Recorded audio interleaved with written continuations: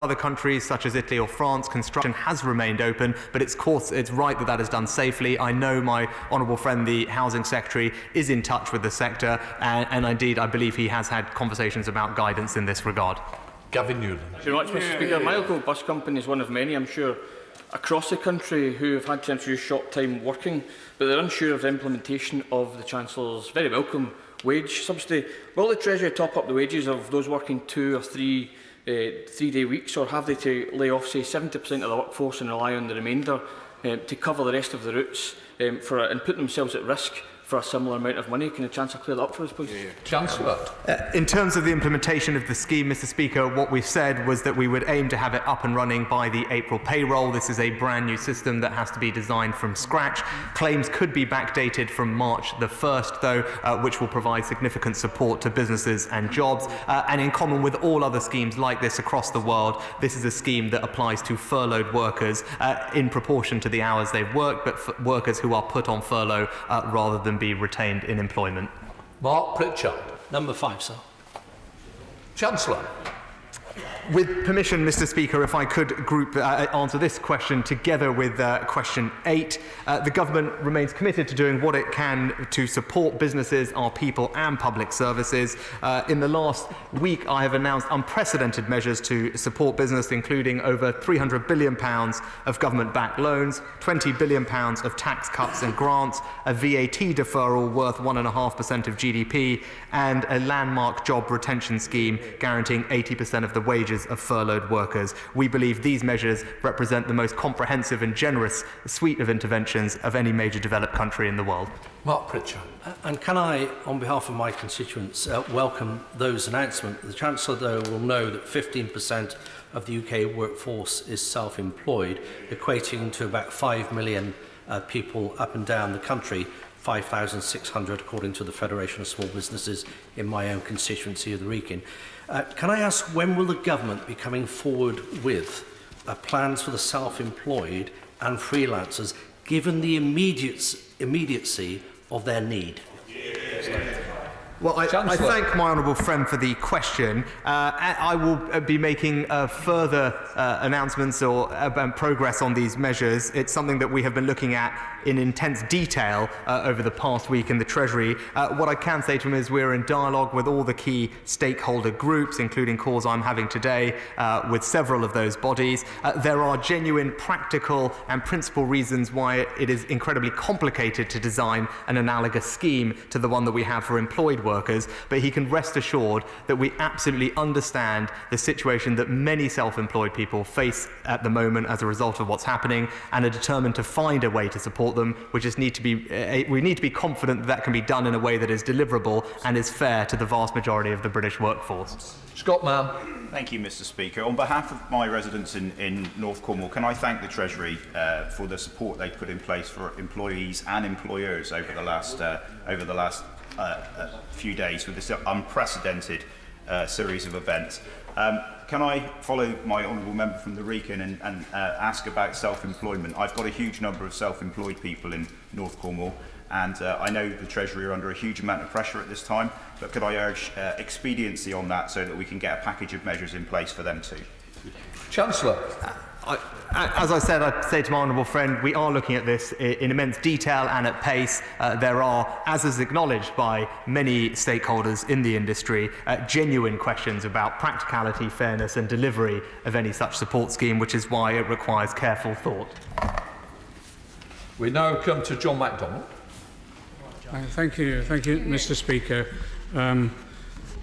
We have an urgent question on self-employed after this, but can I just add to the comments that have been made so far? There's a sense of urgency about this now. There isn't any member of this House who hasn't been contacted by a constituent who's in quite distressful state at the moment about that. Can I say that one of the most effective ways of supporting business is to make sure the whole workforce is supported. And there's another group. There are 2 million workers who are on zero-hour contracts and part-time workers, and they're still not eligible for statutory sick pay, and they appear to be excluded as well from the job retention scheme, which is focused on the definition of employees, whilst in law these are referred to and defined as workers. I've written to the Chancellor on this, so will he bring forward a statement urgently as well, which sets out how these workers will be protected in the same way as other workers were protected on the announcement on Friday? Chancellor. I'll say to the honourable member, it's not the case that those who are on 0 hours are not eligible for the existing scheme. Depending on their particular status, they would absolutely be eligible for the job retention scheme. It could be based on an average of previous earnings over a period in order to get smoothing, but there's no reason why they shouldn't be. In fact, any worker who's on a PAYE scheme is eligible for the job retention scheme. John MacDonald. It's really helpful, and I've welcomed the statements from the Chancellor to date, and I welcome that as well. And I'm grateful for the work that he's doing, because there was confusion and many of us had representations to that. Could he clarify one other thing as well? He might have done this earlier and I've missed it. There are some people who have been asked to work reduced hours in the interest of the company rather than being furloughed overall. And it appears these people may also be excluded from the scheme. And there seems to be a lack of clarity on that. And again, could the Chancellor confirm whether these workers will be included in the scheme? If not, can he bring forward a fairly urgent reform to the scheme to enable that to happen? And one other category which we've had questions on is if people have work available but can't do it because of the shutdown of their childcare arrangements, and as a result of that they have childcare responsibilities, are they eligible for the furlough support scheme as well? Chancellor. I say to the honourable member, in common with schemes all around the world, these schemes are for furloughed workers. The check is that the company decides to put an employee into a furlough scheme rather than retain them as employed. That is exactly the same as every other scheme. It's not possible to design a scheme that deals with a flexible hours as a result that the state would essentially be subsidising the wages of almost everybody, the entire workforce. It's something that we looked at in detail, and given the time we have available, we went with a scheme that could be delivered and is in common with, again, almost every scheme around the world that does exactly the same thing. Richard Thompson. Thank you, Mr Speaker. Mr Speaker, it's vital that we work across party lines at this time, and we on these benches very much welcome the Chancellor's economic package for firms and workers announced last Friday. Given that millions of small business freelancers and self-employed are very understandably concerned about their incomes, I welcome the fact that the Chancellor is considering a response to that and understand that it is important to get it right. But when does he expect to be able to come back to the House and announce the detail of that? Chancellor. As I said, Mr Speaker, we are looking at these things. I'm not going to commit to a specific day until we know we can work through the details. Partly the issue is, of course, there are people whose incomes have been enormously impacted by what is going on currently. But there are also millions of people who are self-employed whose incomes may not have been impacted and indeed might be increasing. The ability for the government to distinguish between those people based on tax returns that are over a year and a half out of date poses some very significant challenges in terms of fairness and affordability. Richard Thompson. I thank the Chancellor for that answer, and our offer to work with him to protect incomes remains open. But I just wonder, as part of his deliberations over this, in order to simplify the process of getting the money to where it needs to go, will he consider using the tax and welfare system in order to roll out a universal basic income in these times? Chancellor. Mr Speaker, we're not in favour of a universal basic income, although we have strengthened the safety net for the most vulnerable in our society with over £7 billion invested into improving our welfare system for this year, including improvements to universal credit, employment support allowance, and indeed the local housing allowance. Those payments are all available much quicker, much easier and more generously than they were before, and I know that will make an enormous difference to many vulnerable people. Derek. Thank you, Mr Speaker. I'm very grateful for the opportunity to raise an issue that seems unique to my constituency. The Isle of Scilly, as many all know, is 28 miles off the Land's End, and all that travels, passengers, people, all supplies travel through large and small private companies, and they rely on their business because of the tourist trade in the summer. Now that has completely collapsed, and every single one of those businesses is really liable to collapse if the government can't move quickly. Can the Chancellor look at this issue very urgently? 2,500 people rely on urgent action from the Treasury to make sure that their transport infrastructure and system is sustained and retained. Chancellor. Well, Mr. Speaker, I'm happy to talk to my honourable friend further about his particular constituency issue, which I know does pose particular challenges. We have committed to providing local authorities and indeed all departments with any funding that's required to support public services, including local transport infrastructure in their communities. Okay. Wes Streeting. Thank you, Mr. Speaker. On behalf of my constituents that will benefit from the measures the Chancellor announced last week, can I sincerely thank him for the action that he has taken and for the responsibility that he's carrying, and we are all rooting for him to succeed in the task ahead. The challenge, as I think has been described by others, is for those workers that don't benefit, particularly the 5 million self-employed, the degree of anxiety is increased because they've seen a ship sailing carrying others, but not them. I think they'll be reassured that the Chancellor has given a clear commitment to do something, but many of them are facing a cash flow crisis right now. So can the Chancellor say a bit more than he has done already to be reassuring about how quickly he can implement the measures that he's considering? Chancellor. Well, I'm very grateful to the honourable member for his warm words, and I appreciate those. What I can say to him is, as I said, we are looking at pace and what support can be provided. The fact is that 5 million universe that we're dealing with contains such a wide variety of different people where we don't have the ability to target support. That's the challenge that we have in designing something that gets to the people that we want it to help, whilst at the same time being affordable, while not having to benefit absolutely everybody. That is proving to be problematic, but we are hard at work on it. In terms of delivery, it is almost certainly going to be the case that we would have to build another brand new system to deliver any support. I think it is right, and I'm sure honourable members on both sides of this House would agree, that in terms of prioritising system design, the scheme that we have set up for 90% of the workforce that is employed should be delivered first and quickly, and that is what we've committed to do, ideally by the end of April. And we're looking at how we can do these things in sequence or in parallel. But I take his point. People are anxious, which is why we deferred the self-assessment tax return that is due shortly to provide some cash flow benefit. We've deferred VAT to a very significant degree, which will help with cash flow benefit. And many self-employed people will benefit from the business interruption loans, which are also interest-free. Philip Oliver. Number 6, sir. Thank you, Minister. We're providing cash grants of £10,000 to over 700,000 small and medium-sized businesses across England, and grants of up to £25,000 per property for qualifying retail, hospitality and leisure businesses. We estimate that these combined measures will benefit up to 1 million businesses in England. Local authorities will deliver these grants over the coming weeks, and subsequently will have information about the number of firms that have benefited at a local level in due course. Philip Oliver. Mr. Speaker, I declare my interest as a member of Kettering Borough Council. Can I thank the Chancellor and the Treasury for coming forward at top speed with this business support package? And can I also thank all the hard-working staff at Kettering Borough Council who will be actually delivering these grants to local businesses? And will the Minister send out the message to Kettering and the country that when the economy comes roaring back once this pandemic is over, local authorities will have played a key role in ensuring that happens? Minister. Well, I very much thank my honourable friend for that very wise comment. We very much share his views. Local authorities are absolutely crucial to delivery of a whole range of the support that we're giving now, and we will be very much acknowledging their role. We also, as he will know, are supporting them through the business rates process and also through the hardship fund as well. Andrew Lowe. 11, Mr. Speaker. Minister. Thank you, Mr. Speaker. As my honourable friend will know, rent-a-room relief has been a feature of the income tax system since 1992. In 2016, the government raised the threshold to £7,500.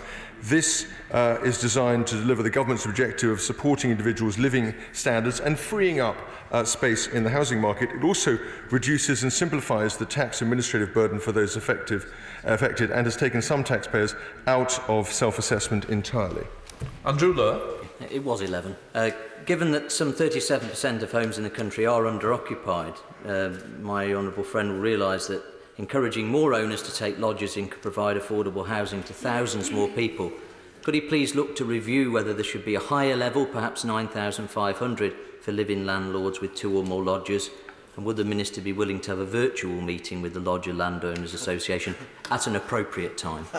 Well, Minister. I thank my friend. I'm always delighted to meet him. In 2016, as I've mentioned, the government raised the threshold.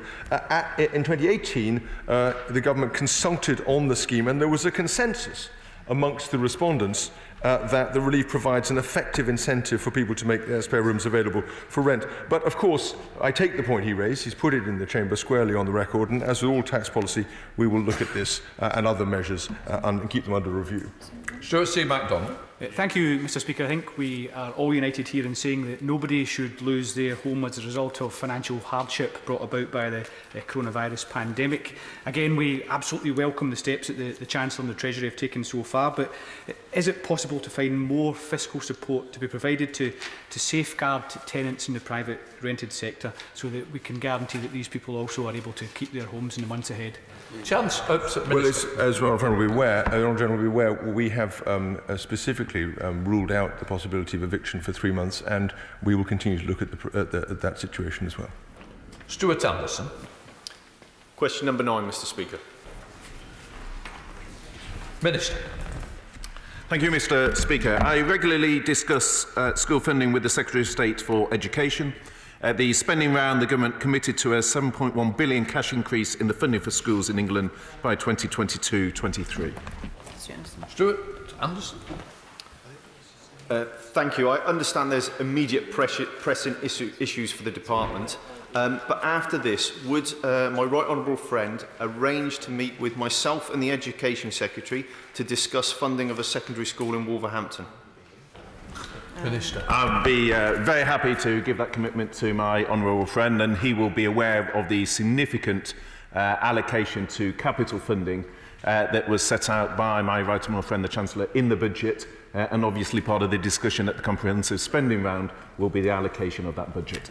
Chris Matheson. Thank you, Mr. Speaker. When the Minister is meeting the Secretary of State for Education, will he also talk about funding for early years and nursery sector? The 30 hours free childcare isn't working, and many of these nurseries were facing the inviability before the current crisis. The honourable gentleman raises an important point, because I think across the House people recognise the importance of early years and early interventions there. But he'll be aware of the wider package of funding showing the government's commitment to education, not just in primary schools, secondary schools, but also the measures set out by my right honourable friend in the budget on further education as well. Stephen Craig. Number 10, sir. Minister. I think the numbering, Mr. Speaker, has jumped around a bit in the last few hours. We have been clear that the NHS will get whatever funding it needs to respond to the coronavirus. The Chancellor announced at budget a £5 billion response fund, and we have already allocated a significant proportion of that to a range of measures. Stephen Craig. Thank you, Mr. Speaker.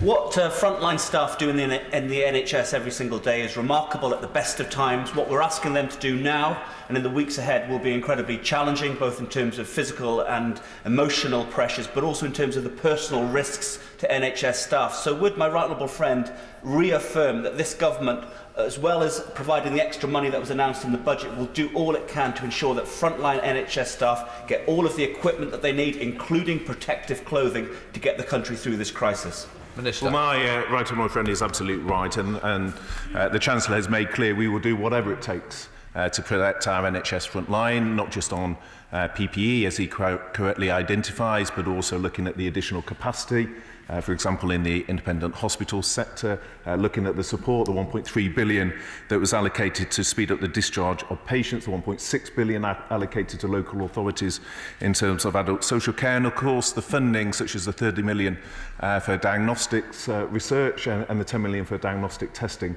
that has also been allocated in recent days. Annalise.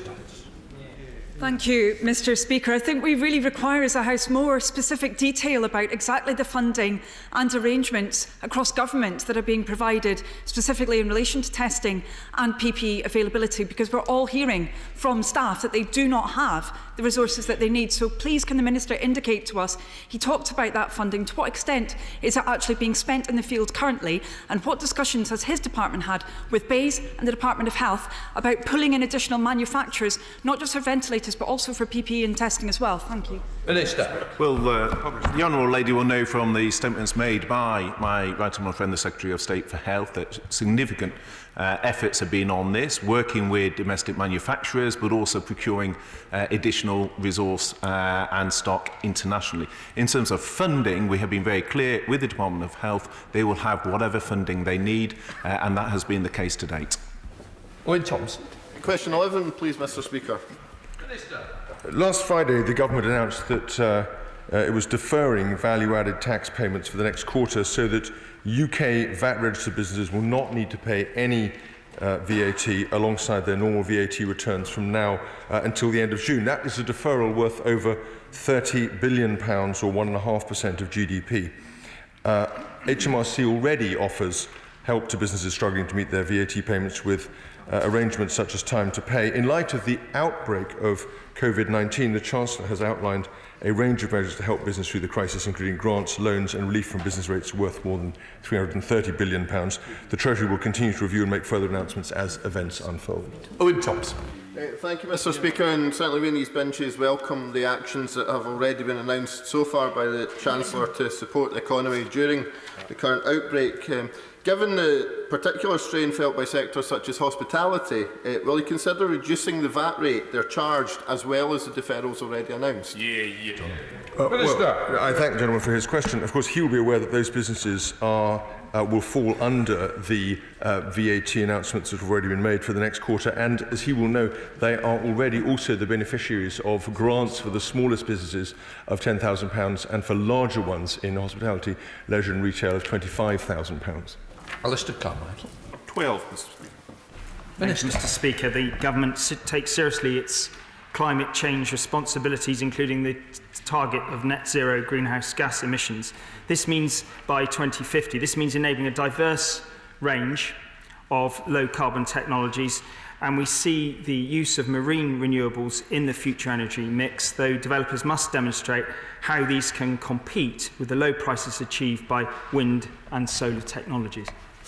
Alistair Carmichael. In order to compete with these technologies, they have to get from the stage of research and development to commercial deployment.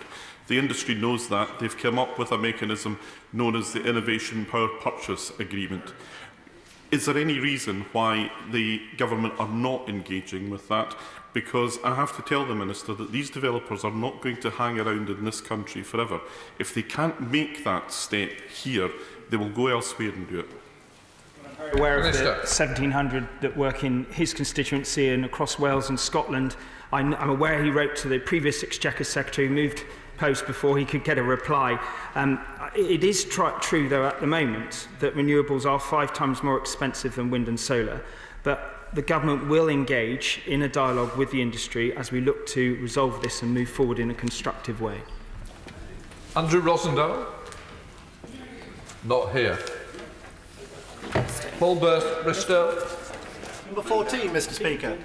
Thank you, Mr. Speaker. Low-paid workers will continue to benefit from the above-average pay rises, with the national living wage set to reach 2/3 of median earnings and to be extended to workers aged 21 and over by 2024, providing economic conditions allow. This is projected to benefit nearly 4 million low-paid workers. Okay. I'd like to thank the Minister for that response and for everything he's doing to protect jobs in Peterborough and across the country. I was proud to stand on our manifesto in December, particularly our commitment to protect the low paid.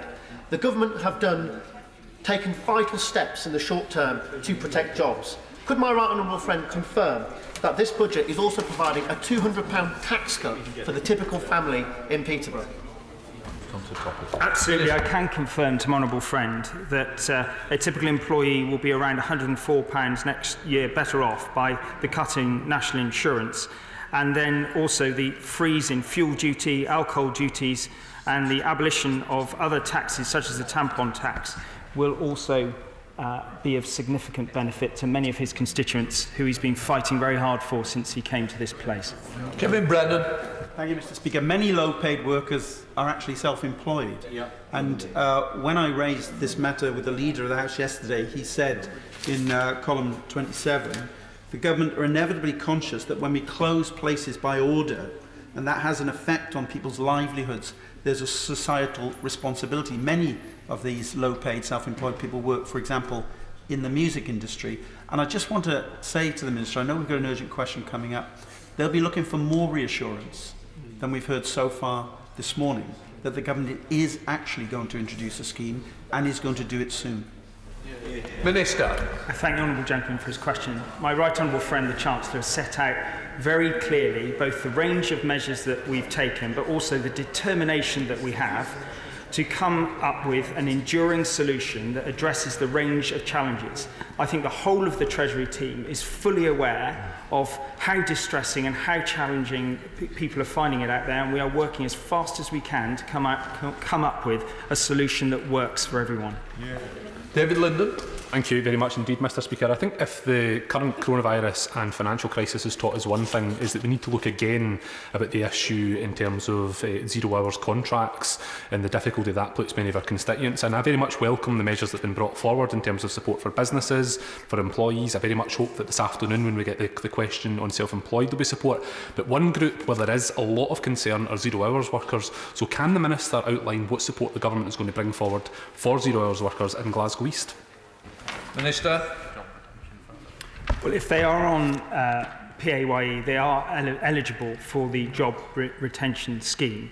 But the honourable gentleman makes a very fair point about the range of concerns that exist, and we continue to look very carefully at what we can do to enhance the measures that have already been announced.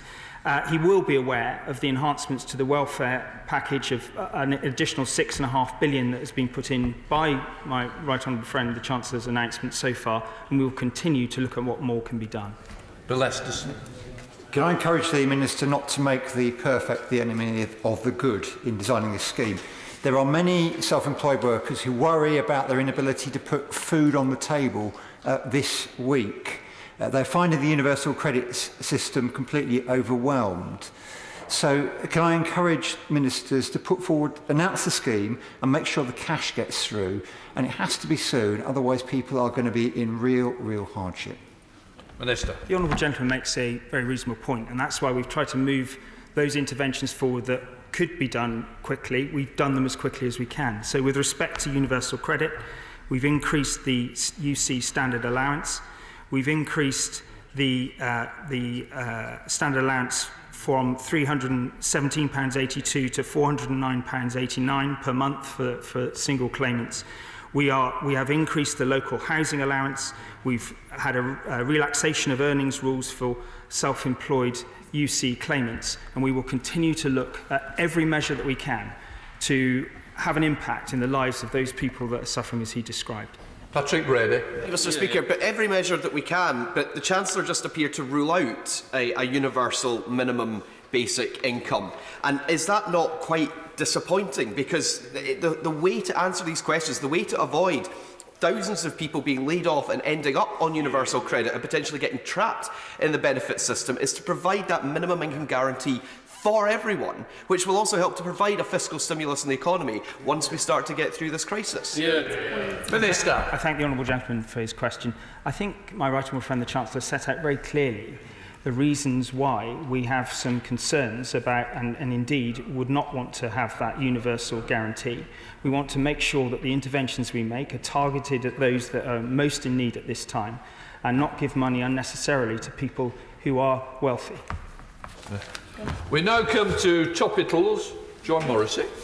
Topical question 1, Mr. Speaker. Chancellor of the Exchequer. No. Mr. Speaker, we are facing an unprecedented challenge as a country, as a government and as a society. The spread of the coronavirus has precipitated the extraordinary but necessary actions taken by this government over the last week to protect people's health, their livelihoods and the economy we all rely on. There will be challenging times ahead, and despite the significant economic interventions that we have put in place, We will not be able to protect every single job or save every single business. But I am confident that the measures we have put in place will provide support to millions of people and businesses and ensure that we do get through this, we get through it together and emerge on the other side both stronger and more united. John Morrissey. The Startup Loan Programme has been hugely successful in getting thousands of new businesses off the ground, particularly in my constituency of Beaconsfield. Does my right honourable friend agree that the announcement that this programme will be extended is hugely welcome news for entrepreneurs right across the country? Well, Mr. Speaker, my honourable friend is a champion for entrepreneurship in her constituency, and rightly so. The Startup Loan Programme is an excellent programme providing grants of £25,000 for budding entrepreneurs. It's been operational for some years now and has provided almost 70,000 loans, putting to work almost over £500 million. And it is absolutely right, as we think about our future coming through the coronavirus, it will be the entrepreneurs of tomorrow that help create new jobs and drive the prosperity that we all will want to see. John MacDonald. Can I again welcome much of the Chancellor is doing, and we wish to work with him as positively as we possibly can in this very difficult period. Can I just return to this issue about zero-hour workers, though? The Chancellor said very clearly that this applies to all those who are on PAYE, and I welcome that. But the point that we've been making is that many of these, in fact most of the zero contract workers, are not on PAYE. They're called Limb B workers. So this scheme doesn't apply. I understand he's doing his best and I understand the complications, but he also said that the compensation for zero workers, employers may compensate on the basis of average hours worked. The unions in this field representing those workers have urged that surely this should be mandatory, but also it should be applied to all zero-hour and variable-hour workers based upon average earnings over the previous weeks. Now, that is exactly how their holiday pay is calculated at the moment, and it's an accurate reflection of what they earn. We need some urgent action for this sizable group of workers, at least nearly 1 million of zero-hour workers, maybe at least another 1 million more. Well, Mr. Speaker, as we are putting in place the detailed guidance for the scheme, we're actively considering the question of how best to average earnings of people in this situation. I very much take on board the suggestion that he's made, and I know my team are engaging with those unions as we speak to try and get the details right. John Burren. Thank you, Mr. Speaker. I commend the Chancellor and indeed his team for the robust policy response we've seen to this crisis so far. But may I ask them to continue to focus laser-like on the issue of cash flow, which is particularly important to smaller businesses, particularly important to the workforce, particularly important to the vulnerable groups in society, because that issue, cash flow, is probably the most important when it comes to determining employment, something that is important to everyone in this chamber and the country at large. Chancellor.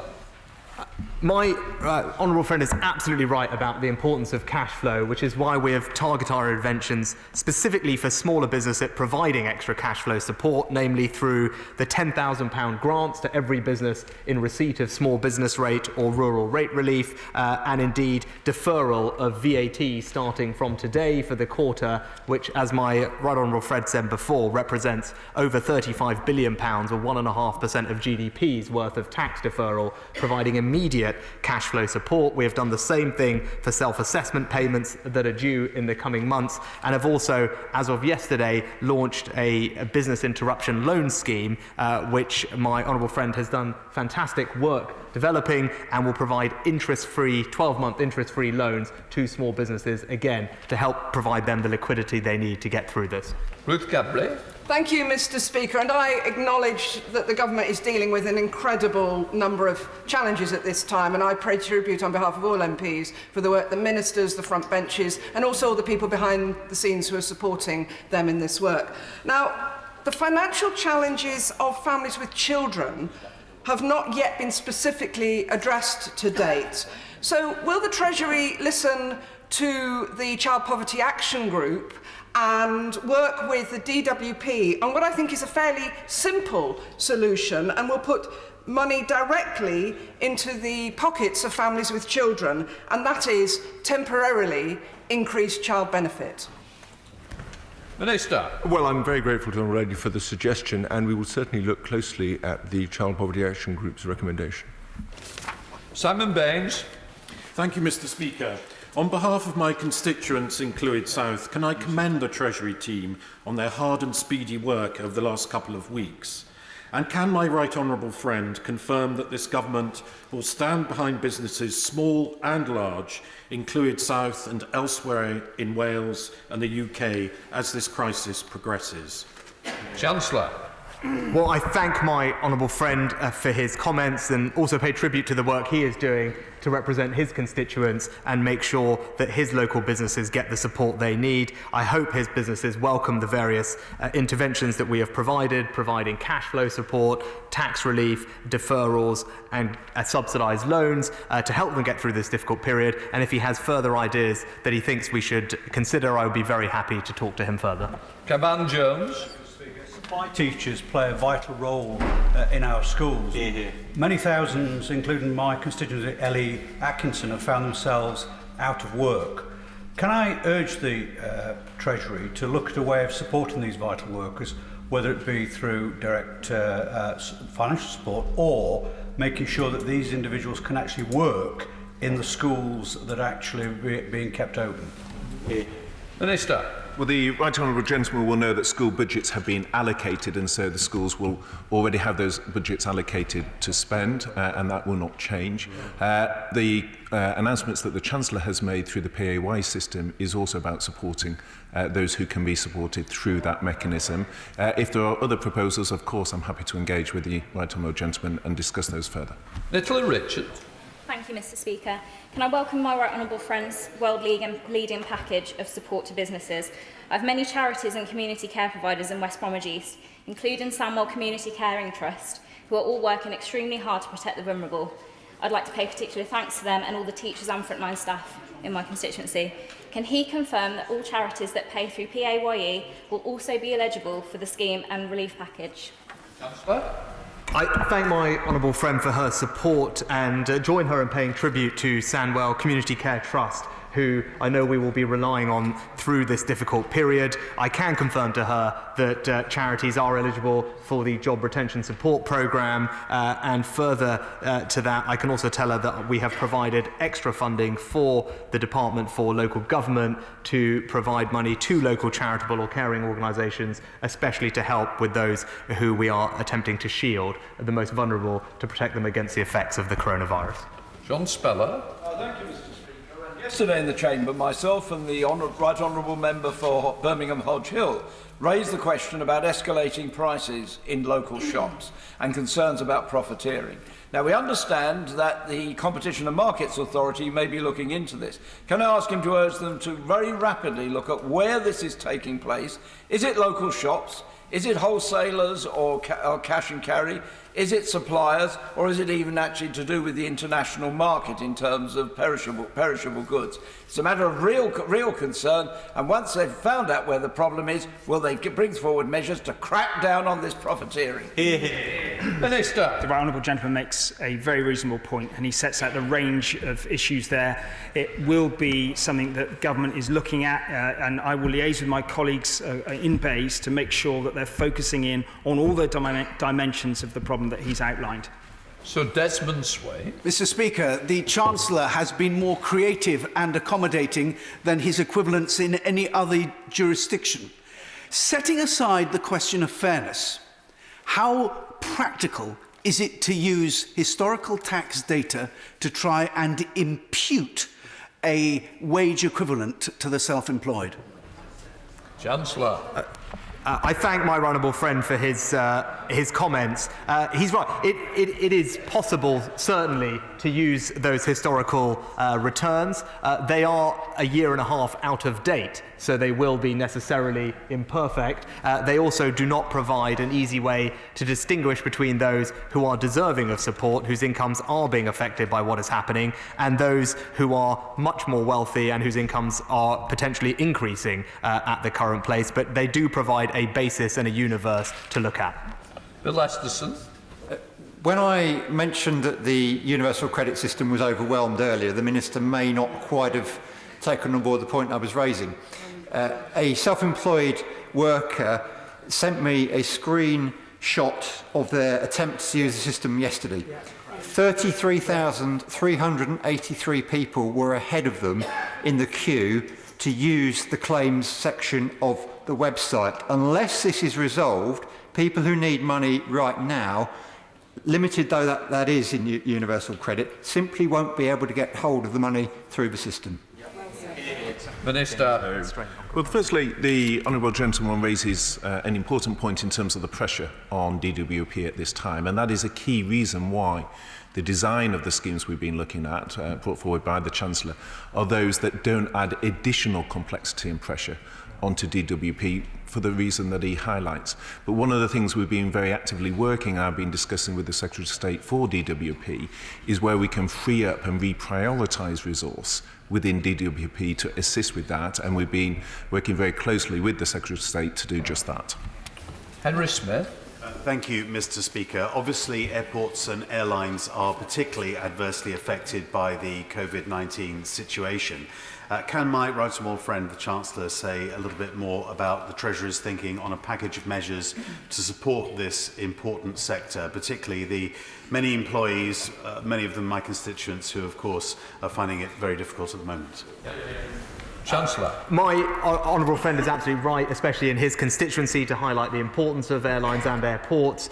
They've been particularly impacted by what is happening. I can tell him I'm in active dialogue with the Secretary of State for Transportation and expect to write out soon on this particular matter. Neil Hanby.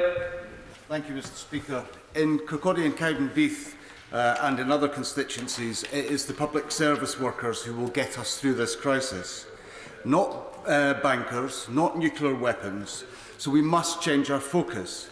The nurses, doctors and other public service workers who will be doing double shifts and working extra hours to get us through, can the Chancellor consider whether they will get tax relief on those extra hours so that they are properly rewarded and recognised for the tremendous effort they are making?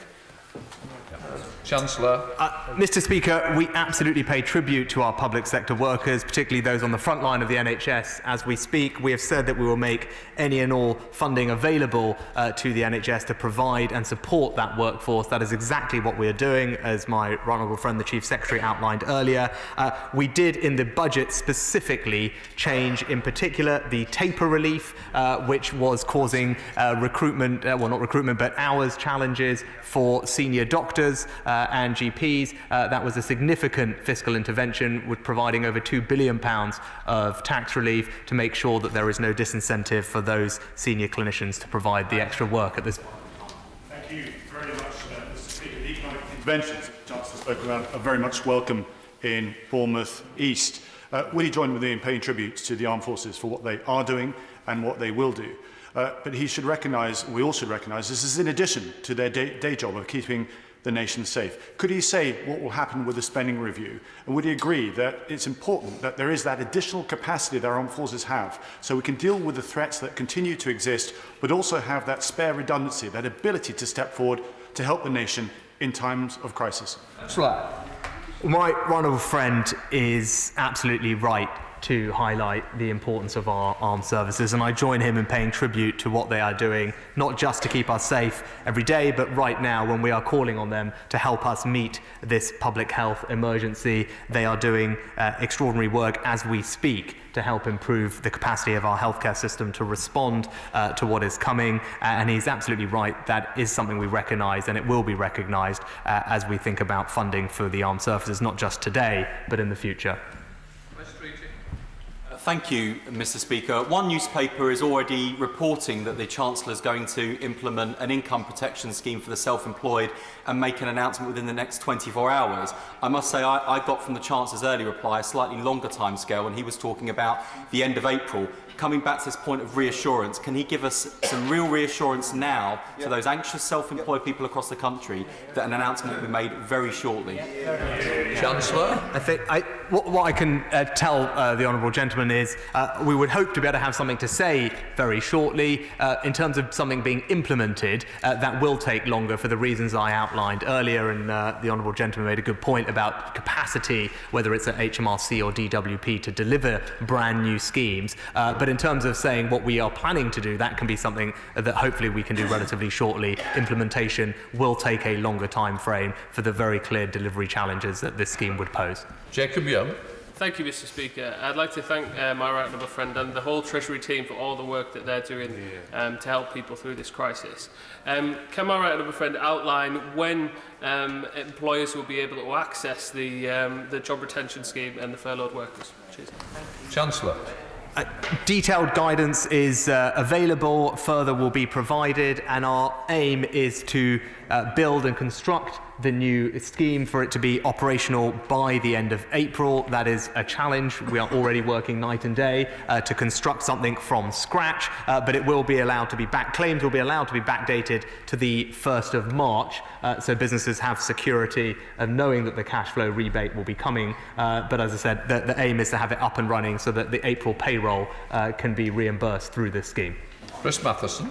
Thank you, Mr. Speaker. One of the problems with this crisis is we don't know how long it's going to last. I have businesses in my constituency, events companies, conference companies and sporting companies that are trying to have long lead-in times to organise their events, but can't cancel them yet and therefore get insurance as a result because there's no government guidance. Does the government have any plans to give guidance, particularly to the insurance companies and to events companies, that will perhaps say no events for the next 6 months? Minister. Well, we are working very closely with the insurance industry, and obviously they are underpinned by contractual obligations. What we did establish is that if they have got the cover relevant to non-specified diseases, then the announcements by the Prime Minister and the Chancellor have triggered those to be paid out. But I'm very happy to look at any specific cases that individual members want to bring to me, so I can take up with industry representatives. Stephen Crabb. Thank you, Mr. Speaker. In the wake of the last economic crisis, when we needed the banks to stand on the side of small businesses, too often they didn't. And many of us have seen too many examples of small businesses being bullied into bankruptcy. So what can my right honourable friend say about the posture that he wants to see from banks at this time?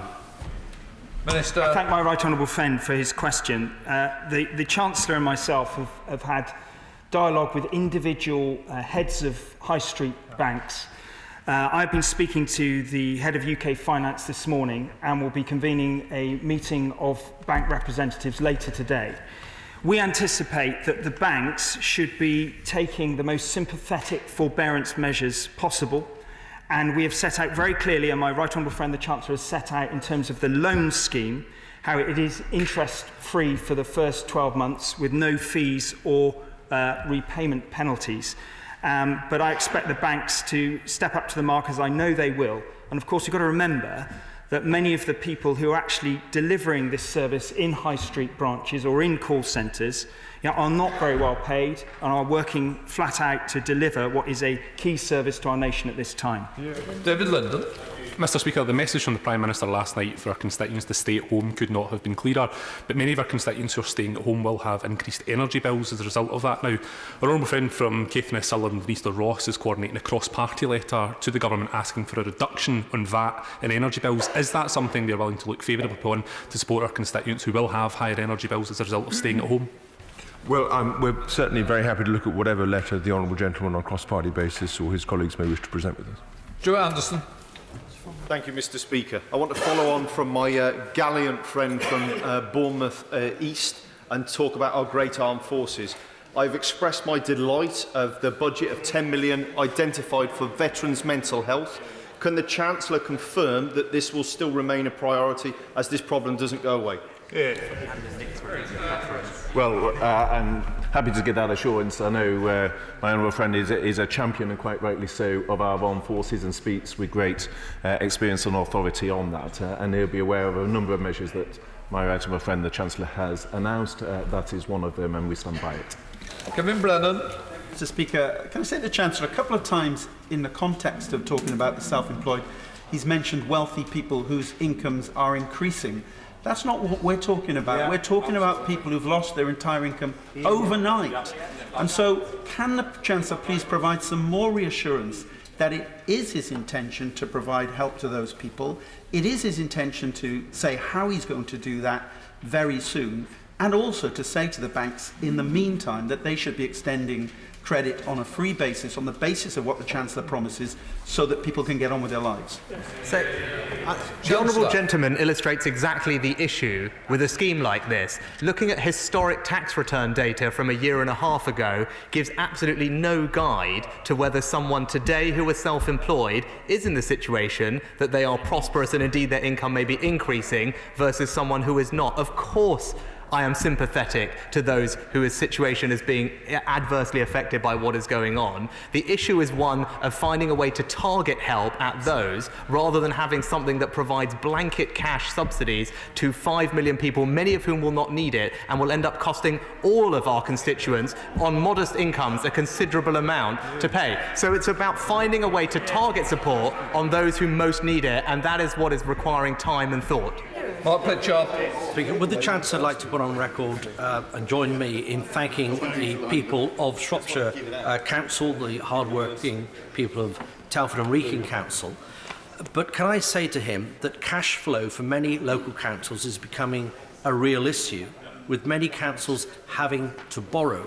Can I ask if he could encourage his officials in the Treasury to be a little bit more flexible over where finance can come from, and also the use of reserves? Chancellor. Mr. Speaker, I'm happy to look at specific suggestions. I pay tribute to not just my Honourable Friends Council, but all councils for the sterling work they're doing right now in delivering our grant schemes to many of their small local businesses. We are in dialogue already with the Department for Local Government to ensure that cash flow needs of councils are adequately met, and there are some things we are doing actively in terms of the timing of the various grant payments we make as we speak to ease some of those near-term cash flow pressures. Speaker, in relation to the emergency cash grant scheme, could the Minister further clarify if businesses with more than one premise in different towns are entitled to help per shop or just for the business as a whole? Chancellor. Mr. Speaker, the detailed eligibility criteria is online and will be provided by local authorities. The grants are done on a per-premises basis for businesses which are in receipt of small business rate relief and rural rate relief, and indeed those are the £10,000 grants. There are larger grants for those in the retail, leisure and hospitality sector of up to £25,000. The Secretary of State for Business has written already to local authorities who are, as we speak, writing to their businesses that are eligible for these grants to seek their bank details and start making cash payments as soon as is practically possible. Just before I start the urgent question, I'm bothered that people are rather close in some of the areas around the chamber. If it's possible to try and spread out, I'd be very grateful. We now come to the urgent questions. Sir Edward Davey. Mr. Speaker, will the Chancellor make a statement on financial support for the self-employed in the light of the COVID-19 pandemic? Minister. Mr. Speaker, we know many self-employed people are in real distress, but we are working urgently to address this problem. And I say to the self-employed, we have not forgotten you. Help is coming. But the policy and delivery is complex, and we cannot and should not rush to announce a scheme that begs more questions than it answers. The Chancellor has held meetings this morning with representatives of the self-employed and will continue to meet them this afternoon. But it's also important, Mr. Speaker, to remember that COVID-19 is an urgent challenge to our entire economy, affecting workers of all types. And it's essential that we respond swiftly so that people can keep their jobs and businesses can carry on. This is the basis of our coherent, coordinated and comprehensive plan. It's a plan that gives those on the front line the tools they need to tackle the virus, with all the support the NHS needs, backed up by an initial £5 billion fund for public services. It's a plan that puts a shoulder behind business with a statutory sick pay relief package for SMEs, business rates, holidays for all retail, hospitality, leisure and nursery businesses in England, and grant funding for small enterprises, as well as support through HMRC's Time to Pay scheme. As of yesterday, businesses with cash flow concerns will also be able to access the Coronavirus Business Interruption Loan Scheme, offering up to £5 million for SMEs through the British Business Bank.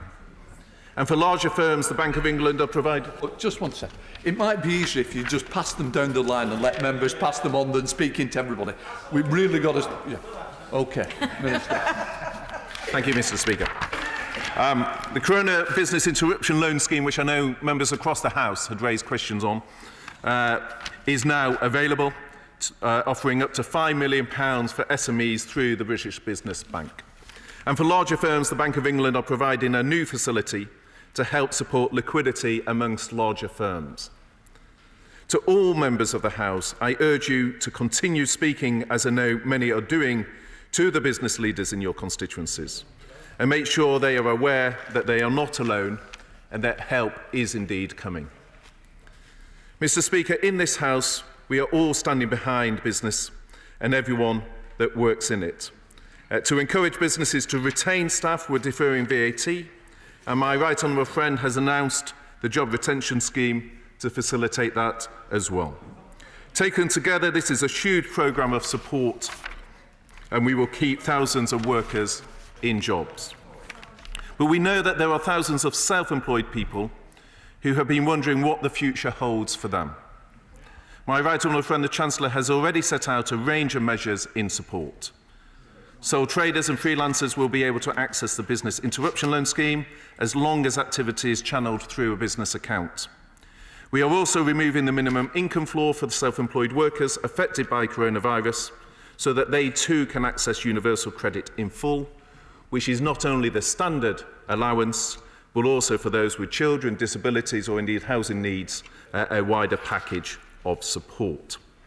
At the same time, the next self-assessment income tax payments will be deferred until January 2021, helping those who had set money aside for those tax payments with immediate cash flow.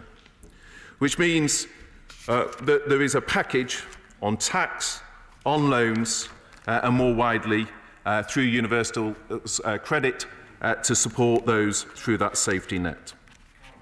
Let me reassure everyone in this House and the self-employed people you represent that further help is indeed coming.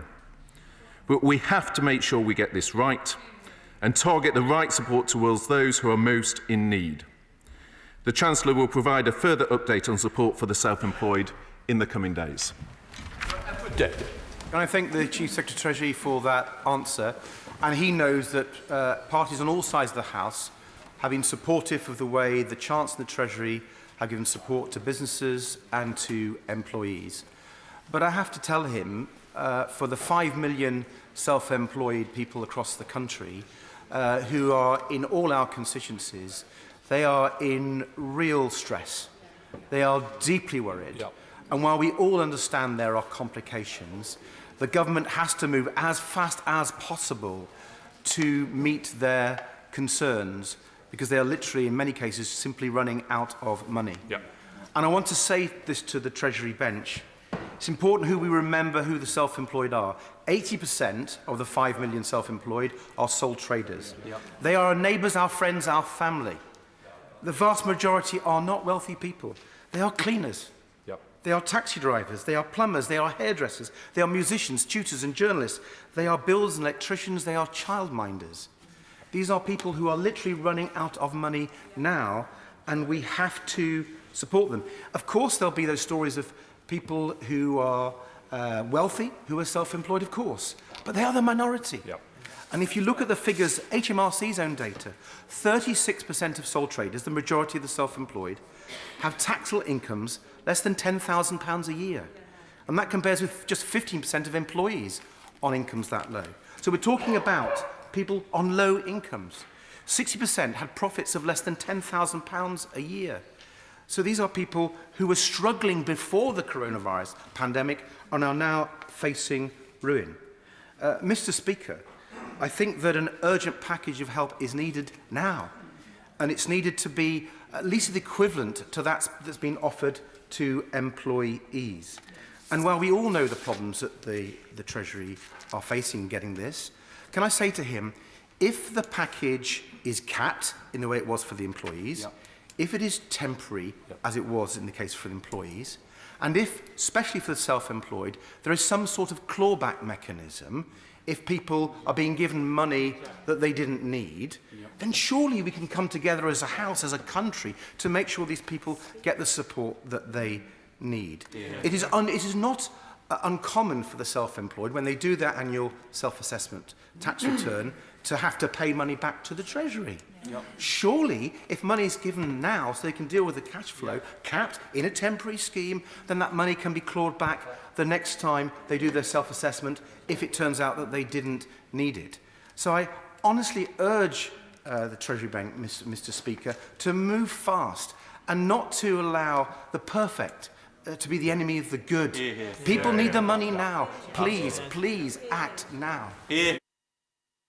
Well, the right honourable gentleman is right to emphasise the importance of timing and speed in this regard. And he also spoke in terms of how that could be targeted and the fact that there are many very deserving causes within the population. But it's probably also useful just to draw the House's attention to the fact that 1 in 10 of those who are self-employed are over state pension aid. Over 2 in 10, according to the 17-18 figures, were earning less than £2,000 of income, suggesting it wasn't their main source of income. Between 1.5 and 2 out of 10 are already on universal credit. Some of those remainders will be quite well paid, such as law partners and others, and some will be in employment and working, returning self-employment tax forms for part of their income in addition to their employment. So the point is that the population itself is complex, and we need to ensure that the measures are targeted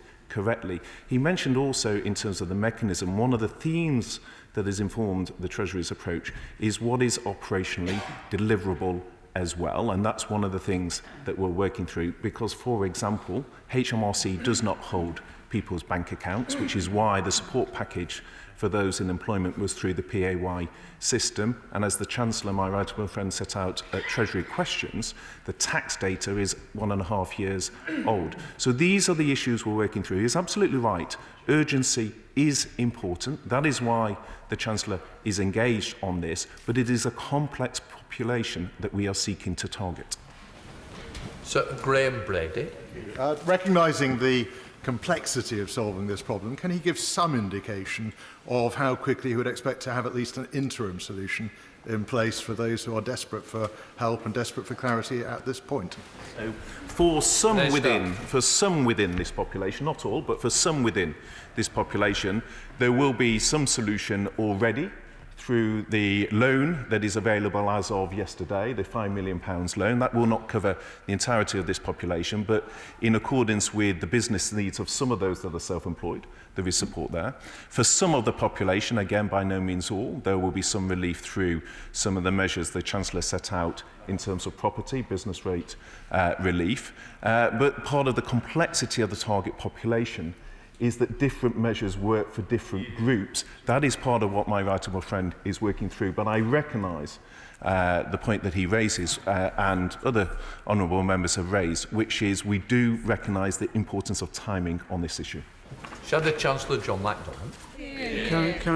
Can I say to the honourable gentleman and other members, no one's looking for a row over this. We're looking for a solution. And the reason that some members became irritated earlier was the emphasis in one of the Chancellor's responses on rich self-employed. They're not the people who are contacting us. They're exactly the same as he said. The ones that are contacting me at the moment are the plumbers, the hairdressers. Yes, some of the freelance artists as well, and others. they're in desperate straits. There isn't a member of the House, I don't think, who hasn't received representations. We're just looking for something that we can go back with them today to give them some assurance. We know how complicated it is, but we've got to find a solution quickly. I'd urge the government to at least set a deadline now that we can go back to our members and say, by the end of this week, there will be a proposal brought forward. The other assurance that people want is the thing the right honourable gentleman raised. If we can go back and say you will get the equivalent, the 80% or whatever, to what was offered on Friday to other workers, I think it would lift people's spirits that there's something is on the way. I also think as well that, look, many of these self-employed workers are that, just as other workers are having to sign themselves off sick. They don't have access to statutory sick pay still.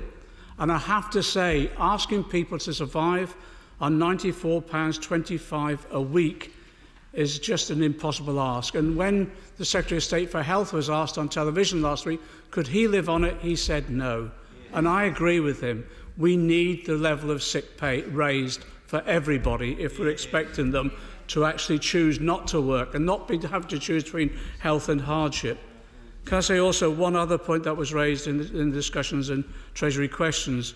Many self-employed workers may need to work reduced hours and cannot be furloughed in the same way as other workers under the scheme announced on Friday. The Chancellor suggested in Treasury questions that workers on reduced hours would not be covered by the scheme. If that is correct, what other work is being done to provide support for those workers, but also for the self-employed as well? One final point, in the Treasury questions as well, different groups and categories of workers were raised. I know it's complicated, but we do have to look at agency workers. It was raised by my honourable friend, but also we now I've had nothing but emails, telephone calls from people working in the construction sector who don't know whether they should be at work today or whether if they go to work they'll be safe. But also, let's use this opportunity as well to look at the exploitation by payroll companies and umbrella companies of people who are forcibly designated in many instances as self-employed. As I say, we don't want to row over this. We want to work with the government. In fact, Annalise and I are happy to come and do a shift if the Treasury wants. But we just want a solution. Might come up with slightly different solutions. But we need it quickly. And we need it effectively as soon as possible. Well, just to help the House, I'm aiming for about 120. Minister. Thank you, Mr. Speaker. Well, first, can I welcome the constructive tone that the right honourable gentleman has struck, and whilst his offer to come into the Treasury may contravene some of the social distancing requirements of late, I do appreciate the spirit in which he made that point. And he's right, which is that we do need to move at pace, and we do need to work together on this, and that is indeed why my right honourable friend, the Chancellor, has been engaging in further meetings this morning and will do so later today as we work through how to take this forward. In terms of the comments from my right honourable friend, the Chancellor, what he was drawing attention to was the complexity of the target population. And I think a number of members of the House would have concerns, not least as we look at, to the future, if we were subsidising some very wealthy of the self-employed. I take the point they're not the ones getting in touch with the right honourable gentleman, but it is important that our approach is mindful of what the target population is and how we address that. He raised the issue of reassurance, and I think that is a legitimate concern and one shared across the House, and I would draw the attention of his constituents, the constituents of colleagues on all sides of the House, to the comments that the Chancellor set out this morning, that we are working at pace on this. We recognise the issue that is being raised, and I hope that does provide reassurance, certainly in terms of an announcement, albeit the operation of any solution may take some further time, as the Chancellor set out. So there is considerable work going on. The population is complex. We are looking, as was raised in Treasury questions, at the burdens on different delivery mechanisms, whether that is through DWP, but also on local authorities, who themselves have their own staffing pressures in terms of those that are off ill. It is why we're exercising flexibility in lots of other areas to reprioritise resource into those areas to support. But it is important we have a scheme that is deliverable and is mindful of the other challenges that we're dealing with. So Edward Lee.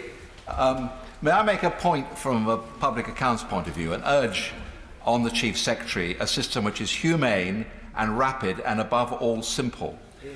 The Treasury traditionally and the Department of Work and Pensions are obsessed with complexity, targeting and clawback. So what we need is a simple system. Now, about 40 years ago I suggested universal basic income to Mrs Thatcher and I got an earful for it, for my pains. But something like that, which is very simply rolled out, which can be claimed by the taxi drivers, the cleaners, these sort of people. Rich people will not bother with this. So just get on with it, make it simple and do it now. My right honourable friend, as I say, wants us to get on to it. I refer to the meetings, the considerable work that is going on to get on with this.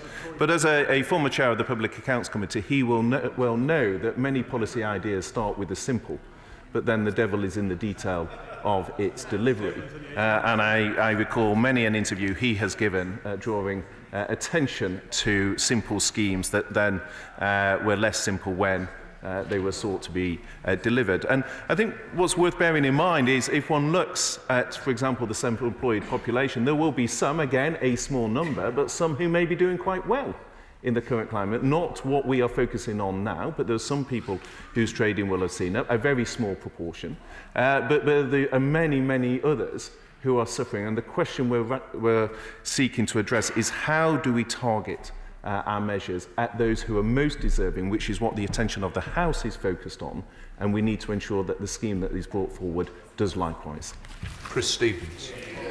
Thank you, Mr Speaker. I did realise and read in newspapers years ago there was a red Ed in the House of Commons. I didn't quite realise it was the honourable gentleman. But can I also have to try and have a conciliatory tone with the Chief Secretary? Obviously there's very real concern, like other members of the House. I've been bombarded with emails from people who are self-employed, and after this crisis is over, I think we really should sort out who is self-employed and who should be directly employed as well. But that's a debate for another time. So can I ask the Chief Secretary of the Treasury, we know of other countries like Norway, Denmark and Belgium who have come up with schemes for the self-employed, and whether he's looking at those international examples, because surely if they're working in Norway, Denmark and Belgium, they can work in the UK. There are 330,000 self-employed workers in Scotland: creative industry, agriculture, forestry, fishing, construction, taxi drivers and the like. So can I ask him, if the government is looking at increasing the weekly level of sick pay from £94.25 to the equivalent of a week's pay at the real living wage, are they considering removing the lower earnings limit for qualification for sick pay and to ensure that everyone can access it? And are they also looking at ending the 5-week wait and universal credit so that the first payment can be a grant and a real payment, not a loan? The issue of advance payments and universal credit. Firstly, one of the measures the Chancellor has taken is to increase the standard allowance. That's not the total quantum that people will get. I referred earlier to, for example, those with children, those with housing needs, those with disability, who will get more. And we have also changed it in terms of access, so people can get it quickly without face-to-face meetings, get it from day one. Linked to that, one of the issues with the advance payment that was often raised in the House was the concerns with then the subsequent repayments. But clearly, with the increase, the £20 a week increase that has been announced for universal credit, that eases in terms of some of the repayment issues, or it gives more within the allowance that will then be addressed in terms of the repayments. So there's been a significant increase in the universal credit, in part to address the issues there. And again, there's some operational complexity around a shift to a grant system because of the way that the IT system within universal credit has been set up. So we've sought to address the concern he refers to through the increase, and of course an advance can still be offered. In terms of statutory sick pay, again, changes have been made to facilitate that being paid from day one, and changes made, for example, in terms of employers with 250 or fewer employees, in terms of the measures that the Chancellor set out to support those businesses with those costs. He also mentioned, and this was a point in the previous answer, in terms of simplicity, and let me just clarify the point that I was making. The vast majority of people who are self-employed are suffering. That's what we recognise.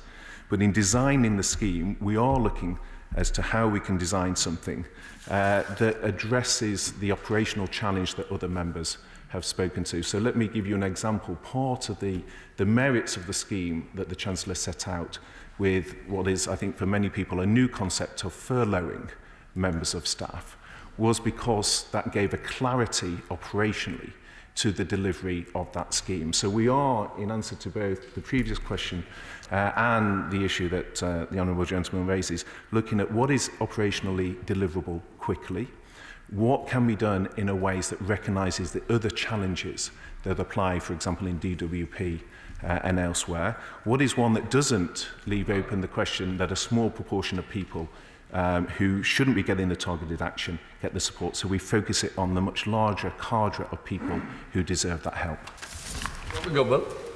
Thank you. In designing his scheme, will the Chief Secretary recognise that many self-employed people in the tourism sector have very seasonal businesses? So, for example, using February as a reference month would not be appropriate. Would he particularly see what can be done to help recreational charter fishermen who, because they paid harbour dues rather than business rates, have not been able to access the grant aid that their friends across the road from the harbour have been able to? The Right Honourable Gentleman, in essence, draws attention to the challenge that emerged with some of the earlier questions, because the simpler the scheme, the less it accommodates often legitimate and deserving issues that members raise on behalf of their constituents. So very happy to have further discussions with him, but he will recognise the tension between simplicity and addressing all of the concerns that colleagues raise. I have two constituents. One is that they're both musicians. One's in an orchestra, the other one is a freelancer. One will get 80% of his income paid, the other will be on statutory sick pay.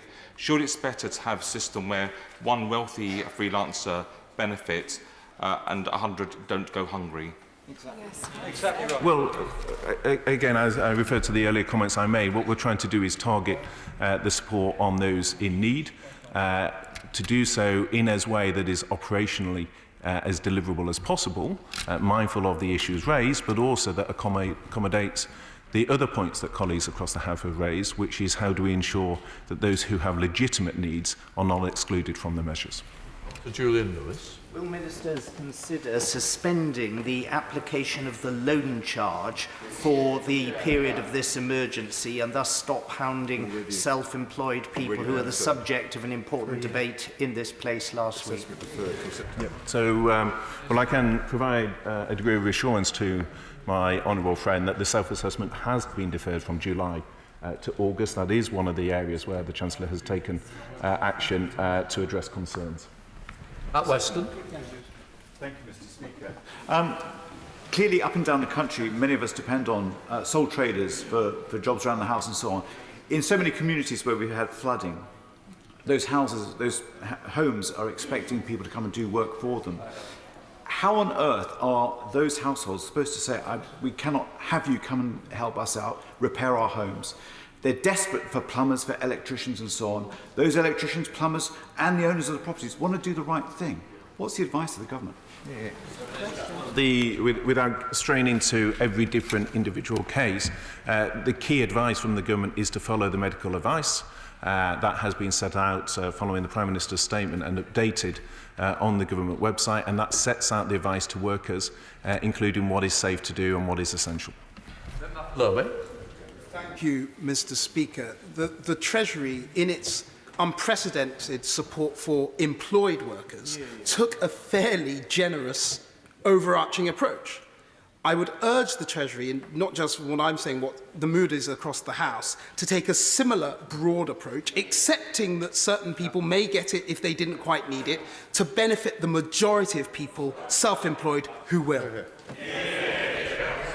Well, I think these are issues which the Treasury is looking at in the design of the scheme. We recognise that for the vast majority of people that are self-employed, they are facing very considerable challenges now, and in the design of the scheme we are very mindful of that and the urgency that goes with it.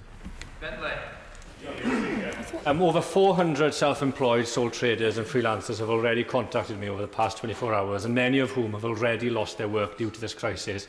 So, as well as echoing calls made by others to introduce support to them as soon as possible, can I also ask the Minister to ensure that these measures of support are backdated, as the Jobs Retention Scheme, to help address the disruption that has already been caused by the COVID-19 epidemic? Well, I hear what the Honourable Minister says in terms of things being backdated, but I think one of the challenges to date has been that the range of measures that the Treasury has brought forward hasn't always been understood in terms of what is already announced and what is already available. I draw attention to the fact that we are deferring income tax self-assessments, which won't need to be paid until January. We're supporting people through the welfare system with the measures announced earlier, including on contributory ESA. We're increasing the universal credit and working tax credit by £1,000. We're suspending the minimum income floor for 12 months. We're introducing a 3-month mortgage holiday for those in difficulty. The self-employed will be eligible to receive support with their tax affairs through time to pay. The business interruption loan scheme will be available for some self-employed individuals up to the £5 million limit, and we have delayed IL35 as well. And I think one of the things that all members of the House can assist our small business community with, and in particular the self-employed at this time, is also drawing attention to the measures that have already been announced, and we in government stand ready to do that through a comms campaign as well. Mr. Speaker, I know my right honourable friend is working night and day to help businesses excuse me, and people stay in work, and I'm incredibly grateful for all the support he has given me as I respond to the self-employed in Wilden. But loans are proving to be quite an anxious decision for them if that's the only thing on the table. If I just read out an email from Anna, she's a self-employed wedding photographer. She's had to give up work. She's going to try and find work elsewhere. But she says, I'm loath to take any loans offered as there's no guarantee that future work will be able to take place because we have no idea how long this pandemic will last. Can I ask my right honourable friend to take into account Anna's dilemma when they come forward to make an announcement on the self-employed? Well, my honourable friend is right to draw attention to the pressure and the decisions Anna and so many self-employed people are facing at this time. I would draw attention to the fact that it is interest-free for 12 months. And I think one of the key themes that we're very conscious of is this is a health emergency that is impacting into our economy. And these are viable businesses before this health emergency arose, and they will be viable businesses after we have overcome it. And so the question is, how do we bridge the gap? How do we support Anna and others through that period of time? The interest-free loans isn't the only measure. I've just drawn the House's attention to other measures that are available, and I would urge Anna and others to take advantage of them. I would draw to the Minister's attention that while I appreciate the difficulties in coming up with these arrangements, that what's happening is that small traders are simply going along to universal credit and applying and blocking up the universal credit system because they are desperate for money from somewhere, so causing a problem for work and pension. So delay doesn't get the problem to go away, or people don't wait. They just try and find something else, which has a knock-on problem. So, well, I accept the concern that the Honourable Lady raises, but I think she would equally accept that this is an unprecedented challenge and that the staff within DUP and elsewhere are working heroically to address this, to address the increased volumes.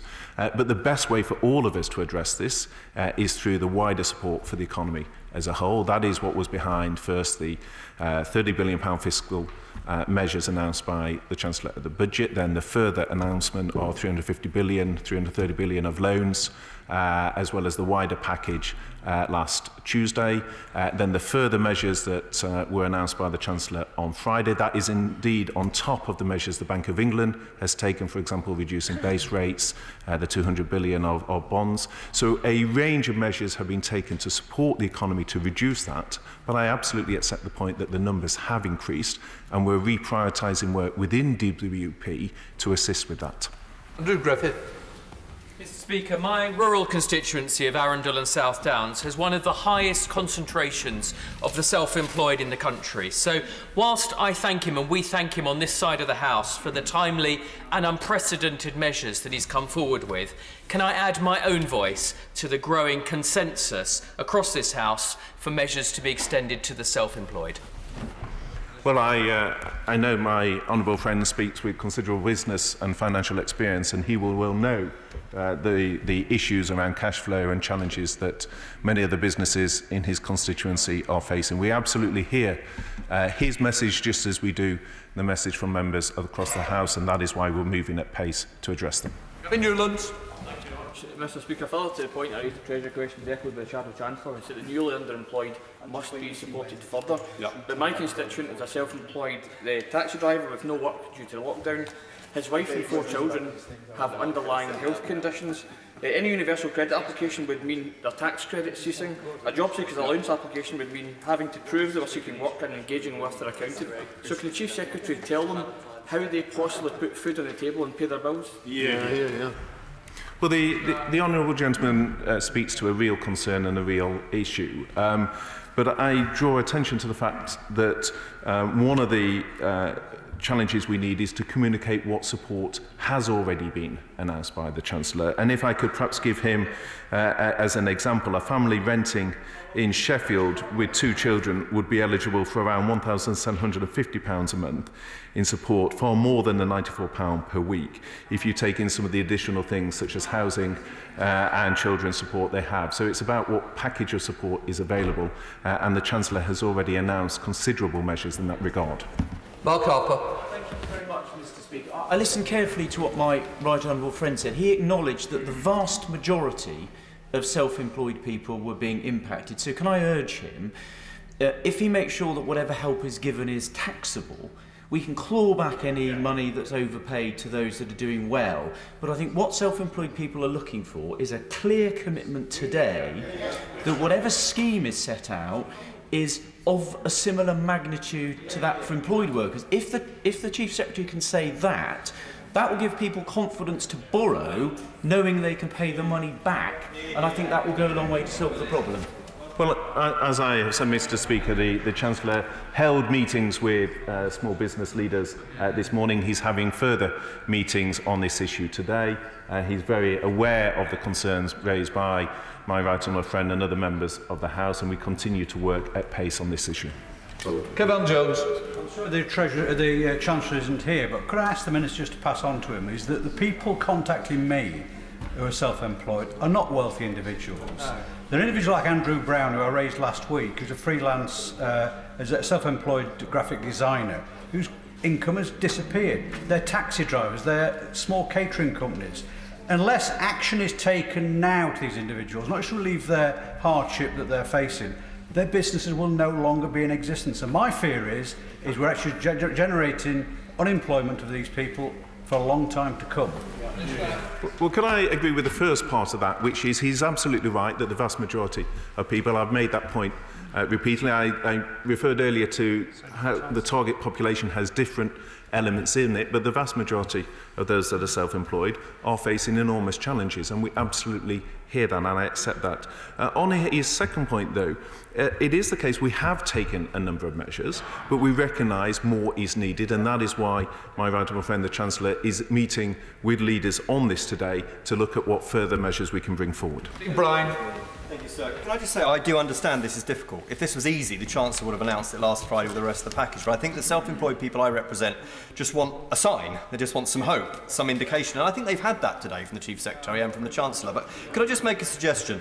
For self-employed people and for all people right now, if you can't get the same in, then you've basically got to send less out. And the government worked magic last week with the mortgage companies, who seem to be falling over themselves to offer mortgage holidays. But all the other fixed costs that our constituents are facing, so utilities, insurance premiums, car finance, council tax bills which landed on the doorstep last week, and even for some, a business improvement district levy due next week, they're all still there. I wonder if there's something that the Minister can take back to the Treasury, maybe with help from the Shadow Chancellor, around those sorts of fixed costs, because they're dragging people down right now with a lot less coming in. Well, My honourable friend is right to say that there are a range of costs, and we're looking at, as I say, as part of our support, what action can be taken. And he can see as an illustration of that the action that's been taken on mortgages and in support of renters as well. And that's both for mortgage holders directly, but also in terms of the buy-to-let market as well. So measures have been taken, but we stand ready to look at further measures. Caroline Lucas. The local economy in Brighton and Hove is overwhelmingly dependent on the self-employed, so I just cannot overstate enough how urgent it is to have some action on this. I don't know if he gave a deadline when he spoke to his colleague earlier, but if he didn't, could he please now tell us that by the end of the week we will have action? And in particular on universal credit, that isn't a fair option for many freelancers because it means they have to delve into savings that they've put aside because they don't have pensions. So we're going to push them into greater insecurity right now if we allow them to have to rely on that instead. So, well, as I said in my opening statement, the Chancellor is meeting on this today, and we are hoping to bring forward proposals in the coming days. Jason McCartney. Thank you, Mr. Speaker. I welcome that the Treasury are working hard on supporting the self-employed. We have to remember these are local freelancers. They're mobile hairdressers, childminders, freelance driving instructors, photographers, musicians, IT consultants, home-based travel agents. They've lost all their income. Can the Minister confirm the package that will come forward for the self-employed, freelancers and sole traders will be announced by the end of the week? Yeah. Well, I refer to the answer I gave a moment ago. We're actively looking at this, and we are hoping to bring forward proposals in the coming days. Bill Esterson. The way around the problem that the Minister and the Chancellor before him identified of giving money to people who don't need it was given to him by the Right Honourable Member who asked the urgent question. The money can be recovered later. Don't let the concern about a handful of people deny money desperately needed right now to really desperate people who can't put food on the table, get in the way of putting the scheme in place. So, well, as his earlier question at Treasury orals pointed to, that is not the sole consideration. It's a question of what is operational delivery. Issues may be. It's also looking at things, for example, we don't hold people's bank accounts, or how we would do it. It's how we roll this out. But the wider point he's raising, we recognise, which is that there are immediate issues for many self-employed people. That is what we're working actively on. That is what my right honourable friend, the Chancellor, is engaged on in further meetings today. And as I said in the previous answer, we hope to bring proposals forward in the coming days. Ollie Ray. Thank you, Mr. Speaker. You mentioned earlier the business interruption loan scheme. Will you confirm that all self-employed people will have access to it, that they won't have to give personal guarantees, and that they'll widen the scheme to include people like Oak North and Aldermore who are currently excluded from eligibility? We're looking into that, but it is available as of now. It goes up to 5 million, and my understanding is it doesn't require personal guarantees. If it's any different, I will come back to him on that point. Thank you, Mr. Speaker. My constituent in the East Nuke of Fife runs a mobile catering business providing a service to both private and public events such as festivals. Having no fixed premises means that the support announced so far they don't benefit from, and the relaxation of planning rules that other food outlets can also benefit from to do home deliveries is also an issue, and they're struggling like many others to access business interruption insurance. The independent mobile catering sector could be utilised to support and provide sustenance for our key workers at this time. What amendments to the measures will the Chief Secretary consider to support this critical sector? So, well, I know my right honourable friend, the Secretary of State for DEFRA, is looking at a range of options in terms of how we adapt to the change of circumstances. For example, many pubs, restaurants had significant food orders, so looking at what it means there. There's food that would have been exported previously, where there may be difficulties in exporting. So there's a range of measures in terms of the food supply within which mobile caterers will have a role, and I know that the right honourable gentleman, the member for the Secretary of State for DEFRA, is looking at these issues. Bob Blackman. Thank you, Mr. Speaker. In my constituency, I have a large number of families where one partner works in the National Health Service and the other is self-employed. The children now have been sent home from school and there's no one to look after them because if they don't work, they don't get paid in the self-employed. So can my right honourable friend look at an urgency of the scheme, but also very specifically right now, the council tax bills become due on the 1st of April next week. And people are worried, particularly in London, how they'll be able to pay them. Can they be suspended? Well, my honourable friend will recall that within the budget itself there was targeted action specifically on the point of council tax. There's a £500 million package to allow targeted support on council tax. I think he's drawing his attention to a slightly wider issue of concern, particularly where one other household is working in the NHS as a key worker and one is at home. Of course, that draws attention to the fact that this is a complex scheme we're seeking to design, but those are the sort of issues we're working through. Meeting. Thank you, Mr. Speaker. I've got so many self-employed workers in my constituency, including over 1,000 taxi and private hire drivers. They will understand from what's been said this morning the government has good intentions, but they will respond to me that good intentions don't pay the bills. So, given there is going to be a lag with a new system coming in, what more can the government do in the meantime, either through offsetting tax bills, but also encouraging banks to be more generous with free overdraft facilities to help families through this? Let's not forget that we all bailed out the banks when they needed it. Maybe it's time for them to do something now. So, well, the Honourable is absolutely right in terms of the role of the banks, and a very clear message has been sent by the Bank of England Governor in terms of the importance of banks showing forbearance at this time. That applies to things such as credit card debts, but also he'll be aware, for example, for many of his constituents in a London constituency, their rent is a significant issue, as well as the measures we've taken on mortgage. So we've looked at some of these fixed costs, what we can do to assist on that. But in terms of the banks, there's a very clear message from the Governor for forbearance to be shown. Richard Drax. Thank you, Mr. Speaker. I commend the Treasury bench for the calm way they're dealing with this unprecedented situation, but clearly something needs to be done for the self-employed. One of my constituents has put 3 points, very briefly. First, that they find they're going to be disadvantaged. They won't get the topping up that an employer might give an employee. There will not be necessarily an immediate return to work, and the seasonality will affect their income, which of course wouldn't do an employee. Will those 3 very good points be taken into account by the Treasury bench?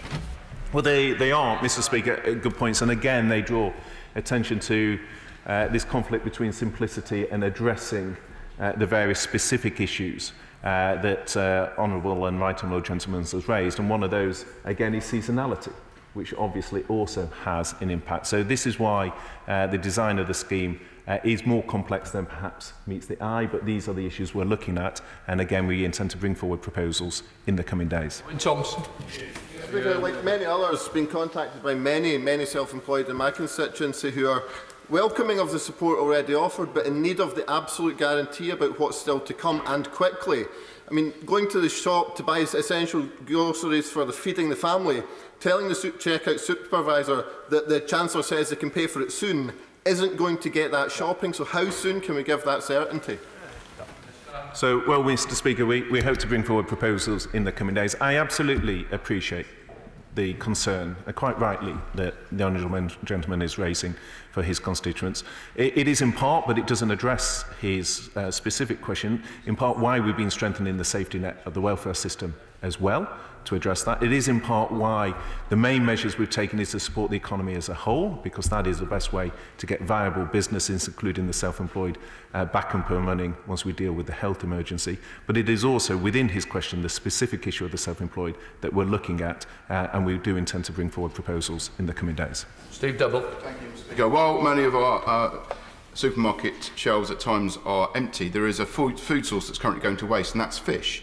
Most of our fishermen are self-employed, but they've seen their markets collapse because pubs and restaurants are closed and overseas markets have closed them. Could we look at a bespoke package to support our fishermen through this time, and particularly find ways that we can get their fish sold to people who can buy it and feed their families?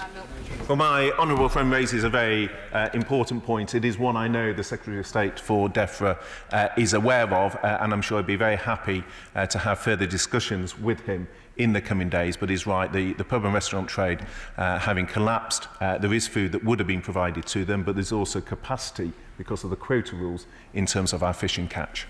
Ben Brennan. Mr. Speaker, I note the Minister's been sent out with a new 3-word slogan from the government's 3-word slogan unit, namely, help is coming. But can I remind him that the previous one was whatever it takes? And that's what the government has pledged, and that should apply to self-employed people too. Now, he just said in the coming days there'll be some further clarity. There is a fear across the House that perhaps the House may not sit next week, and the government may be getting to the point where it won't have to come back to the House and account for what it's doing for the self-employed. So what assurance can he give us that whatever help is coming, it will constitute whatever it takes, and it will be equivalent to what's been offered to employed people? Well, I'm very happy, Mr. Speaker, to make it a 6-word slogan, if he prefers, and say help is coming, we'll do whatever it takes. But as to when the House sits or not, as to whether the House sits or not is not an issue for the government, as he well knows as a very experienced member of the House. So whether the House sits or not, whether ministers are called to answer questions is a matter for the chair. It is not for ministers. In fact, we had an urgent question at the end of last week. We've got one here, suggests that the Speaker is keen to ensure, quite properly, that ministers are held to account. Caroline Notes. Many self-employed have already taken the right decision and socially distanced themselves, the hairdressers that have not gone into care homes, the taxi drivers, driving instructors. But they're looking for my right honourable friend for some reassurance from him that they have done the right thing and they're not going to be penalised for it. Well, again, it's quite right in terms of the self-employed, and that includes many hairdressers. But you'll also be aware of some of the measures we've already taken, which will include, for example, on the business rate relief. The measures are taken to support many hairdressing businesses. The grants, so the £10,000 grants targeted at the 700,000 smallest businesses, again is part of the package of measures which would apply to some of this population. But again, what comes out of many of the questions is populations are not tightly set, and there's a degree of overlap and underlap, and that is what we're working through. Jim Shannon. Speaker, many farmers are self-employed, often on family farms, whether it be a husband and wife team or it be a son and a daughter. With lambs, the Minister will know, and probably others in the House will know, lambing time is taking place at this moment in time. Those lambs, well, the first lambs will be sold in July. The prices for lambs and beef cattle are the lowest they've ever been. And I'm just wondering what help that the Minister and Government can give to farmers who are facing financial ruin at this time.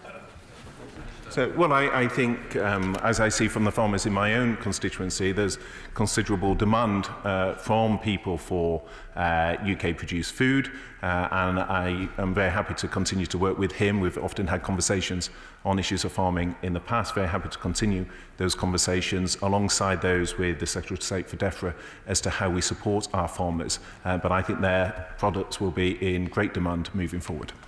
Morrison. The clarity, please, on how builders, plumbers, electricians, plasterers should be conducting themselves at work, or indeed whether they should be at work at all. There seems to be some confusion as to whether they should be on site or in premises. A leading builders merchant contacted me this morning to say that it had to shut up shop because it feared that the collection of builders outside its premises were failing to socially isolate, and it was concerned about what that would mean. It seems there has been some confusion over the past 24 hours, and I wonder whether the Minister could perhaps clarify advice for those crucial people. Well, I'm very happy, Mr. Speaker, to draw my right honourable friend's concerns to the Secretary of State for Health and Social Care in order that precise medical guidance can be given to address the concern he raises. I'm sorry we have to come to an end and there will be disappointment, but if we help each other, nobody would have missed out. We now come to the urgent question. Caroline Noakes. To ask the Secretary of State for Foreign and Commonwealth Affairs if he will make a statement on what measures he plans to introduce to assist British citizens abroad to return home. Yeah, don't worry. Foreign Secretary. Thank you, Mr. Speaker, and can I thank my honourable friend for her question. Mr. Speaker, we have FCO staff in all our 280 posts in 168 countries and 10 overseas territories, and they are working around the clock to respond to this global pandemic. Over the last 3 days, we've seen 80 countries place restrictions on their borders. That situation is unprecedented in scale, and our overriding priority now is to assist the thousands of British travellers who need and want to return home, bearing in mind the hundreds of thousands of UK nationals who may be travelling at any one point in time. Following last week's decision to advise against all but essential travel globally, last night I changed our travel advice again because of the rate of new border restrictions. We strongly advise those British people who are currently travelling abroad but live in the UK to return as soon as possible where they are still able to because commercial routes are still running. Where commercial options are limited or prevented by domestic restrictions, we're in close contact with the airlines and local authorities in those countries to overcome those barriers to enable people to return home. With my ministerial team and indeed across the diplomatic network, we're engaging with numerous governments to keep commercial routes open, particularly in transit hubs. The Department for Transport is working closely with airlines to ensure travellers can rebook or find alternative routes home. Now, I know honourable members on all sides will have had constituents who will have contacted them in relation to particular countries. So can I, with the forbearance of you, Mr. Speaker, update on just a few of the countries. On Peru, I spoke to the Foreign Minister at the weekend and we've agreed special arrangements for flights to return British nationals later this week. I spoke to the Singaporean Foreign Minister this morning and we've agreed to work together to help those stranded to get back to their homes in the UK, and indeed Peruvian nationals here get back to the UK, to Peru. Given Singapore's role as a transit hub, this commitment to work with us to enable UK nationals to transit via Singapore is particularly important, not least for those currently in Australia or New Zealand. Mr. Speaker, in New Zealand, the High Commission is working with airlines, airports and indeed the government to keep flight routes open and reopen some that have closed. In Australia, the High Commission is doing the same. They've also opened a register of British nationals hoping to return to the UK and are supporting British nationals via phone calls, walk-in appointments at the High Commission, as well as updating social media pages. For those trying to get home in other countries, we're providing as much practical advice as is physically possible. We, first of all, would advise all travellers to take a look at the travel advice online. It's the best and most comprehensive source of information. It's updated in real time. If people are in need of urgent assistance, they should call our embassies and high commissions. They will be automatically connected to our consular contact centres, the global centres based in Malaga and Ottawa. If the honourable gentleman will allow me, we know that there has been considerable pressure because of the restrictions being placed in countries around the world and the rate at which it's being done, either with limited or no notice. We doubled our capacity. We're now doubling it again to deal with the surge in demand. Mr. Speaker, we are helping to reduce travel costs by encouraging airlines to have maximum flexibility on changing return tickets. Where people are in real need, our consular teams will work with them to consider their options. As a last resort, we offer an emergency loan. And Mr. Speaker, more broadly, the United Kingdom is working alongside our international partners to deliver our international strategy, which rests on 4 key tenets: to provide resilience to the most vulnerable countries, to pursue a vaccine, to keep vital trade routes and supply chains for foodstuffs, medicines and other things open, and to provide the reciprocal support for return of our nationals who otherwise are at risk of being stranded. These are the right priorities. We're working day and night to keep British people safe at home and abroad. An MP's helpline that rings with no answer. Emails acknowledged but not replied to. Embassies that are closed and staff flown home days ago. Doors shut to our travellers. Guidance issued by the Foreign Office yesterday advising British tourists to return to the UK where commercial flights are available, but they're not available. They're either banned entirely, trying to transit via countries where there are no layovers permitted, or priced at tens of thousands of pounds, and via airports expected to close imminently. What help exactly is my right honourable friend's global network offering? He knows the situation is dire, but he knew that last week when he stated in this House, we will look and liaise with the airline operators to make sure that where there are gaps, we can always provide as much support as possible to vulnerable or stranded constituents. Mr. Speaker, there are gaps. My constituents stranded in Argentina, Honduras, Venezuela, Australia, New Zealand, India, Peru, Egypt have much in common. An inability to get through to consular services on the phone, a standard acknowledgement email telling them to contact their tour operator, airline or insurer, an increasing inability to find accommodation. Hotels are shutting, flights are cancelled, borders are closed and there are no routes home. Many are hours away from large airports in countries operating curfews. Those in Australia and New Zealand are looking for routes via Singapore, so I welcome the comments he's made about working with Singaporean allies. But to them, it looks like my right honourable friend's words of last week were empty. And I asked him today, as I asked him last week, to explain how he is working with airlines with unused planes parked at airports around the globe to bring our people home. He must get the process fully underway. The vision of British citizens sleeping rough on the streets of Caracas is not a good one. Can I thank the Right Honourable Lady for her question? Can I also just say, in relation to embassies, she said that embassies have been closed. Actually, it's a very small number of posts that have had to be closed. But what we have found, and it's not a choice that the FCO has made, it is a direct result of restrictions that have been placed by the governments in those countries, is that they've had to work remotely and indeed a large chunk of the consular staff work from home. That's not a decision that we made, it is a decision forced upon us, but what I can reassure her, in all of the jurisdictions that she mentioned, that we are trying to respond to what I hope she will understand, given her own experience, is an incredibly fluid situation.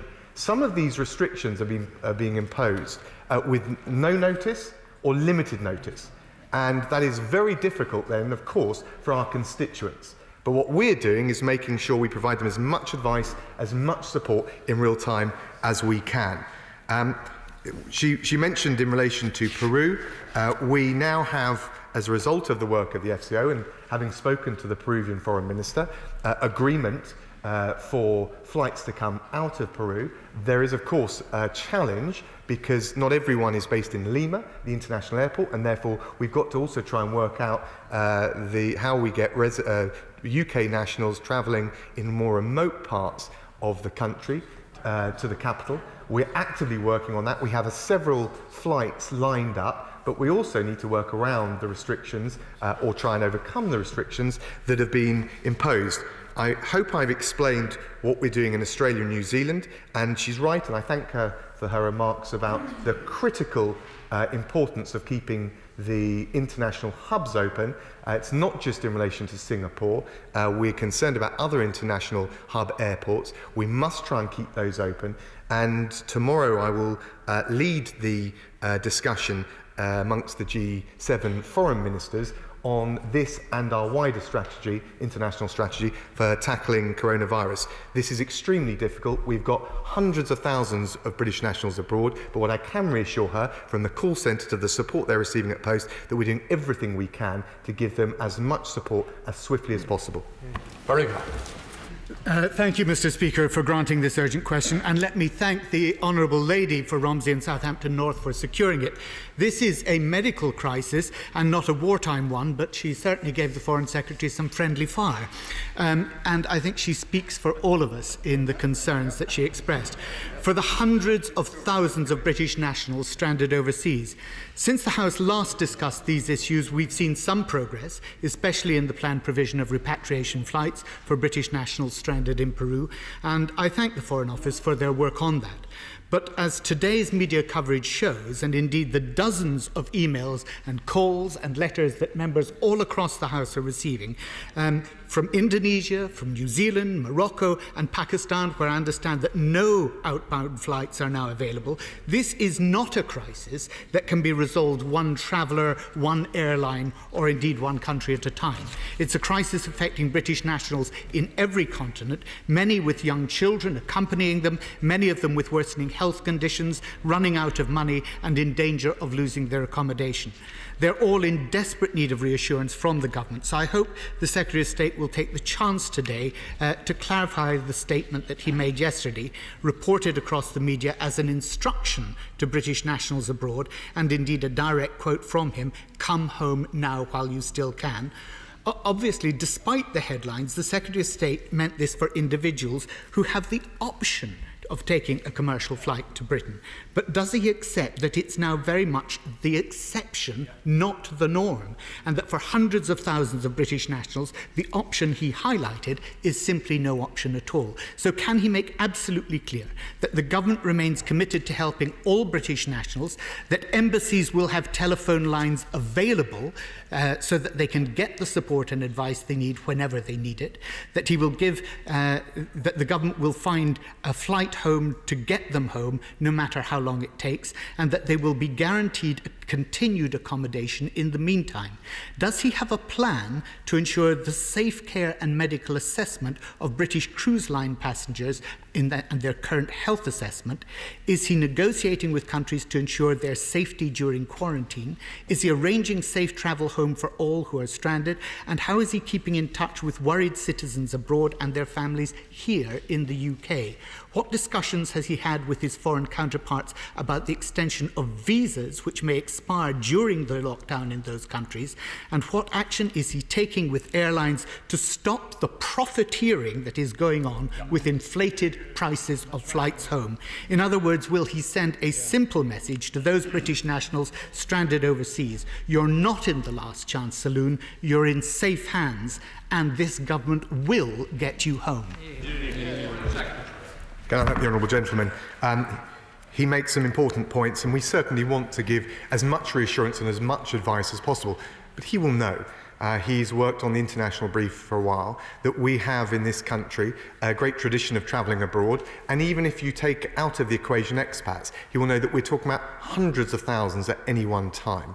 And with the national restrictions that have been imposed at pace, sometimes without notice, it is very difficult to give cast iron guarantees about the situation. What we can do is lead internationally in the way I described with the G7, which we are doing tomorrow, and work as hard as we can with all of our international partners. He mentioned progress since the in securing the return home of UK nationals. Well, I can tell him that we've already repatriated over 1,000 British nationals and also 254 non-British nationals where we've had capacity from 26 countries as far-flung as from Wuhan over to Cuba. He mentioned Morocco in particular. We have facilitated the return of thousands of British nationals via commercial routes, where 49 commercial flights brought 8,500 passengers home. In fact, it's even more than that now. He's right, we can't do it alone. That is why I'm spending any moment I'm not in this House talking to honourable members, hitting the phones, talking to foreign ministers, working our way through the problems. We've talked, of course, to the, I mentioned the Peruvian foreign minister. I spoke to the Singaporean foreign minister first thing this morning. He raised, I think quite rightly, the issue of accommodation, because if people are travelling for 2 or 3 weeks, ultimately then the issue is accommodation.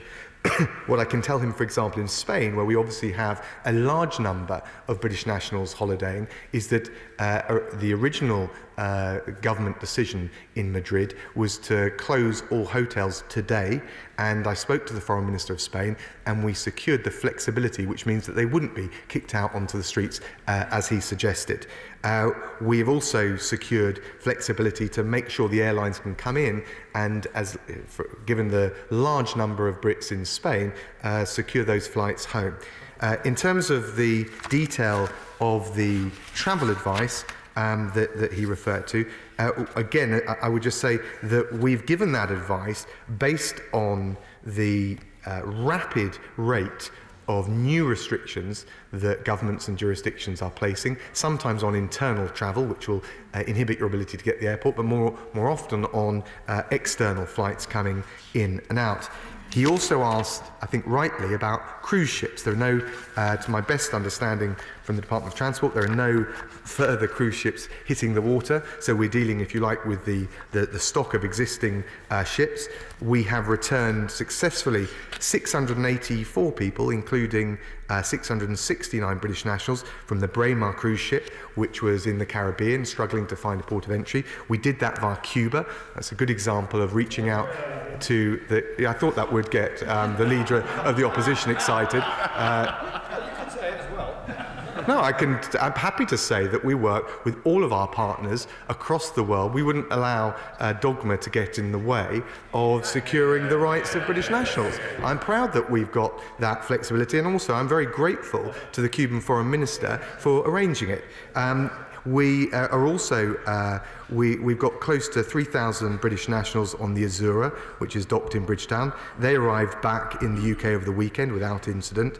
And we got 355 British nationals on the Norwegian Spirit, which was docked in South Africa, and they took a flight back to the UK on the 23rd of March. So that's the progress we've made, but he's right to say that particularly for cruise ships that were travelling after the point at which we changed the travel advice for cruise ships, we have a specific eye and a specific focus on making sure the Brits on board those cruise ships get back safe and sound. Just help the House. I'm thinking 215, Stephen Crown. Mr. Speaker, can I start by thanking my right honourable friend for the progress he's announced on the Peru cases, and thank him and his team for the discussions we had last week about the need for a repatriation plan for my young constituents who've been stranded there. But given the fact that so many of us across the House have got numerous constituents stranded in different countries at the time, and given the problems that they're all facing in terms of getting timely, correct information from embassies and consulates, would my right honourable friend really impress on all of the ambassadors and high commissioners in these countries that we expect them to be leading the effort? We understand the constraints that the embassy staff are under in these countries, but we're expecting the people at the tops of these organisations to be leading from the front and helping put together plans for all British citizens stranded overseas. Can I thank my right honourable friend? And he's absolutely right. I can reassure him that every one of our networks takes this incredibly seriously. The High Commissioners, the Ambassadors are appraised of their leadership role in securing the return of UK nationals or otherwise protecting them as best we can. I say honestly to the House, there's been a challenge with the spike in calls. Been absolutely straightforward with the House. We doubled the capacity, we're looking to double it again. We want to make sure that that first point of contact, if you like, the pastoral care that the consular officers provide is there, and then further detailed technical advice can be provided. He mentioned Peru. I can tell him that in relation to the first flight, there is capacity for around 200 passengers. Obviously, we'd want to prioritise the most vulnerable. He mentioned his own constituent. We will have a final manifest shortly before the flight departs tomorrow. We will, of course, given the numbers in Peru, and as I mentioned, the issue of remoteness of some of them from Lima, the capital, and the airport, we are going to have more flights, and we hope to confirm the details of that in due course. And I can also tell my right honourable friend that we've got 1,000 UK nationals who have registered with our embassy in Lima. So this idea that we haven't got a system in place, actually, in relation to Peru, we've responded very swiftly. Mr. Speaker, since she left government, I find myself agreeing with the right honourable member for Romsey and Southampton North on a regular basis, and I commend her for securing the question. But as with everything else at the moment, I appreciate this is a very challenging and fast-moving situation, but we all have constituents stranding abroad worried sick about being able to get home, many of whom, if that were to prove impossible, have no further funds to support their continued stay. Many of us have constituents stranded in Peru and are grateful for the government's commitment on that. But I have constituents stranded in Australia and New Zealand who have made every effort, as the Foreign Secretary has asked, to get home, but have been blocked by cancelled flights, internal travel restrictions and international travel bans, 2 of whom are NHS doctors, some of whom have health issues, including asthma and a chronic respiratory condition, running low on medicines. I'm very sorry to say this, as I know the service, as the Foreign Secretary has outlined, is very hard-pressed, but they've all been particularly scathing of the lack of consular support available. So can the FCO commit to providing clarity directly with 2 UK citizens abroad who are worried and isolated, to ensure they have 1, clarity about what their situation is, 2, support for returning home, or 3, support from UK embassies to get the accommodation and access to healthcare they need should this not be possible.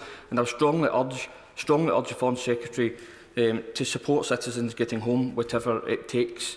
And finally, Mr. Speaker, in addition to our own citizens, will the Secretary of State commit to ensuring that all foreign nationals living in the UK will be treated with compassion and flexibility should they find themselves in need of essential treatment and care in this country, particularly if they are not able to imminently return home? And will he pass on the government's support to concerned embassies that are trying to look out for their citizens? Hear, hear. I thank the honourable gentleman. I think the first thing to say is that, of course, we understand we've all had constituents contact us saying they feel vulnerable or stranded.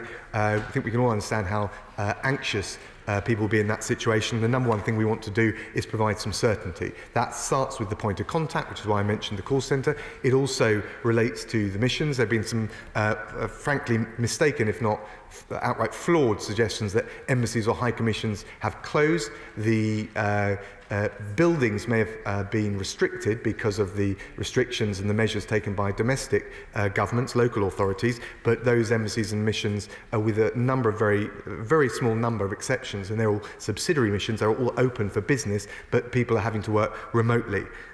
He mentioned the cost of flights. We're working very closely with airlines and travel companies to ensure as many people can get commercial flights home in a rapidly changing and fluid situation, and we're encouraging the airlines to be as flexible as possible when people have to change their return flight. He asked about Australia and New Zealand. I've set out, I think, in some detail the support that is being provided, but of course, particularly with the new restrictions that the governments have taken, and indeed the question hanging over the transit hubs, I appreciate there is acute concern for people there, and we've had to rapidly respond to that. I've given the information, I think, to the House in relation to what Australia is doing. The High Commission is open. Constituents, UK nationals abroad, can call the embassy or register their details. There is an email that I've got here which I can give to any honourable member on all sides of the House for how that can be done. I can tell the House that more than 1,700 British nationals have registered their interest, and in relation to New Zealand, in addition to that work being done, we're also, as I think I mentioned in my opening remarks, we're also working to find accommodation for those who, if they can't get a commercial flight out, want to know that they've at least got a place to stay. Henry Smith. Thank you, Mr. Speaker. I have a number of constituents who are key workers in the NHS, for example. What specific support can be offered by the Foreign Office to ensure that those individuals can come back so that they can support the effort against COVID-19? Can I thank the Honourable Gentleman? We're providing support right across the board. And obviously, if there are key workers, that just highlights the imperative of getting people back. I have to say to him, because I think he's asked this question, are we prioritising key workers to come back? We're prioritising the most vulnerable. But what we're looking to do, where we can get commercial flights out of those jurisdictions, is to have enough capacity to get all of them out. I hope that provides him and his constituents with some reassurance. Chris Oliver. Thank you, Speaker. I understand what the Foreign Secretary is saying about embassies and consulates being open, but the reality is when constituents are calling and calling and calling, getting no answer, that is therefore that they assume that it isn't open because they can't get any response. But can I raise the specific issue of Bali with the Foreign Secretary? The British News is reporting that there are 150 odd British nationals stuck in the airport after Emirates cancelled the flights and said they'd have to stay in Bali for 3 months. I have been trying to raise this with the Foreign Office line and with the COVID-19 line.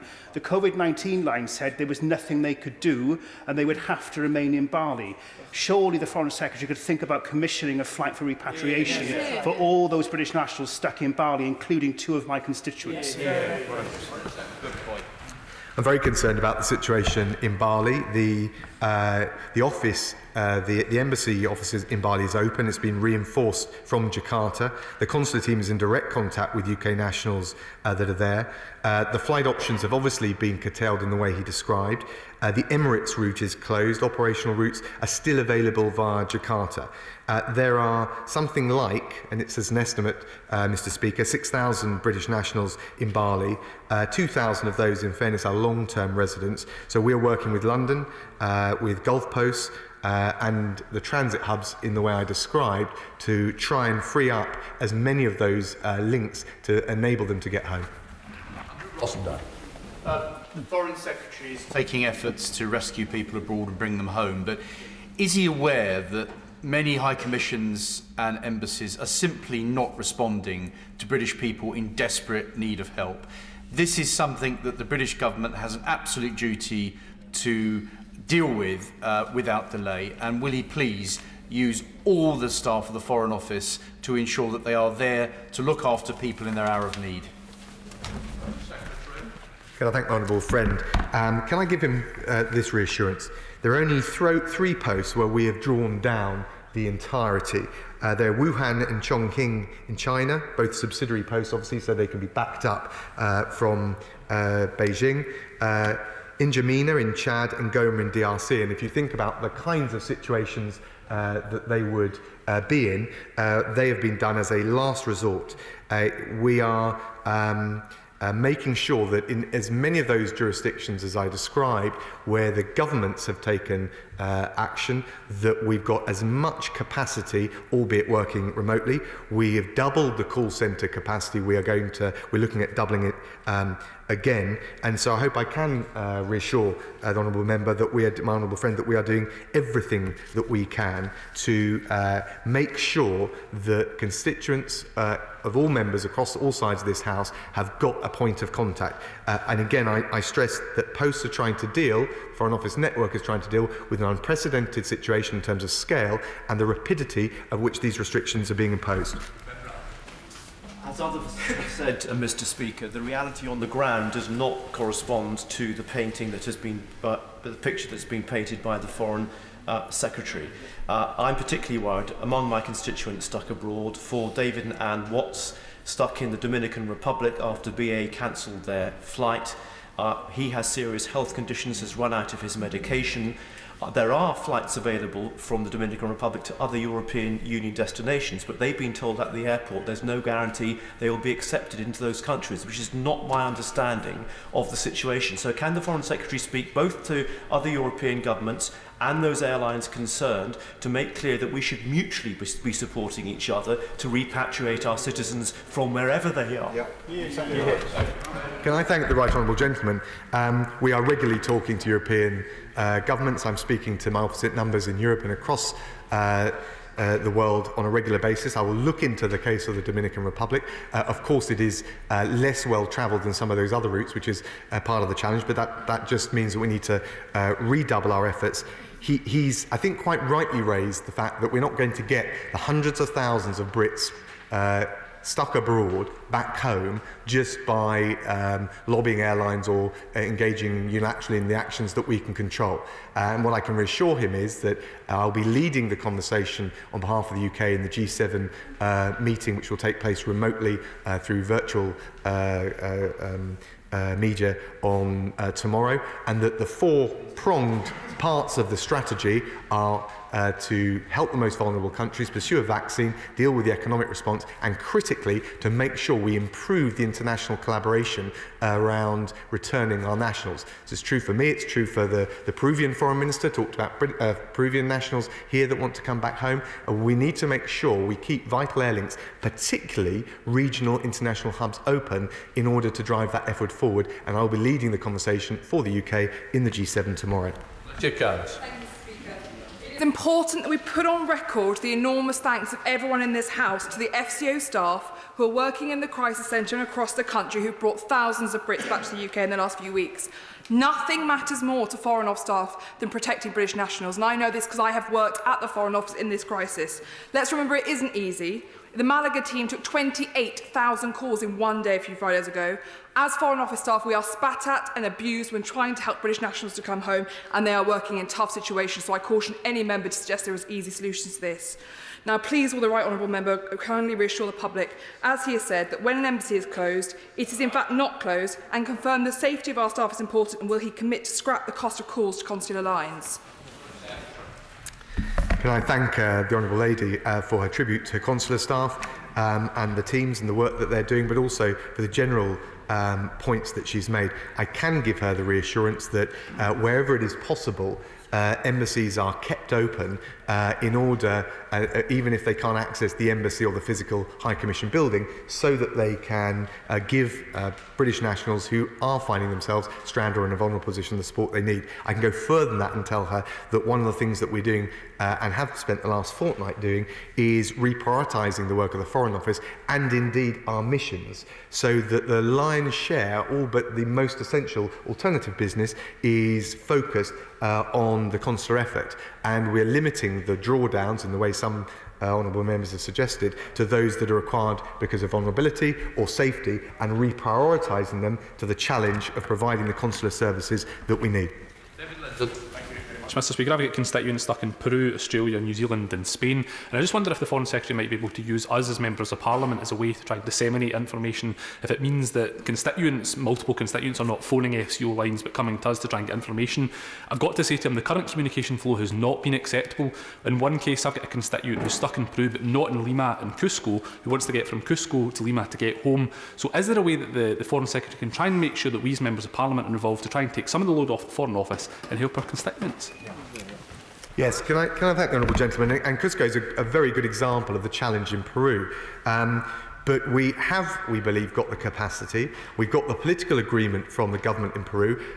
We need to make sure that the military that run the airport are delivering on that. And I can tell him that in relation to Cusco and elsewhere across Peru, we've got 1,000 UK nationals who have registered with the embassy so that we're in contact with them. That is a logistical challenge because I think by memory it's at least a day's drive to get from there to Lima. So it will require, in all likelihood, for most people, an additional internal flight. We're working very hard to secure that. He will know the challenges involved in that, but certainly the extent to which the honourable gentleman and all honourable members can disseminate the contact points and the ability to sign up for real-time travel advice, the better. That would be helpful. Peter Aldous. Thank you very much, Mr Speaker. I commend my right honourable friend, the Foreign Secretary, for his statement. At present, I have constituents stuck in Bali, Peru, New Zealand and on the Coral Princess. Can I just highlight a couple of issues? With New Zealand, the commercial flights are collapsing at the current time like a stack of dominoes, and with the Coral Princess currently docked in Rio, it does at the present look as if my constituents won't be able to disembark and they will be on that ship for another 2.5 weeks. I thank my honourable friend. I've addressed New Zealand at some length. We are, of course, looking at that as a matter of urgency.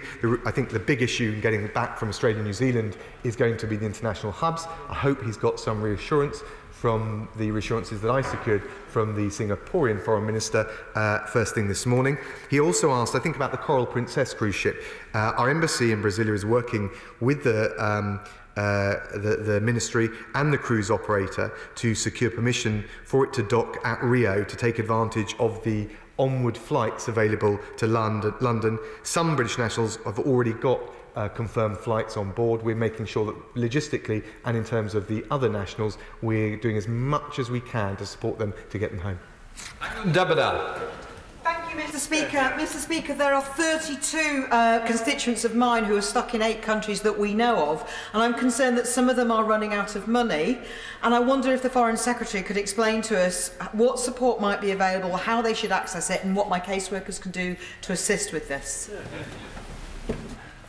Well, I thank the honourable lady. I do understand the situation people find themselves in if they've planned to be abroad for a certain period of time. They've run out of cash. We can't, the Foreign Office can't, given the scale, provide direct subsidy or grant. What we have made, and I think the priority is trying to make sure people can get back home, and in extremis where they've run out of money, we are willing to offer temporary loans in order to facilitate that. So we're doing everything that we practically and realistically can. Dr. Julian Lewis. Following the question from my honourable friend for Wavy about the Coral Princess, can I urge the Foreign Secretary to check on what's happening with this vessel, because the information I had from Ken and Doreen Hodge on board is that they are heading for Fort Lauderdale in the US, and they fear that they may then be required to stay for 14 days in isolation before coming home. So can you make a particular point in checking what's happening to the Coral Princess and the on board? I certainly can, and I thank my honourable friend. I think described the latest data that I've got, but of course we're tracking it in real time, and it's been a challenge in that bit of coastline, indeed that region of the world, to get onward flights and to get the permission to dock in order to take advantage of them. We're tracking this. I track the the cruise ships in real time every day. What I can also give the House reassurance, we've changed the travel advice on cruise ships. My understanding is there's no further cruise ships setting sail, so we're dealing with the stock that are at sea, and we're making sure we do everything we can to get every one of them home. And I think I explained the success we had with the Braemar, the Azura, the Norwegian Spirit. We're looking to do the same for those on the Coral Princess. Thank you, Mr. Speaker. I have constituents trapped in New Zealand, Bali, the Philippines and Peru. Some have understood only the message that their local embassy is closed. Others are being told still to contact their airline or their insurer, when at this point in time it is the Foreign Office is the only place that can help them. And even in Peru, where I understand that good work is taking place, my constituents are dismayed at the lack of communication on the internal travel arrangements which need to be made in order to get them to Lima. Can I urge the Foreign Secretary to look again as a matter of urgency at the quality of communication that his department is providing to people who are very, very distressed? The Honourable Lady, and she can certainly help in that regard, because I can certainly give her the special email address that the embassy have set up to make sure that all of those who need to register for flights can do. I don't think the situation is quite as dire as she's suggesting, in that we have got 1,000 British nationals who have registered, but flights are limited. So we're working to make sure we've got enough flights to deal with the capacity of UK nationals, but also critically the logistical challenge of getting those who are not just necessarily in Lima, close to the main international airport, but in other parts of the country to Lima in time for those flights. Thank you, Mr. Speaker. Can I acknowledge the work of Foreign Office staff who've already helped some of my constituents return safely to this country. However, I do have a constituent who's stuck in Bali, who's recovering from cancer and is due to have a hospital appointment at Addenbrooke's on Tuesday. Can I urge my right honourable friend to press the airlines, including Emirates, to give more information to passengers who are struggling to find out if flights exist and whether they're actually going to be taking off? Yes, I certainly will take on board all of those concerns. I've updated the House on what we're doing in relation to Bali. There are flight options still available, but they're decreasing hour by hour. And we're working not just with the government, not just with the transit hubs, but with the airlines to try and keep as many options available as possible. And of course, in a case like the one he described, we will do our utmost to get them on board the first available flight. Wendy Chamberlain. Mr. Speaker, like many others here, I have a number of constituents trapped abroad, including a group from St Andrews University who are currently trapped on the Honduran island of Utila with no medical services.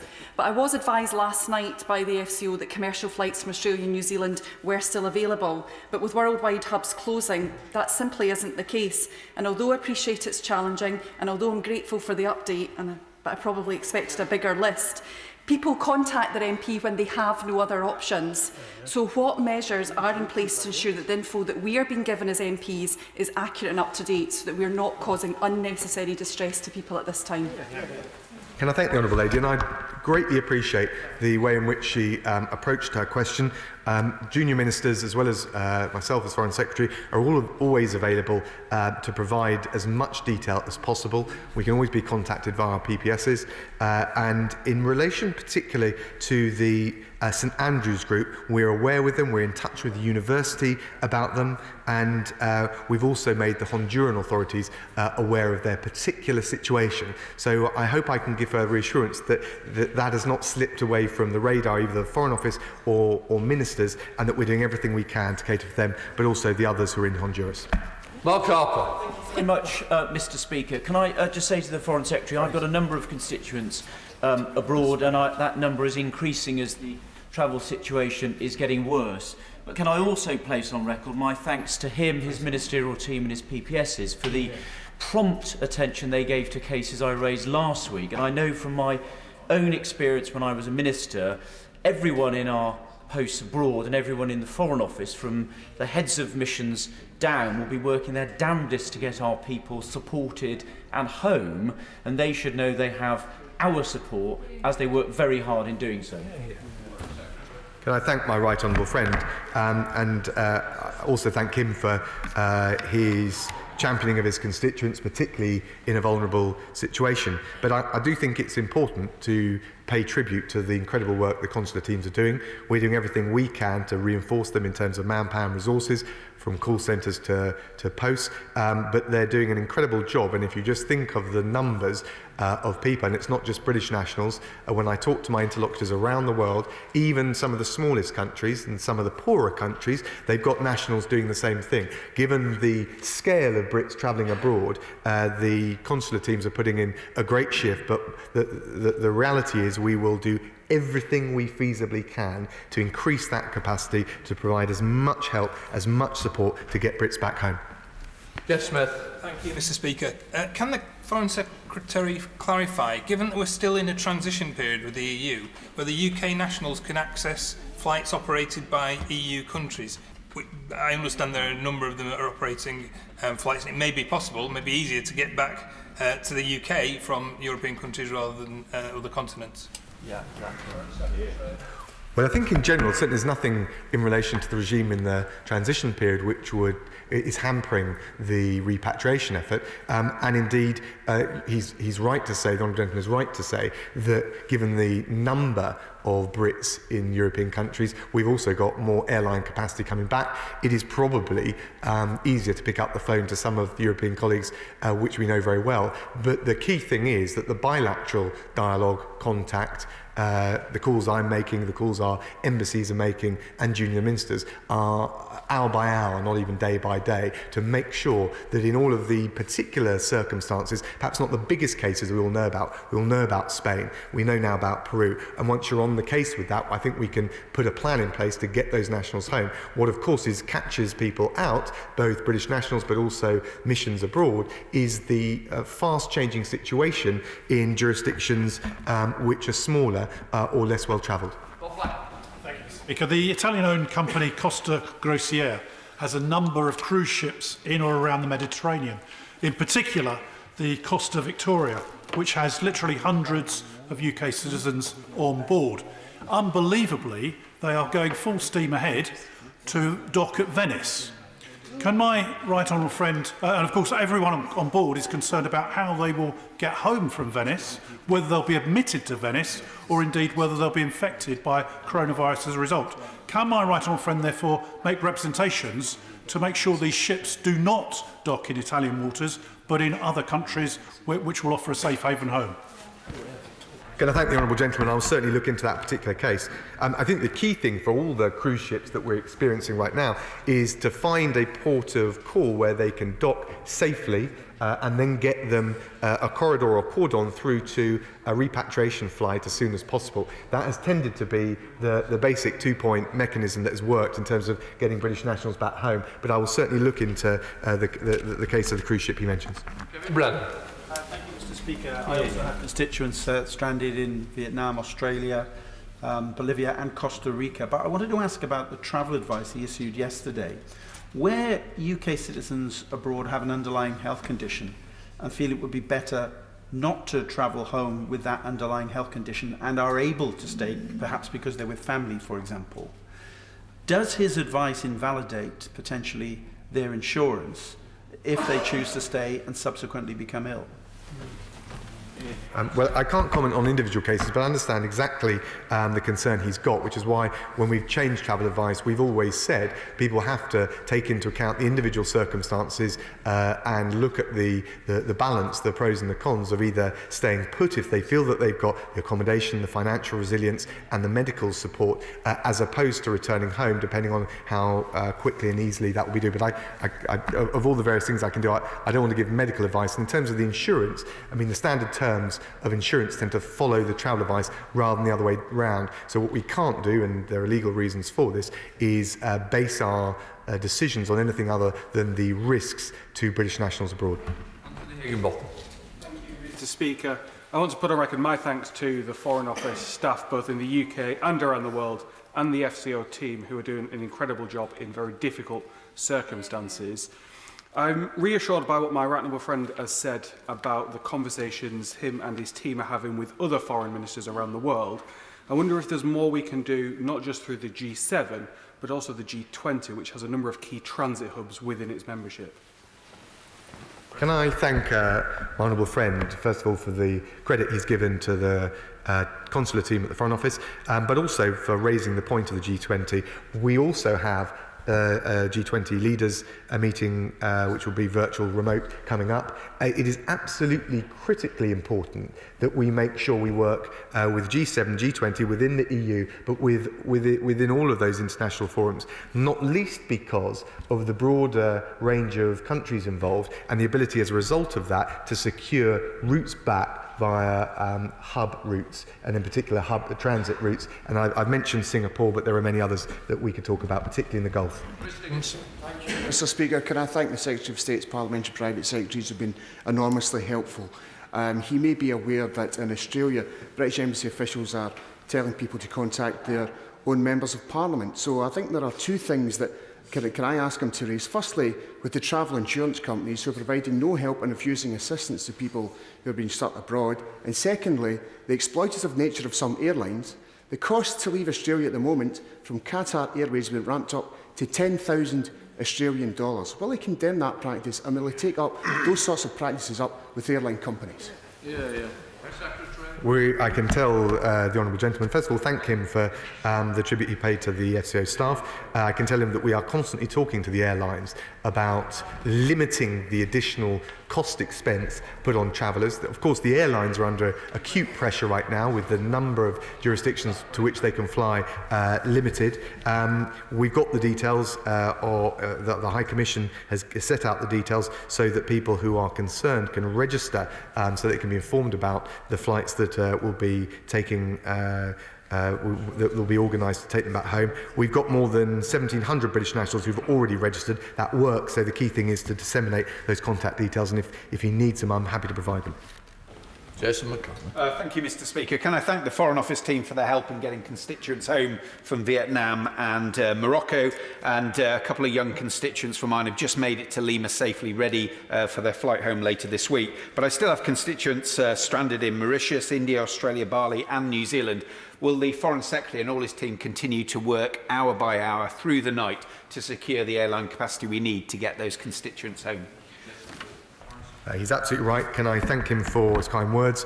The effort to get people out of Morocco, where we've worked with the airlines, and I think what was a model and a template for the future, we managed to get 8,500 plus passengers back home. We will obviously seek to replicate that in all of the jurisdictions that he's mentioned. Thank you, Mr Speaker, and I've been contacted by constituents who are stuck in India and Pakistan because of the closure of the airports there. But all around the world there are thousands of planes and pilots that are underemployed or indeed even laid off. Isn't there a real role for government to actually mobilise the aviation industry, the airports, and indeed in cooperation with those other governments to actually get the airlift working to bring our people home? Can I thank the honourable gentleman? I think he's absolutely right. The Transport Secretary is already engaged in those discussions with individual airlines. Of course, there is just a practical, legal question of can those airlines get into the relevant countries and jurisdictions, and that's why I'll be raising it at G7 level tomorrow. Mark Pritchard. Speaker, the Foreign Secretary has mentioned thousands, and in another reply said hundreds of thousands of UK citizens currently abroad. Could he provide the House with a more definitive estimate of the number of UK citizens abroad? And he'll recall last week I pressed him on the use of the Royal Air Force in extremis and what further discussions he had with defence ministers on deploying the RAF when required. And I thank the honourable gentleman. We don't regularly have a register of UK nationals travelling abroad. I've checked in response to his earlier question. We are obviously engaged with the Ministry of Defence, but the approach that we're taking is to keep as many commercial routes open. We have already arranged or worked with our international partners to charter flights in extremis, and that is the surest way to get the kind of number of people that we've got currently travelling as opposed to resident abroad home. And we're talking the range, it's going to be in the hundreds of thousands. So we're talking at a scale that's unprecedented. countries such as Australia, New Zealand and Peru have not only closed their international borders but are also considering imposing internal travel restrictions. Under such circumstances, can the Foreign Secretary reassure us that UK nationals who find themselves under lockdown will be supported to get from remote towns and villages to the main transport hubs? Can I thank the honourable gentleman? Certainly in relation to Australia and Peru, there is a possibility of commercial flights, but of course they're limited. And the reason there's a possibility is because we've been working very carefully with those governments and the airlines to make sure that there is a link out for UK nationals to avoid them being stranded. We're doing the same with New Zealand, and we'll continue to put our shoulder to the wheel to get all of those people who might otherwise remain vulnerable or stranded back home. Richard Drax. Can I thank my right honourable friend for all that he's doing? And like other colleagues, I have constituents all around the world. The bulk are in Spain. Could you just tell the House exactly how we're going to get them home as soon as we can? Can I thank my honourable friend? In relation to Spain, where we have probably one of the largest numbers of UK nationals travelling, but also resident abroad, he will know that there are all sorts of domestic restrictions that have been put in place, as has been the case across Europe. There are also restrictions in terms of travel in and out, and indeed there was an announcement that they would close the hotels. That was due to take effect today. I spoke to the Spanish Foreign Minister to make very clear that as we pursue that effort with the commercial airlines to get the Brits back, and that will take some time because of the volume, that no British national will be kicked out of their hotel as a result of those new regulatory restrictions that are being put in place. Bill Esterson. My 78-year-old constituent David Keating is stranded in Brazil with his wife and daughter. He has an underlying heart problem, requires medication and only has 9 days medication left. He's had 4 flights cancelled already. The consulate is telling him that other European countries are arranging flights for their citizens. Thank you. Please will the Secretary of State intervene with European countries to help him and his family get home? Can I thank the honourable gentleman? I'll check, but that doesn't seem to me that it is correct that others are pursuing options that we've just sat on our hands and avoided. That is not the approach. And I can tell him in relation to Peru, we will be the first of the European countries to have a flight coming home on the current projection. In relation to Brazil, of course, we will be working actively, as we are in all the South American countries, where we're particularly concerned about the restrictions put in place to get British nationals, including his vulnerable constituent, and I understand with a particular medical condition, back home as soon as possible. Anderson. Can I thank the Foreign Secretary for all the work he's doing in returning the Wolverhampton residents back home? I have 2 major concerns in India and Pakistan. I have people there with medical conditions that can't get the medication they need and can't return home. Can he do everything in his power to return my constituents back to Wolverhampton? Yes, I certainly will, and I understand the difficult situation his constituents find themselves in. India and Pakistan have had separate logistical challenges to the other ones that I've mentioned in the House, but I can assure him we're very well aware of the particular challenges, and we're working day and night to try and overcome them. Constituent Dean Lawson is stuck in New Zealand, hoping to come through Australia. That hasn't been confirmed. The Minister, Secretary of State mentioned there that Singapore was the hub on the way home. Can I just say, I'm not here to embarrass anybody, but I understand just as of an hour ago that Singapore is no longer an option. And if it's not an option, can I ask then the Minister, what happens with those people who can't go through Singapore? Where do they go? Can I thank the honourable gentleman? He's certainly right that the Singaporeans have placed fresh restrictions. That's why at 8 o'clock this morning I was on the phone to the Singaporean Foreign Minister and we talked about the need reciprocally. And I have to say the understanding was very clear that we would work together to make sure British nationals can get back via Singapore, not just for those that are travelling in Singapore, but for those that use it as a transit hub. The constituents who are ICU doctors stuck in New Zealand for obvious reasons. How can the Foreign Secretary help, please?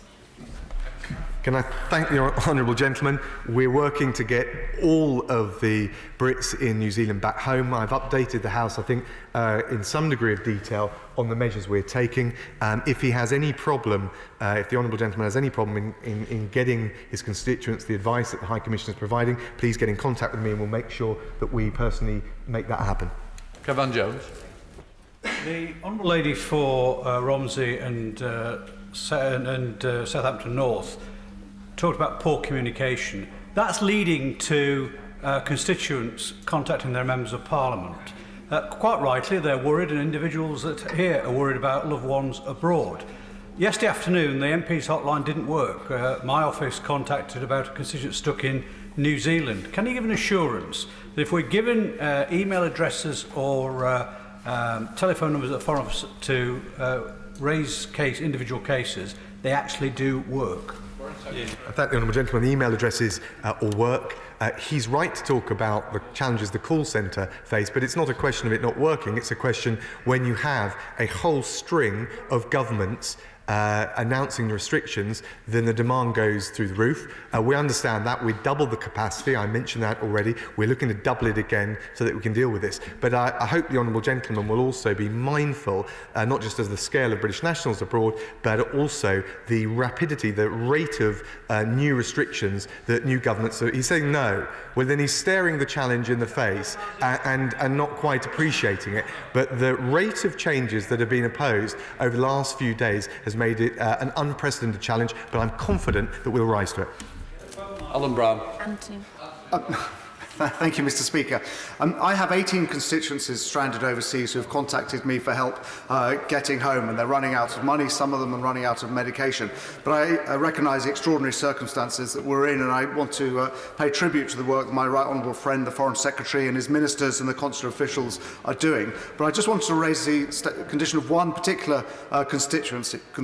Brianna Lewis is in Cusco, and she's lost her passport, and she has no travel documents, and she cannot contact the consular offices to get a replacement passport or emergency travel documents. Can my right honourable friend say what can someone in that circumstances actually do? She's worried if she turns up to the airport she won't be able to get on the plane. Well, can I thank my honourable friend? I suggest he contact me or one of the junior ministers, and we'll look into that case directly. Obviously, that does create something of a challenge, but not one that should be insurmountable. Lucas. I give around 20 constituents affected, one of whom is in Peru with his Irish partner, Niamh, who's lived and worked in England for around 19 years. Last night, they got an email from the FCO saying that they will try to help him, but they don't think they'll be able to help her. So at this hugely stressful time, they face being separated in spite of the fact that Niamh was advised by the Irish embassy that their best chance of getting out together was to go via the UK government. And I just wonder if there's anything he could do to help those constituents. Can I thank the honourable lady? And that's a plight that quite a few people have found themselves in. We have been very clear, and when we've talked to the Peruvian authorities, we've been very clear we would bring back UK nationals, but also any foreign dependents that are with them, or foreign national dependents, if I can put it that way. And of course, we've had excellent cooperation with the Irish authorities. I spoke to Simon Coveney in the last few days, and we're always willing to share the balance and the burden of getting UK nationals, Irish nationals, European nationals back home, including their dependents who may not be the same nationality. But I will look into that case. Matt Weston. Thank you, Mr. Speaker. Just this morning I received a couple of emails. One from Lucy Kelly, who's stuck in Australia, facing a 140% hike in an airfare just to get back to the UK. Likewise, from Kamaljit Dacey, like many families from Warwick and Leamington, stuck in India due to the lockdown there. Does the Secretary of State agree with me that we either have to introduce some sort of price cap to these carriers, or exercise some sort of requisitionary powers to get our people back? Secretary. Can I thank the honourable gentleman? I appreciate the suggestions and the spirit with which he's brought them. In relation to India, obviously, if there is a full lockdown, we need to negotiate with the government in order to facilitate access for commercial flights in, or indeed charter flights in. In relation to the other situation, airlines, we're working very closely with the airlines, and that's work that the Transport Secretary has taken forward. We do want to get a situation, given the huge pressure the airlines are under, to be able to provide the stability, but also the reassurance that repatriation or return flights can take place. This is an urgent priority for the FCO, and we're working very closely with the Department for Transport to secure that. We now come to the ministerial statement. Secretary of State for Health and Social Care, Right Honourable Matt Hancock. Thank you very much, Mr. Speaker. Mr. Speaker, the spread of coronavirus is rapidly accelerating across the world and in the UK. And the actions that we took yesterday are not actions that any UK government would ever want to take, but they were absolutely necessary. The goal is clear: to slow the rate of transmission, to protect the NHS and to save lives. Our instruction is simple: stay at home. People should only be leaving home for one of 4 reasons. First, shopping for basic necessities, for example, food, which must be as infrequent as possible. Second, exercising once a day, for example, a run, walk or cycle, alone or with members of the same household. Third, for any medical need or to provide care or to help a vulnerable person. And fourth, travelling to and from work, but only where it can't be done from home, and employers should be taking every possible step to make sure that remote working can happen. These 4 reasons are exceptions to the rule. Further guidance is available on the gov.uk website. And I want to be clear that where people absolutely cannot work from home, they can still go to work. Indeed, it's important that they do to keep the country running. Key workers, for example, in the NHS, social care, pharmacists, and the medicine supply chain, should go to work, unless, as we've said before, they're self-isolating because they or someone else in their household has symptoms. We'll be publishing guidance later today to explain the steps that employers must take to ensure that employees are safe, including making sure there is a 2-metre gap between workers wherever possible. In addition, all non-essential shops and community centres are closed as of today, and gatherings of more than 2 people in public must stop. These measures are not advice. They are rules and will be enforced, including by the police, with fines starting at £30 up to unlimited fines for non-compliance. Mr. Speaker, Madam Deputy Speaker, I want to update the House on shielding, which was introduced yesterday, if I may. We're writing to up to 1.5 million of the most vulnerable people in the UK to advise them that they will need to shield themselves from the virus in the coming months. We'll provide targeted support for all those who need it so they have the food, supplies and medical care to make it through. Guided by the experts, we'll look at the evidence and continually review the effect of these measures. Madam Deputy Speaker, we are engaged in a great national effort to beat the virus. Everybody now has it in their power to save lives and protect the NHS. Home is now the front line. And in this national effort, working together, we can defeat this disease. Everyone has a part to play, and I commend this statement to the House. Shadow Secretary of State Jonathan Ashworth. Madam Deputy Speaker, can I thank the Secretary of State, as always, for advance sight of his statements. And as he knows, yesterday we called on the government to move to implementing the enforcement of social distancing measures. So the Prime Minister was quite right last night to call for people to stay at home. Can I put to him a few quick points? Madam Deputy Speaker, this virus thrives on inequalities. It is the most vulnerable without financial security who are especially at risk. Could I urge him to consider, therefore, abolishing prescription charges for the duration of this outbreak, or especially for those with conditions such as asthma? We are very mindful of the mental health implications of asking people to stay at home, and we're also deeply concerned about the potential for domestic violence to increase by asking people to stay at home. Can he tell us what support is available on those 2 fronts in particular? We also need clear and unambiguous advice around which workers can and can't go out. We would call for just key workers to be able to go to work, because we've seen, for example, Sports Direct insisting that their workers turn up today. We're hearing stories of warehouses insisting agency workers turn up, of construction sites not putting in place social distancing measures. This is putting workers at risk, and it's putting the lives of all of us at risk. We need clear enforcement. And if we are saying to people that they will be fined for leaving their house, why aren't we fining employers if they're insisting that their employees turn up to work when really their employees should be staying at home? My humble friend, the Shadow Chancellor, will be putting to the government more points about income protection in the debate later today. Can I quickly turn to PPE? I understand the efforts the government have made, but there are still NHS staff saying that they have not got access to adequate PPE.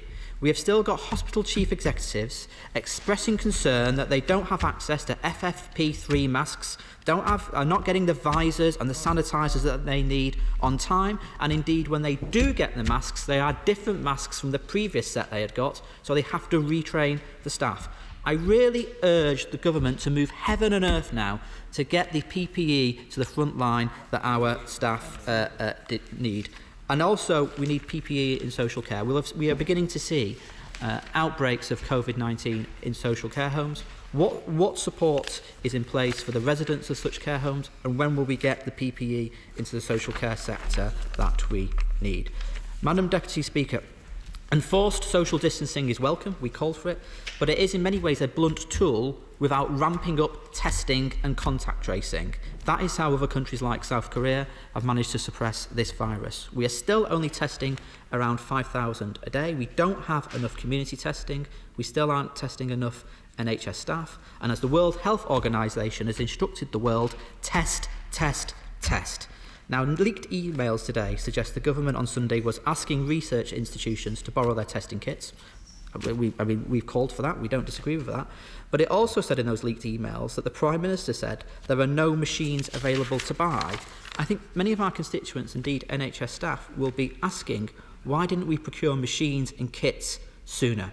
And on intensive care capacity, there are reports today that the Excel Centre will be turned into a field hospital of 500 beds. There are reports today that staffing ratios for intensive care are being relaxed. We understand that, given the staffing demands that we're facing.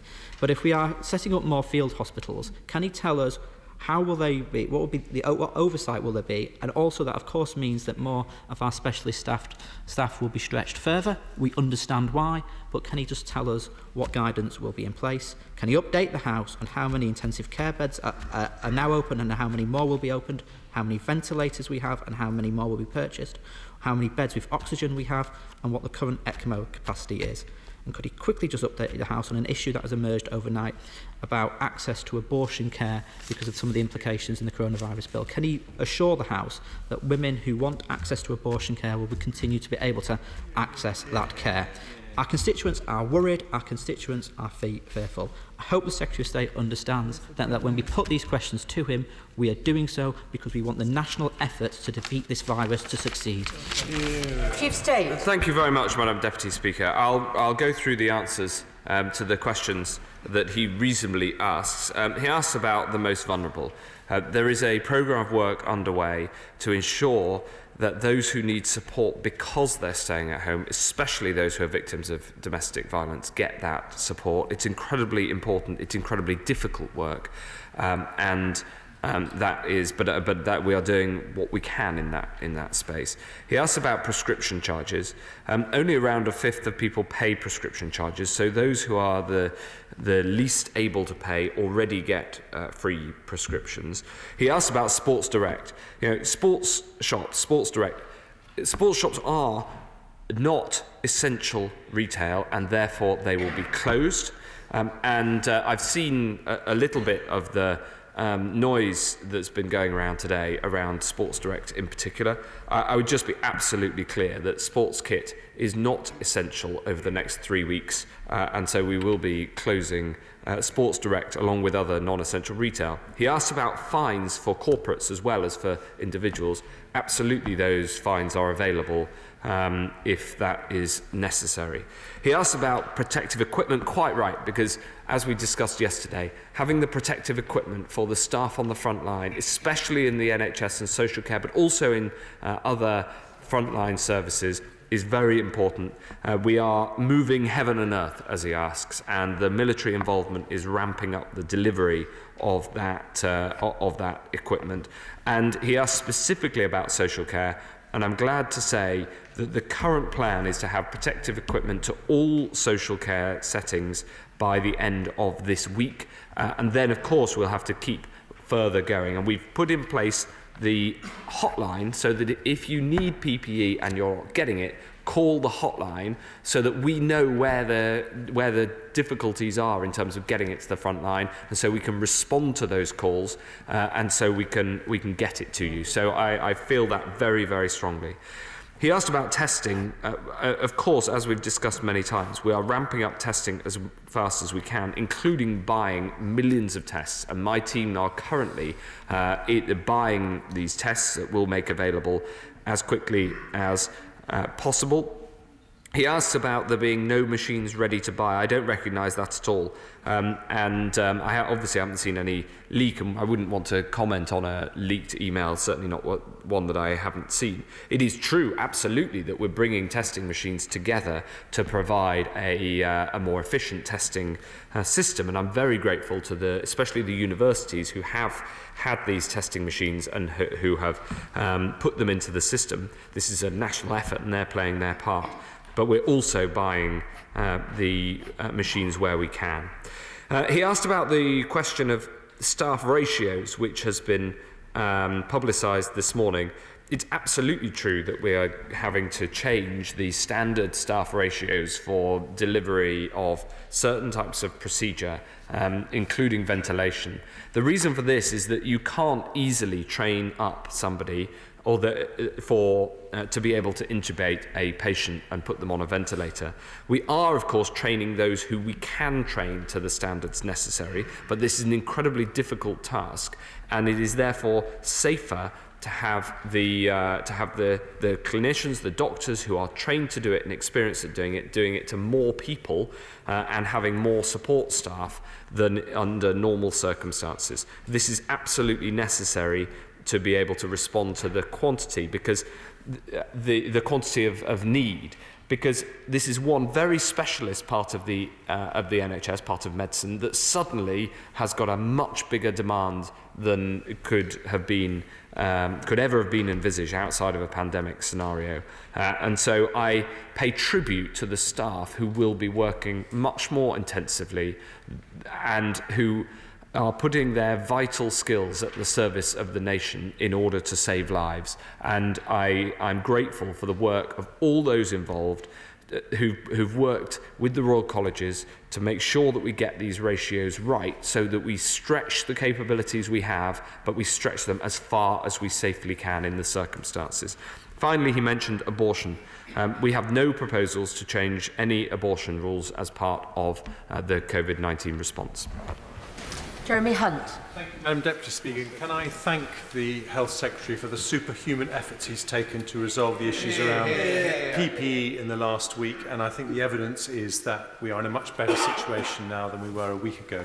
He won't mind if I follow up what the Shadow Health Secretary said about testing, because the concern is that we appear to be testing on a daily basis virtually no more people than over a week ago, when the commitment was to increase the daily amount of tests from 5,000 to 25,000 tests. And given that this is a vital part of the success of the suppression strategies in South Korea, Taiwan, Singapore, Hong Kong, can he give us an estimated date when we will get back to routine COVID-19 testing in the community of all suspected cases?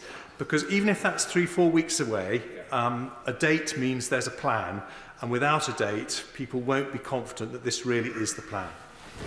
I heard, although I wasn't in the chamber, I heard the comments that my right honourable friend and the chair of the Health Select Committee made on this yesterday, and he's right to push on this issue. I'm not going to give him the date, such a date today, because we are in the middle of buying the tests that are needed, and especially the new tests that have just come on stream. I have been able to give him the update that we have now purchased millions of these tests, which are arriving in the next days and weeks, and I'll be in a position to give him a more concrete timetable and make sure he gets that as soon as we can make it public.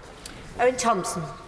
Thank you, Madam Deputy Speaker. And can I begin by extending our continued thanks and gratitude to all those working around the clock to help keep all of us safe and to look after us and those who are certainly most vulnerable in our communities. I'd also like to extend a thanks to the millions of people who have already acted on the government's advice to stay at home. I don't think the importance of this can be stressed nearly enough, because this is what we all need to do to protect our friends, families and those vulnerable people in our communities. It is deeply unfortunate that some employers, such as Sports Direct, seem to be acting in an entirely irresponsible manner, and I do welcome the comments that the Secretary of State has made in relation to that. And looking to see what more we can do, can the Secretary of State outline when he expects that we'll be in a position that all frontline NHS staff will have the PPE that they need? We need to be supporting these people as much as we possibly can and doing everything we can, given the extent that they're putting themselves, the risks that they're putting themselves in front of. How many additional ventilators have we managed to procure since the Prime Minister put out a call to manufacturers, and I can ask if the Government are planning to accept the EU offer to sharing central procurement of ventilators, testing kits and PPE. Madam Deputy Speaker, Scotland's got a number of qualified doctors and nurses who arrived in the country during the refugee crisis. Can I ask if you'll commit to talking to the Home Secretary to see if there's what possible actions could be taken to relax existing rules to allow these people who are qualified medical professionals to support the country that they've adopted as their home? And can I also ask, is he ensuring that the rapid and effective contact testing, in light of the outcome of the Keeling study published by his own government on the 20th of March, showing such action could reduce the number of people infected by each case from 3.11 to 0.21, which would be a significant step towards further and greater containment of this current outbreak? And finally, Madam Deputy Speaker, can I just stress to the Secretary of State to, I suppose, to press the urgency with other Cabinet members of finding that support for particularly those self-employed who are still waiting to find out what position they're going to find themselves in, because we know that the pressures that people become under when they don't have any financial backing and the potential impact that that could have on their health, which would put further pressure on the system. Secretary of State. Well, thank you, Madam Deputy Speaker. On the last point, of course, there was an urgent question on exactly this issue, and it really is a matter for the Treasury. On contact tracing, he's right that it is incredibly important, and one of the reasons that we've managed to be behind other European countries in the curve is because of the amount of contact tracing that we did. But at this stage in the virus, being able, in the epidemic, being able to have contact tracing of everybody in the way that you do when there's a very small number is not possible. But we are looking at how we can do that better with individuals being able to contact trace, including using technology. He asked about refugees. I don't know if he was in the chamber yesterday, but that was brought up, and I said then that I'll look into it and I'll get back as soon as I can. He asked about the number of ventilators. We started with around 5,000. We now have over 12,000 that we've bought, and we've also had the call to arms for manufacturing capability to be turned over to ventilators, and that's been very successful. And can I finally say, I strongly endorse and support the Scottish Government and the SNP's backing and the UK-wide approach to get the message out, first and foremost, to everybody, that the most important thing anybody can do is to stay at home. David Davis. Can I commend the Secretary of State for his heroic efforts in our defence so far, but ask him that, given the prescription on travel is now a legal prescription, not simply a recommendation, to give us some clarification on what's meant by the care exemption, and that this doesn't just apply to professional carers.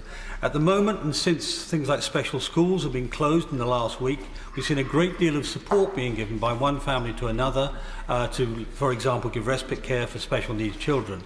This is very important, and the people doing it are very often being very responsible about the self-isolation that they're already applying to their collective families. Will this continue to be possible, and will he enable it in the future? Secretary of State. I'll say three things in response to the questions from my right honourable friend. The first thing is, with respect to special schools, of course, one of the carve-outs to the closure of schools was to keep open schools for those who are vulnerable, including those with special educational needs. There is a power in the bill to be able to move from that position, but we do not propose to exercise that unless absolutely necessary. So the position is, if you want to send your child to a special school, then that is absolutely fine. That was one of the specific carve-outs. In the same way that if you're a key worker and you need to send your child to school and you can't look after them at home, then schools are available. He asked about care. I just want to make it absolutely clear that for people who are volunteering in the response to COVID-19, people who are caring even with unpaid and informal caring responsibilities, then it is okay to go and do that. And you should do that, but you should stay more than 2 meters away from others wherever possible. But this has to be a practical instruction, because of course we need to care for people. And I said in my opening statement that caring, that you can travel including allowing for caring, and I want to make clear that volunteering in the response to COVID-19 is a legitimate reason to travel. And for instance, the many volunteers in the NHS and the increasing numbers of those who've come forward, these volunteers are important. So although it isn't paid work, it nevertheless is work in the effort, the national effort to respond to COVID-19. The final point I'd like to make, Madam Deputy Speaker, is that the Minister for Mental Health and Prevention and Patient Safety is sitting next to me and close to me, and that's because she has recovered, and all the evidence is you can't catch this twice at least in quick succession, and so that's okay. So I welcome her back to her place. Liz Twist. Thank you, Madam. Thank you, Madam Deputy Speaker. And just to follow on the volunteering theme, I know that the government has already made arrangements in the context of schools, given advice that volunteers may still go in for certain purposes. Can you now expand further for organisations such as Samaritans, who use volunteers to travel to call rooms? And can you make it clear that that is acceptable for volunteers to do that? Yes, it is acceptable. It is right that volunteers who are volunteering in that sort of work, for instance, for the Samaritans, should travel to do that. Mark Harper. Thank you very much, Madam Deputy Speaker. The Secretary of State will know, following the Prime Minister's statement yesterday, that all tourism and leisure providers have closed, and I commend those in my own constituency that closed ahead of that advice in order to protect people. One issue, though, that has arisen: those that take lots of deposits are obviously being pressed by our constituents to return that money, but that may put them in financial distress. But equally, our constituents will be needing that money back given the financial circumstance that they're in. I accept the Secretary of State may not have an answer for me now, but can he at least commit to take that away and see if an answer can be brought forth, perhaps with support from the Treasury? Yes, I'll get him an answer from the Business Department. Daniel Zeigler. The Independent Food Aid Network oversee the work of many food banks, and I listened carefully to what the Secretary of State said about volunteering. They're worried about the closure of community centres and churches as well. Yeah. Could he reassure them the valuable work that they're doing and with their volunteers will be covered by the guidance he's been giving? Well, we'll set out precisely on gov.uk the breadth of this guidance. Stephen Hammond. Thank you, Madam Deputy Speaker. Can I commend, like my right honourable colleagues, the superhuman efforts of the Secretary of State? On the subject of procurement, could I just say to him two things? One is he will know that the PHE change of guidelines has caused some concern. Can he make sure that they're clear to people? And on ventilators, one of the senior A&E consultants reminded me that they need blood gas machines alongside ventilators, and more of those as well. Secretary of State. Yes, both are important points that we've got in hand. Sir Edward Davey. Good to see the member for Mid-Beds back in her place, though I'm not sure if the Minister still needs to have 2 metres distance, Madam Deputy Speaker. Can I press the Secretary of State on personal protective equipment? I hear what he says. It's good that the military are being involved in the distribution, but can he tell the House, is there enough PPE available for all healthcare workers and social care workers? If not, what's happening with the manufacturing and the procurement from around the world? Because we are told there is some available from around the world. Secretary of State. Yes, we have a huge quantity that we hold ready for an eventuality like this. That was, in fact, enhanced in our no-deal preparations. But, of course, we're also using that up. So we're buying to make sure that those stocks are replenished. Andrew Morrison.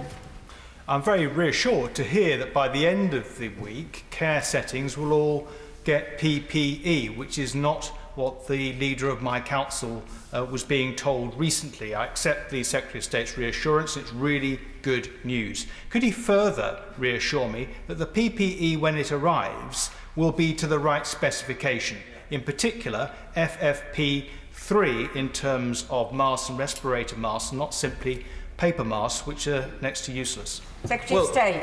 On the 2 points, if there are specific concerns about the non-delivery of PPE to council settings, then I want to know about them through the hotline that we've set up, precisely to short-circuit having to the problems like this having to be brought to my attention on the floor of the House and then me go and fix them. Let's fix it directly. And on the second point, it's got to be the right stuff according to the clinical guidelines.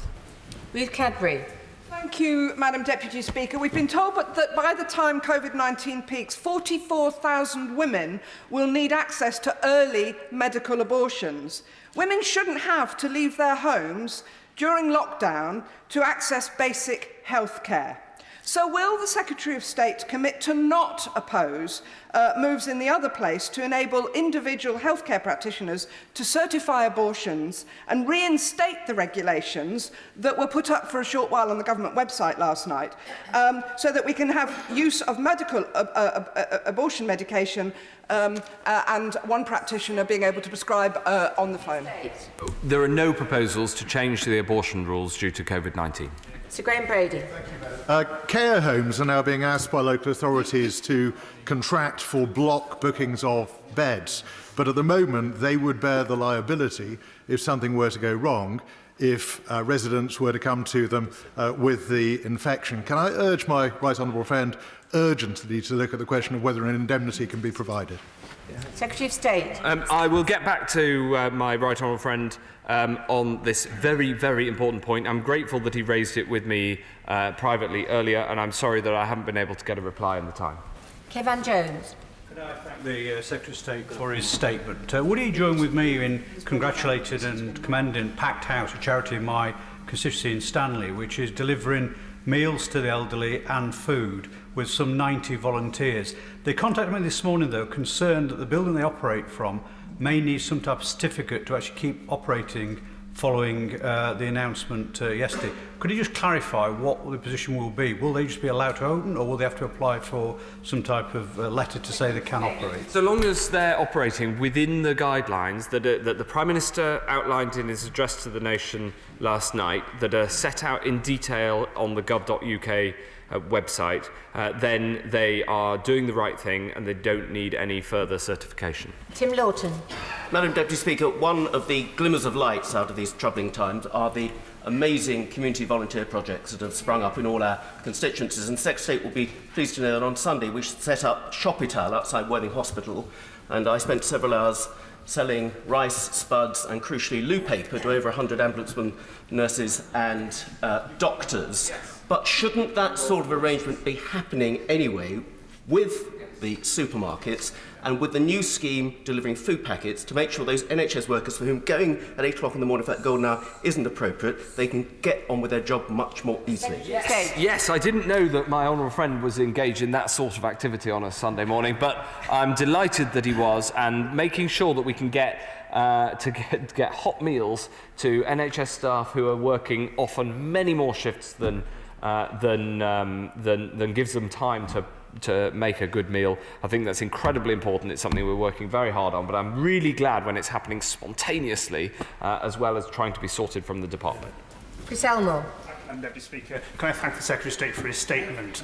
I'm being inundated, as I'm sure many other members are, in relation to small firms that are still insisting on their staff going to undertake their roles, including on window and doors fitting, and other small firms is saying, well, the business is coming in, we're going to stay open, we're going to carry on making you work, despite the fact they're having to travel from different house to house to offer what is fundamentally a non-essential service. Can I ask the Secretary of State to raise this issue with the Bays Department and with other ministers to make sure these small firms that actually don't need to be working, arguably, should be keeping their staff at home? Secretary of State. I will raise that question and make sure that the appropriate guidance is put on gov.uk. Kevin Hollinrake. Madam Deputy Speaker, he's doing an excellent job and he's incredibly responsive despite what must be a huge volume of correspondence coming into his inbox, which I appreciate. He's damned if he does, and he's damned if he doesn't, but there is a confusion about whether you should be going to work or not. Can I say, from both a health perspective and an economic perspective, as a business owner, I would much rather have a short, sharp shock, which everything is closed down for 30 days to get this disease under control and allow him to get his testing and tracking in place so he can defeat this disease. Secretary of State. I agree with what my honourable friend has said. Not just the first bit, but I just repeat what I said in my statement. I want to be clear that where people absolutely cannot work from home, they can still go to work. Indeed, it's important that they do to keep the country running. Patrick Grady. Madam Deputy Speaker, but I think that's the nub of the confusion, because I'm hearing reports from constituents and elsewhere in the city that, for example, workers in call centres for outbound sales calls, which will undoubtedly be disruptive to people who are self-isolating at home if they receive them, are being asked to come in and work in cramped conditions that we know exist in places like that. Should these employers not be taking advantage of the government's furlough scheme so that their employees do not have to come into work? And is it not the case that no employee should be punished for doing the right thing and following the government advice to stay at home? Stay. Well, that sort of activity can technically, in a technical way, can be done from home, and workers where work can't be done from home, the employers should be following the guidelines to keep people more than 2 metres apart. Desmond Swain. There are many essential jobs and repairs that need to be done in people's homes by workmen. Surely, so long as those homes are not specifically shielded or self-isolating because of suspected disease, and that proper social separation is maintained, those ought to proceed, oughtn't they? Secretary of State. If they are essential, then yes, but the aim here is to try to absolutely push down on the speed of transmission of this disease over a period of the next few weeks to get a grip on its spread, and that means that everybody should consider that whilst we've set out the 4 reasons where it is reasonable to leave your home, people should stay at home if they don't have a good reason. Streeting. Thank you, Madam Deputy Speaker. I won't read the text message I've received from the member for Birmingham Yardley because it contains unparliamentary language.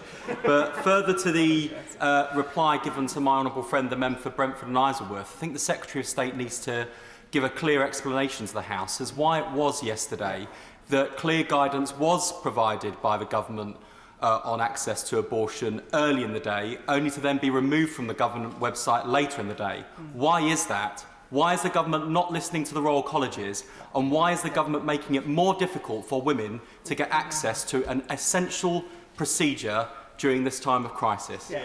All I can do is repeat the clarity that there are no proposals to change abortion law. Alicia Kearns.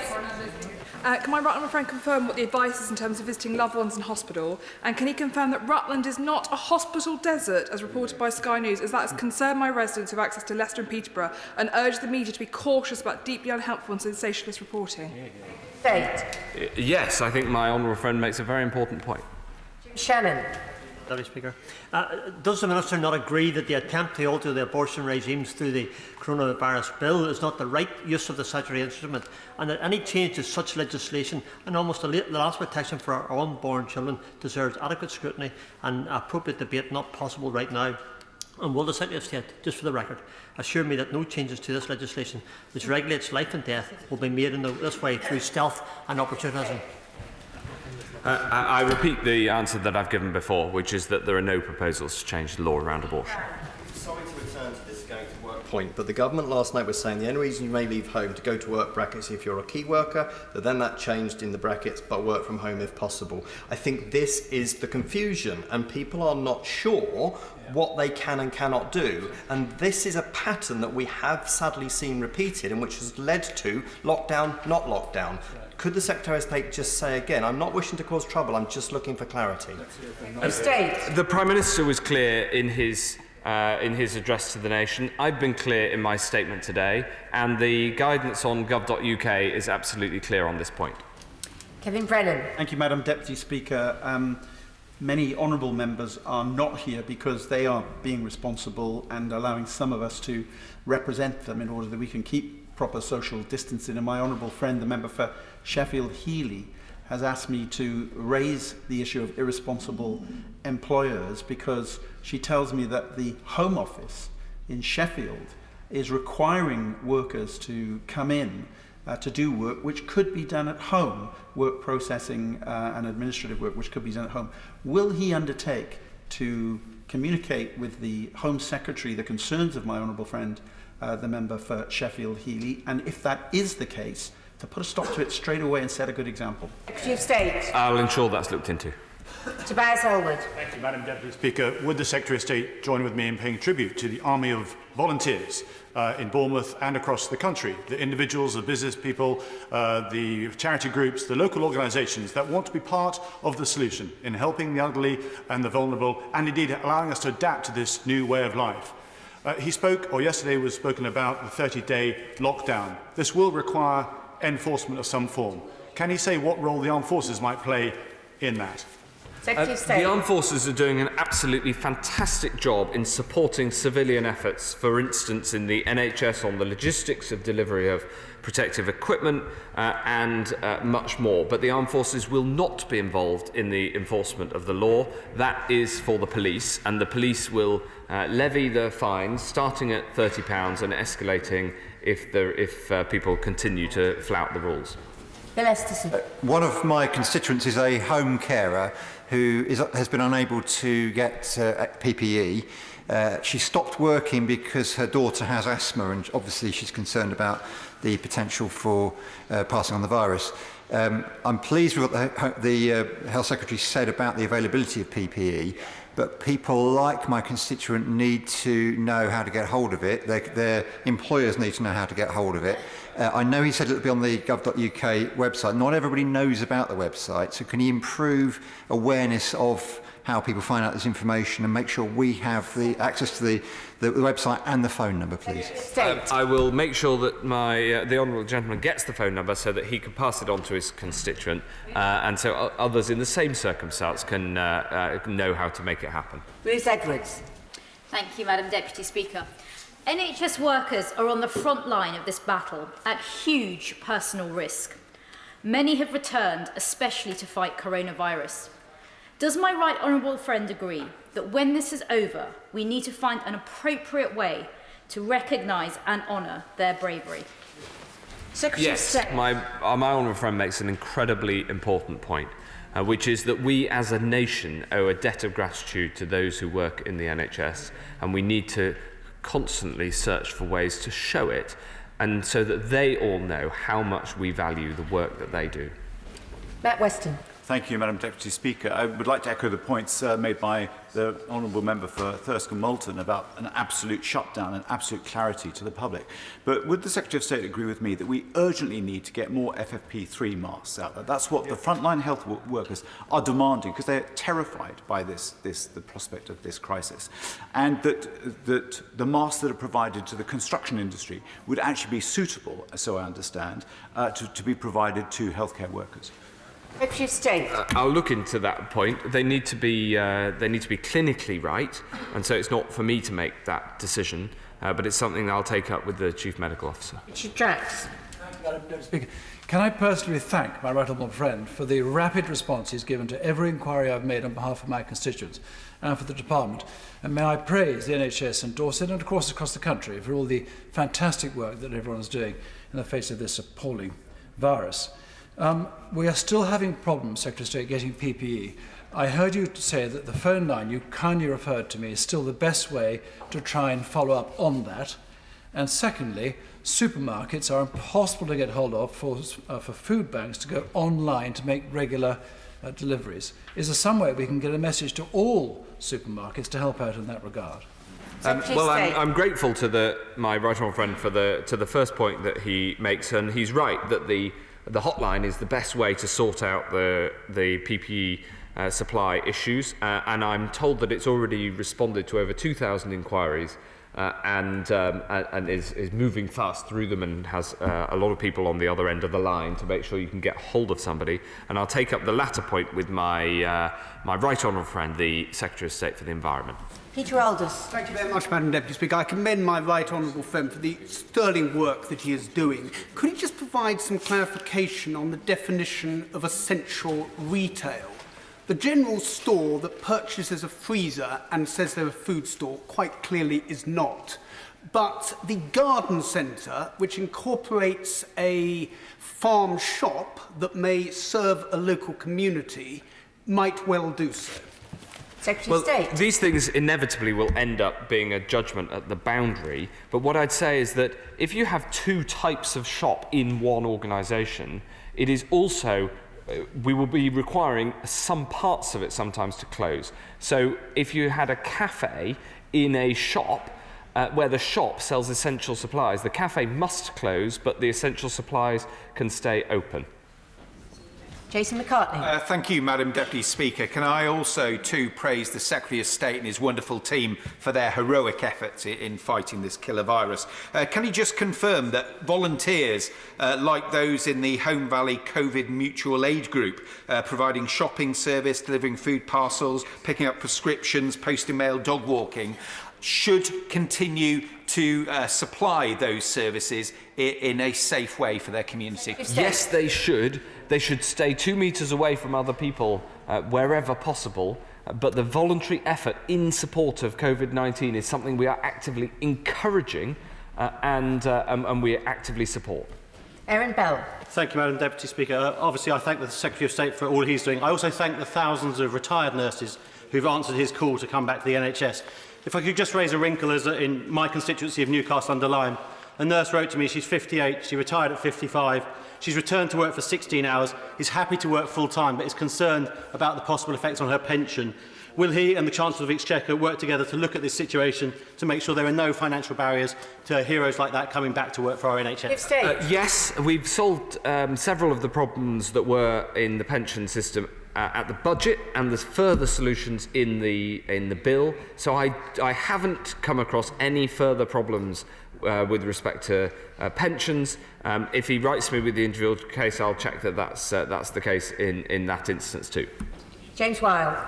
Thank you, Madam Deputy Speaker. On Saturday, I met with the Chief Executive and the incident management team at the Queen Elizabeth Hospital in Kings Lynn in my constituency, where sadly 2 patients who tested positive for COVID-19 died last week. So can I pay tribute to the dedication of all the staff working in, as he knows, buildings that need more investment? And will he make sure that those on the front line continue to get the PPE that they need and also more access to ventilators? Yes, absolutely, on all counts. And I just want to add my thanks to all those working on the front line and throughout the NHS and social care, to his thanks for those in Kings Lynn, and also put on the record my thanks to my extraordinary civil service, political and Public Health England team, who have done amazing work and continue to work incredibly hard in response to this crisis. Scott Benton. Thank you, Madam Deputy Speaker. Will my right honourable friend join me in paying tribute to our fantastic NHS staff at Blackpool Victoria Hospital. Some private firms in my constituency have offered free or discounted parking to NHS staff to help them out in these difficult times. Will he commend those firms and encourage others to do so to make sure that it's as easy as possible for staff to get to work? Yes, I will. I want to pay tribute to all of the staff at Blackpool Hospital. I met some of them during the election campaign. I know that they're working incredibly hard in preparation for what is to come, and I absolutely commend all those who are giving free parking to NHS staff, and we're looking at what we can do to make that happy occurrence spread more broadly across the NHS. Thank you. Presentation of Bill, Chancellor of the Exchequer. Contingencies Fund Bill. Second reading what day? Today. Today. We now come to the 10-minute rule motion. Caroline Lucas. Thank you very much, Madam Deputy Speaker. I beg to move that leave be given to bring a bill to make provision for requiring public bodies to act in pursuit of the UK's environmental, social, economic and cultural well-being by meeting well-being objectives, publishing future generations' impact assessments, accounting for preventative spending and through public services contracts. To establish a Commissioner for Future Generations for the United Kingdom, to establish a joint parliamentary committee on future generations, to require companies to consider the impact of their activities on the UK's well-being and for connected purposes. It is a great honour to introduce the Wellbeing of Future Generations Bill today. I pay tribute to the bill's co-sponsors, to the indefatigable Lord Bird, and to everyone who's been involved in the Today for Tomorrow campaign so far. I wish that I was introducing this bill in very different circumstances, but I am confident that honourable members can see that the bill does not conflict with our immediate priorities, which are rightly elsewhere. Indeed, at times like this, it is only human to ask, what could we have done differently to prevent this from happening? How can we stop something like this from ever happening again?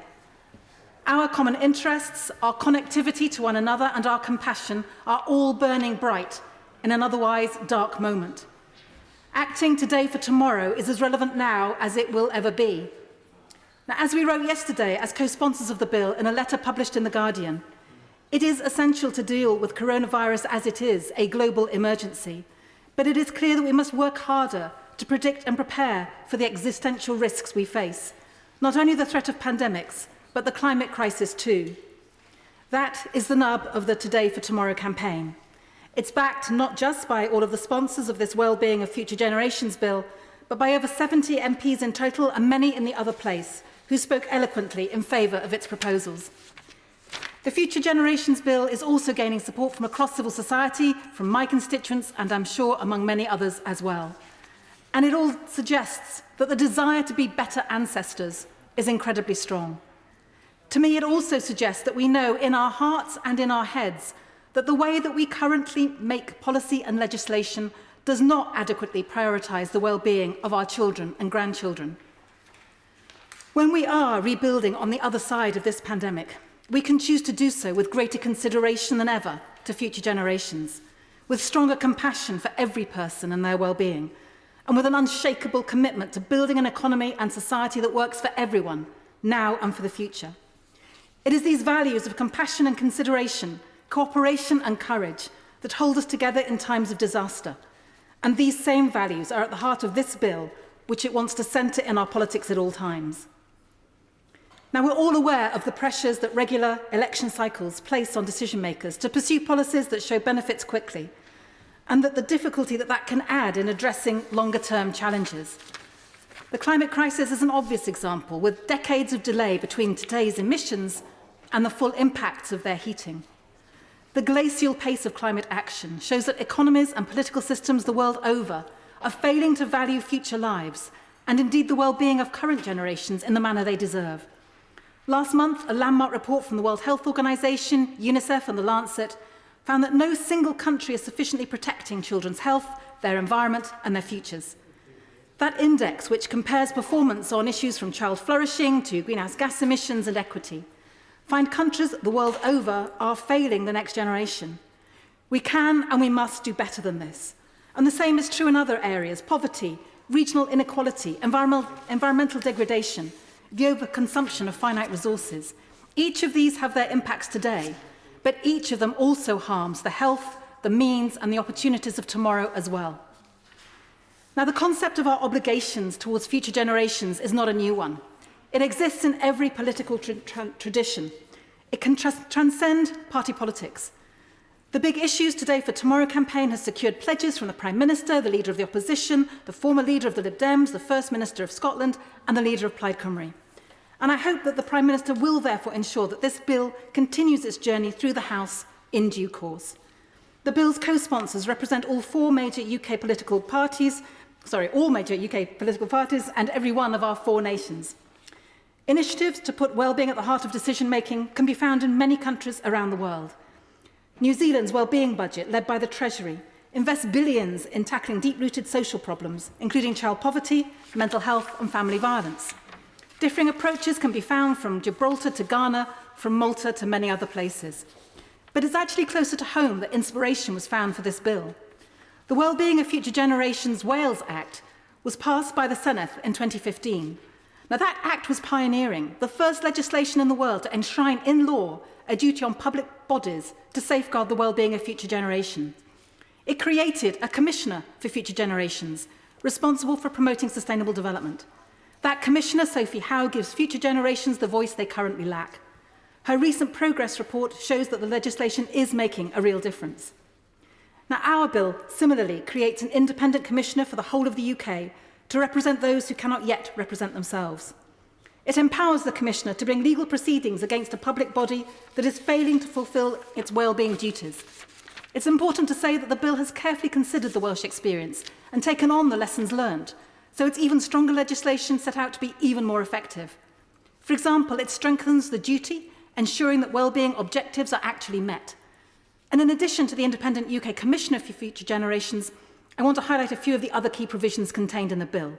A duty on the Secretary of State to publish national indicators that measure progress towards wellbeing goals and report annually to Parliament. A duty on all non-devolved public bodies to balance the needs of the present with the needs of the future. A requirement on companies of medium size and above to consider how their activities relate to the wellbeing of the UK.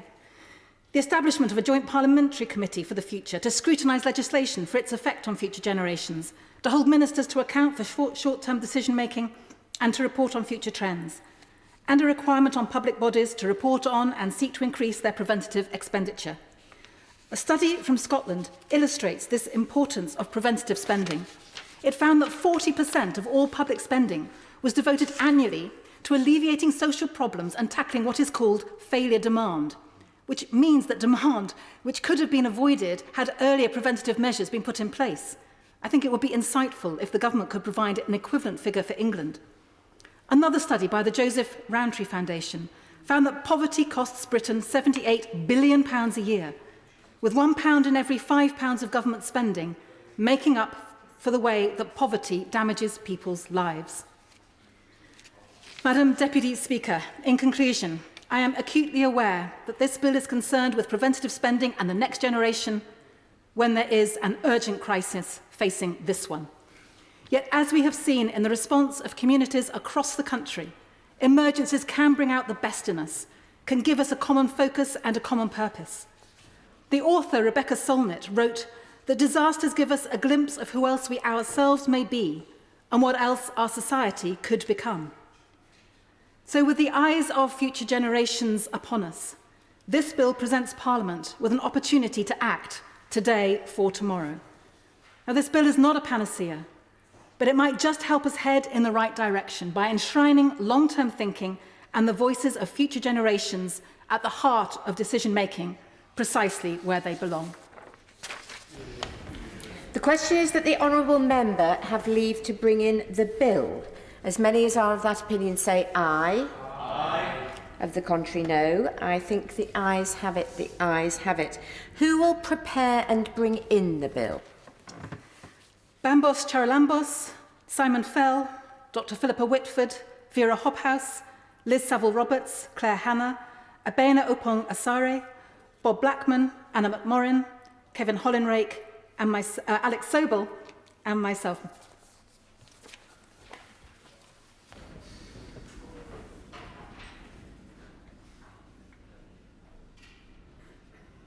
Caroline Lucas.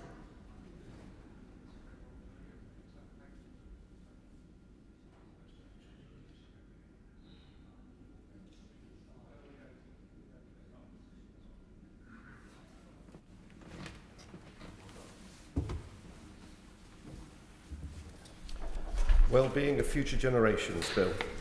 Second reading what day? 11th of September. The 11th of September. Thank you. Point of order, Madam Deputy. Point of order, Wes Streeting. Thank you, Madam Deputy Speaker. Yesterday afternoon, I questioned and criticised Airbnb for continuing to provide holiday lets at a time when people are being discouraged from using holiday properties to escape their normal place of residence in the midst of the crisis. And in doing so, I highlighted that other holiday home providers like Sykes Cottages were no longer taking bookings for the immediate period ahead. I've since been inundated, Madam Deputy Speaker, with emails and messages from many very unhappy Sykes customers who tell me the company is withholding payments that have been made to it at a time when I think many of those families, not now being able to go on holiday, really do need that money to get through what is a challenging period for most family finances. I wanted the record to reflect that, Madam Deputy Speaker, and I hope that the Treasury bench has heard what I've said.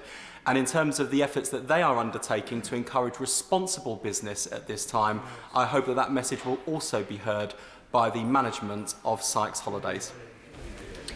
Well, I thank the honourable gentleman for that point of order, and I can well understand if yesterday he had been praising a company only to find that he was being inundated with emails to the contrary of what he said. So he's obviously put the record straight, and the Treasury bench will have heard his comments, and I'm sure will feed back to the appropriate department the points that he has made. Thank you. Contingencies Fund Bill, Business of the House motion. Minister to move.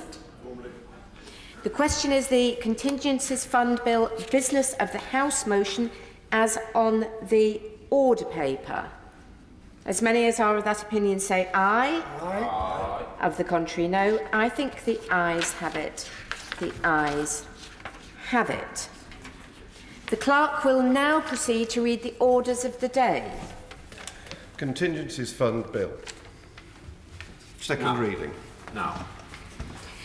I wish to inform members that under the order of the House of today, notices of amendments, new clauses or new schedules to be moved in committee of the whole House may be accepted by the clerks at the table before the bill has been read a second time. In order to be eligible for selection, members should table amendments within the next 5 minutes. Minister Jessie Norman to move second reading. Thank you, Madam Deputy Speaker. I beg to move that the bill be now read a second time. Madam Deputy Speaker, as the House knows, we are living in unprecedented times. The government has made clear that it will do whatever it takes to mitigate, to limit the effects of the COVID-19 pandemic on the United Kingdom. And to that end, we have a coherent, a coordinated and a comprehensive plan. That is a plan that seeks to support public services, to equip our doctors, nurses and other essential staff with the tools that they require on the front line and in the support of their work. And of course, it is a plan to protect businesses, jobs, wages, incomes through this difficult and uncertain period for the economy. At the heart of this bill is a recognition that the government must act swiftly and boldly to provide the resources necessary to limit and ultimately to defeat the virus. As the House knows, Parliament provides the government with the authority to expend resources, capital and cash via the supply process. The process has begun with the publication of the main supply estimates, which we debate in this chamber, and then the introduction of a supply and appropriation bill. It is only once that bill receives royal assent, usually in July, that parliaments get the bulk of their resources, capital and, most importantly, cash to carry out their approved functions. Madam Deputy Speaker, until the supply bill passes, typically in July, departments live on what is described as vote-on-account money. This money usually represents about 45% of the departmental spending on services from the previous year.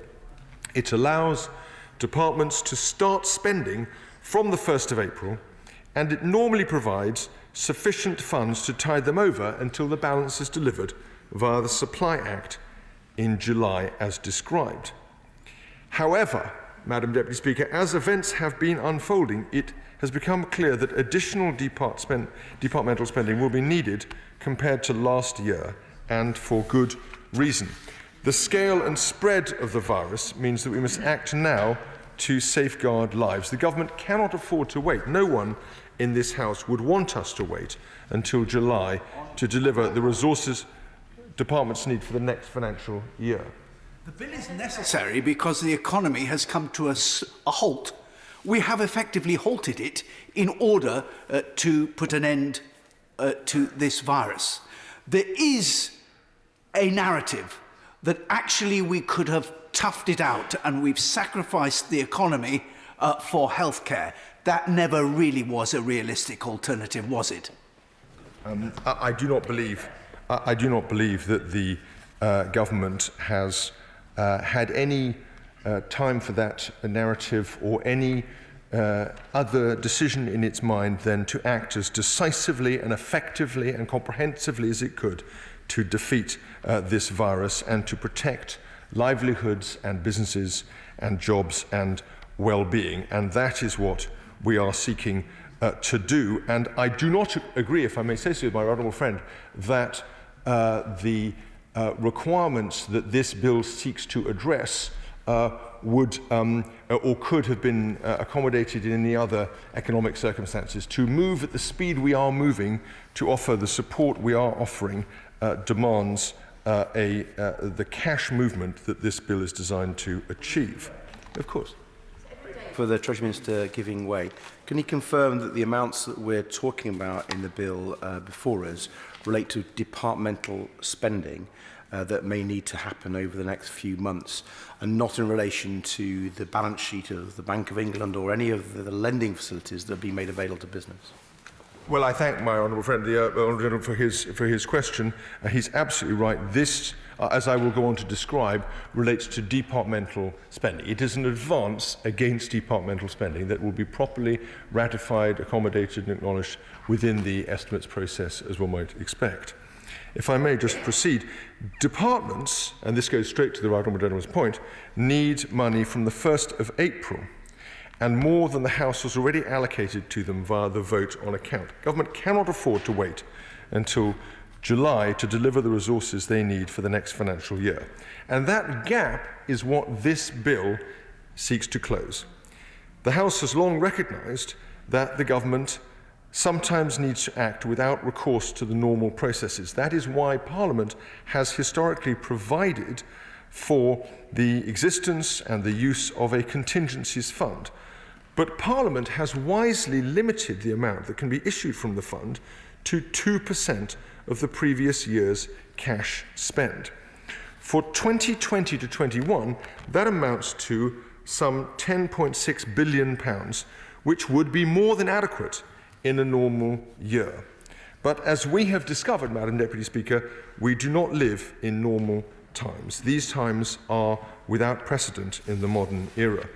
Through this bill, the government therefore asks the House temporarily to raise the limit on the amount that sits in the contingency fund to 50% of that expended last year. And we should be clear, that is approximately £266 billion.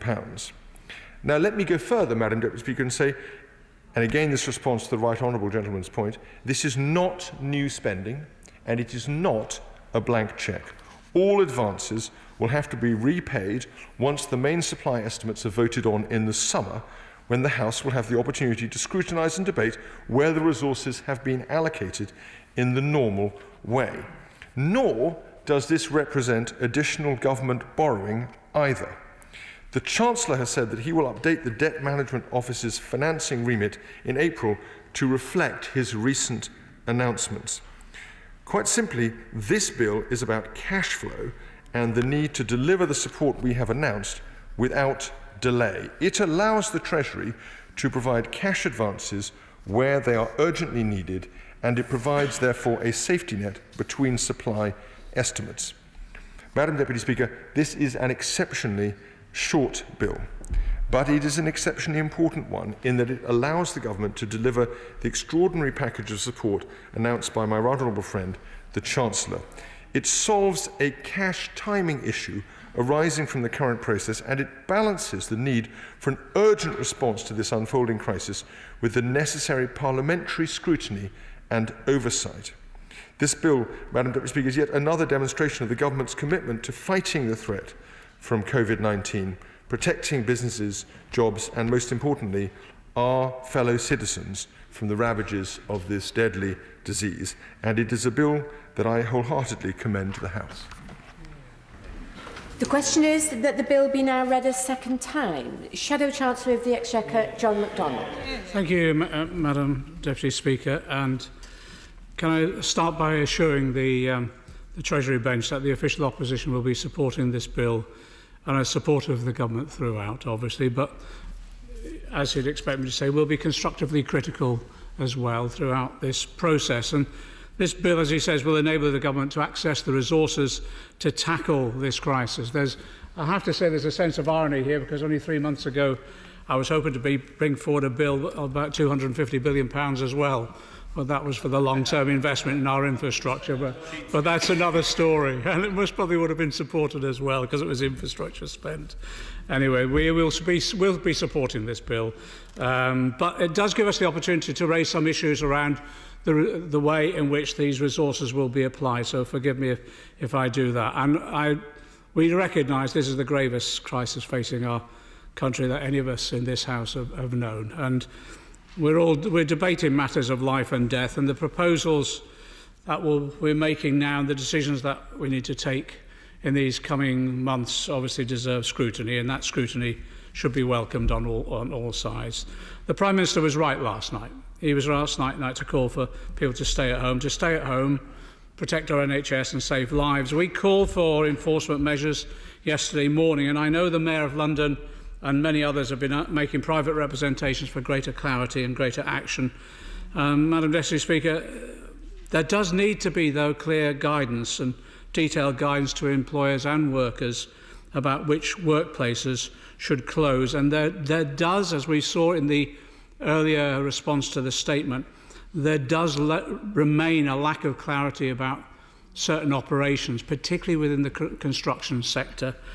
And we receive reports from unions in particular representing construction workers that there is utter confusion on the ground at the moment about what operations should be maintained, which workers should be on site.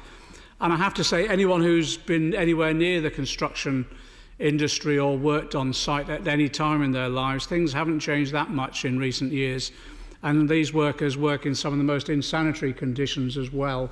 So we have to ensure that they're properly protected. Because also the Chancellor of the Government must act immediately so that every single worker has a protected income. We've discussed this earlier today. We want to ensure that every single household is secure in their home, whether they rent or they mortgage, so that no one who makes the right choice to stay at home faces hardship. Last week, the Chancellor set out an unprecedented scheme to underwrite 80% of the wages of all workers furloughed, as he put it, promising no redundancies or layoffs were needed, and that the government would do, and I quote, whatever it takes. Well, yes, today is the time to deliver with clarity and security for everybody, including our most vulnerable, whatever it takes to keep them protected and safe. And that's why we're supporting this bill, to enable the resources to be available. The Prime Minister last night effectively shut down every non-essential business. I want the Chancellor and the Treasury front bench to make clear now every single worker in every single one of those businesses will be covered by the 80% income protection scheme. And if, as a result of that 20% cut in incomes, if they fall below thresholds for universal credit or housing benefit, they will be eligible for top-ups. And I ask the question, will the government be considering setting a national minimum wage floor to the income protection schemes? This will protect the lowest paid because 80% of a low pay could result in some people being paid below the national minimum wage. And could we get more clarity exactly now when the income protection scheme will be operational? Will the government also condemn employers like Wetherspoons who have stopped wage payments now and have told employees they will not resume until the end of April? I believe there's some senior members of the government have an influence over this employer in particular, so I think we would welcome the government making it clear to this employer that he should pay his staff. Yes, that's right, John. And that he should close so that this company can play its part in protecting the health of our community. But the government cannot act only for workers who are furloughed. Many will be having their hours reduced but not stopped altogether, and the government must step up for them as well, whether it's to top them up with at least 80% of their regular wage or some other scheme, so that when the Minister responds, could he clarify what is going to be the protection for workers who have been put on short time? Sadly, many workers have already been laid off as a result of this terrible virus. The Secretary of State for Health and Social Care was, I think, extremely candid and honest last week when he said he couldn't live on the £94.25 per week statutory sick pay. I don't think any of us can. So how can the government expect that entire families could afford a week's shop on that sort of income? So therefore, will the government now increase the appallingly low level of statutory sick pay and ensure that all workers are eligible, because so many are not at the moment? And also, will he increase the £73 rate of job seekers allowance and employment support allowance for disabled people? And also, will the government look at even the lower rate of carers allowance, £66 a week carers are expected to live on? And Madam Deputy Speaker, as we discussed earlier today, 5 million self-employed workers in this country, many of whom cannot work from home. And we desperately need a scheme that will be ready for them soon. It needs to guarantee them the 80% of income that others have been guaranteed. And whether it's a cabbie or a childminder or an actor or a plumber, there are battalions of self-employed out there that need this security. So we need confirmation that we'll be having a scheme brought forward, not within days, but within hours, to give them that assurance. And as I say, can I also urge the government to work with the construction industry and the trade unions to find a solution that covers the particularities of that sector? We've pointed them out before. Workers employed through payroll companies and umbrella companies, most of them forced into self-employment and often exploitative self-employment of the worst sort. Just turning to housing, Madam Deputy Speaker, look, we welcome the moves to protect mortgage holders and to ensure the payment holidays have now been put in place for mortgagees. But we need the same security for renters. And just for the government to understand the difference as well. For a renter, a rent holiday is not the same as a mortgage holiday. Rent is paid continuously in tenancy, but while mortgages are fixed term, meaning that repayment terms can be simply extended. It's therefore important that the government acts to ensure that rents are paid, not merely payments suspended for this period. So we're extremely disappointed by the legislation published yesterday. And frankly, many believe the Prime Minister has broken his promise to the country's 20 million renters in 8.5 million households. It was not an evictions ban as the Prime Minister promised. This legislation would not stop people losing their homes as a result of the virus.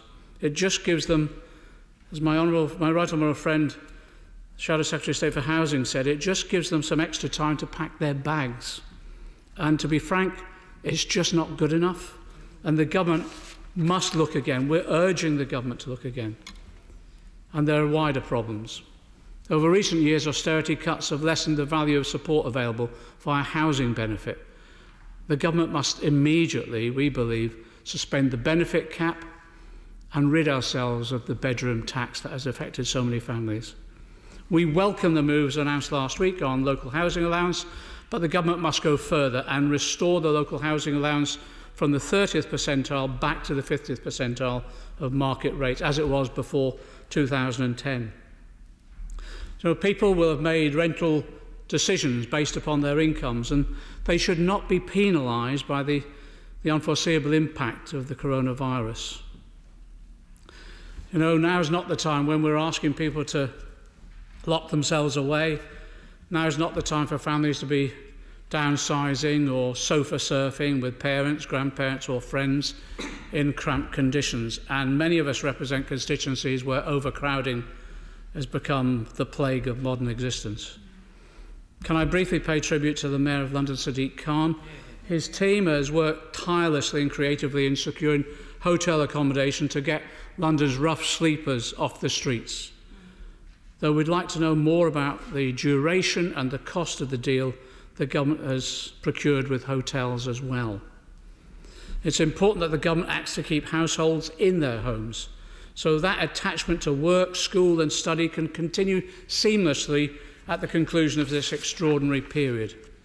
We can't have a situation in which at the end of this, tenants have either depleted all their savings or worse, have amassed large and unpayable bills. If this is the case, the government will only be deferring evictions a few months down the road. So the suspension of evictions for private and social tenants should be extended, we believe, from the 3 months to 6 months. Shelter has estimated that as many as 20,000 eviction proceedings are already in progress and will go ahead over the next 3 months unless the government takes action to stop them. And they must be stopped. And when the Honourable Gentleman rises to his feet, he must be clear that there will be no evictions of any kind during this period. In addition, we also believe it necessary to suspend all bailiff proceedings too for the same period. Just practically speaking anyway, there are clear health and safety issues about bailiffs entering the homes of families who may be self-isolating. So can I ask the Minister what measures the Chancellor is proposing for suspending payments of household utility bills? It was raised in the discussions this morning, and we will support measures that are brought forward. We cannot have, during this period, bailiffs, and we cannot have disconnections of water, energy or internet at this time. What is the government doing about those without internet access? Many people in our community rely upon libraries to access internet. Now these are closing. What measures will the government bring in to ensure people can get online, whether for benefit services or to maintain some form of social contact? These are huge demands being placed upon the civil service, and I just pay tribute to all those public servants throughout our public administrations who are working day and night to establish these schemes. Not often praised, but they are in this situation. But you know, the civil service has been depleted by a decade of austerity. So as extra demands are placed on, for example, HMRC and DWP, other civil servants are being redeployed. Can I ask, are the recently retired or those made redundant being asked to come back into the service to assist, just as we've invited other professionals to come back into the NHS? Can I just get confirmation urgently now as well that the current round, the HMRC programme of office closures and redundancies will at least be paused, if not reversed at this stage? Can I ask too what adaptations have been made for HMRC and DWP working in the mass call centres? Is the telephony technology there for them to work at home? Is there greater social distancing within the call centres themselves? And we all know that universal credit cannot cope now, but its rollout was again delayed in the budget. Now millions more households are becoming eligible for universal credit, housing benefit and other payments. So is the government confident the system can cope with this increased demand? Because the feedback from the front line that we're getting from our constituents is that they find it impossible because of the long waits to get through and have their case dealt with successfully. And no one is blaming the civil servants. It is about resources and investment. Just on businesses and jobs, the coronavirus business interruption loan scheme Could the government be keen, can the Minister be clear what he's doing to encourage businesses to take the loans up? When some businesses see loans as actually less effective than grants for keeping them afloat? And is there potential for increasing levels of grants and extending their range? Can the Minister tell the House whether he's considered our proposal that such loans should include job retention clauses in the loan agreement? This would mean that when businesses receive a loan, they can give workers the security that they need, that they will not lose their jobs. It's not much to ask of a business receiving financial support from the government in this way, that they work towards our own overall objectives, certainly. I think the difficulty with what you're suggesting is most businesses do not know the extent of this crisis and the impact that will have on their businesses. It is impossible at this point in time to determine exactly how long this will last or how deep a recession might be. Isn't he asking the impossible of businesses when he says that?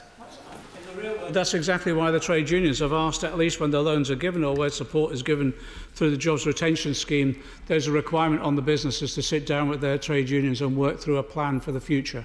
And in that way, the security could be given to the workers that they're involved in determining that. And judgments can be made at different stages then in the process of the given business development. What we're looking for here is some form of assurances that will give wider security than there is at the moment. And if a company is being supported by a loan or part of the job retention scheme, there's not much for them to sit down with their workers to work through honestly and fairly the future and how they can work together to secure those jobs. Can I also say that consideration has been given to extending grants to many small businesses who can't afford to take on the additional debt. We'd welcome the government's views now about how they will extend the coverage by extending some of the range of eligibility criteria to make them more flexible. We also need clarity for workers beyond the retail sector. As I say, those in construction sites in particular, in factories, in call centres, in warehouse and distribution and other settings. Just what are essential workplaces? What is the clear definition? I actually think many of these issues can be dealt with fairly readily in the discussions that the government is having with the trade unions, but they need to be more detailed, and maybe we need to put them on a more permanent, structured basis. Just turning to the NHS was promised a budget increases over the next 5 years. What we're suggesting to the Chancellor, bring forward the funding for years 2 and 3 and 4 into year 1 now. Can the Chancellor assure us that we will not have another weekend when doctors and nurses working in intensive care are having to go on the media to beg for personal protective equipment and clothing? We've heard some of the instances over the weekend, and we've heard assurances from the government, but action is needed rapidly. Can he also assure NHS workers that they will not only get the equipment they need, but also get the tests that they need?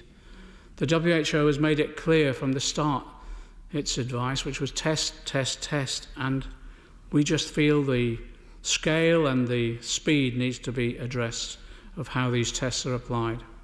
So can the Minister assure the House and the public that everything is being done as well to procure more critical care beds?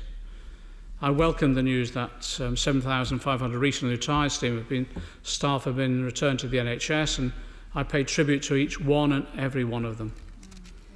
The government has recently begged retired NHS staff to return. We believe the same must happen with regard to social care staff. Chronic low pay in the care sector, with many paid just the minimum wage, means staff have left for less stressful jobs in retail and other sectors. Those workers need bringing back, and they need the appropriate personal protective equipment and clothing, and they need the proper recompense. Many will have seen the devastating news from the Oaklands nursing home in the constituency of my honourable friend, the member for Hove, where 16 of the 20 residents and 7 staff have now the coronavirus symptoms. But, Madam Deputy Speaker, I was most concerned about the reports that, despite pleading for it, the home has been unable to source the proper protective equipment.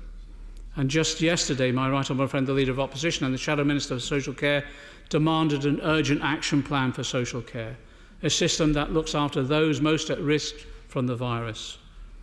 Our social care system needs, exactly as the Chancellor has said, whatever it takes, whether it's residential care, domiciliary care or family carers caring for loved ones in their own home. The resources have to be there now.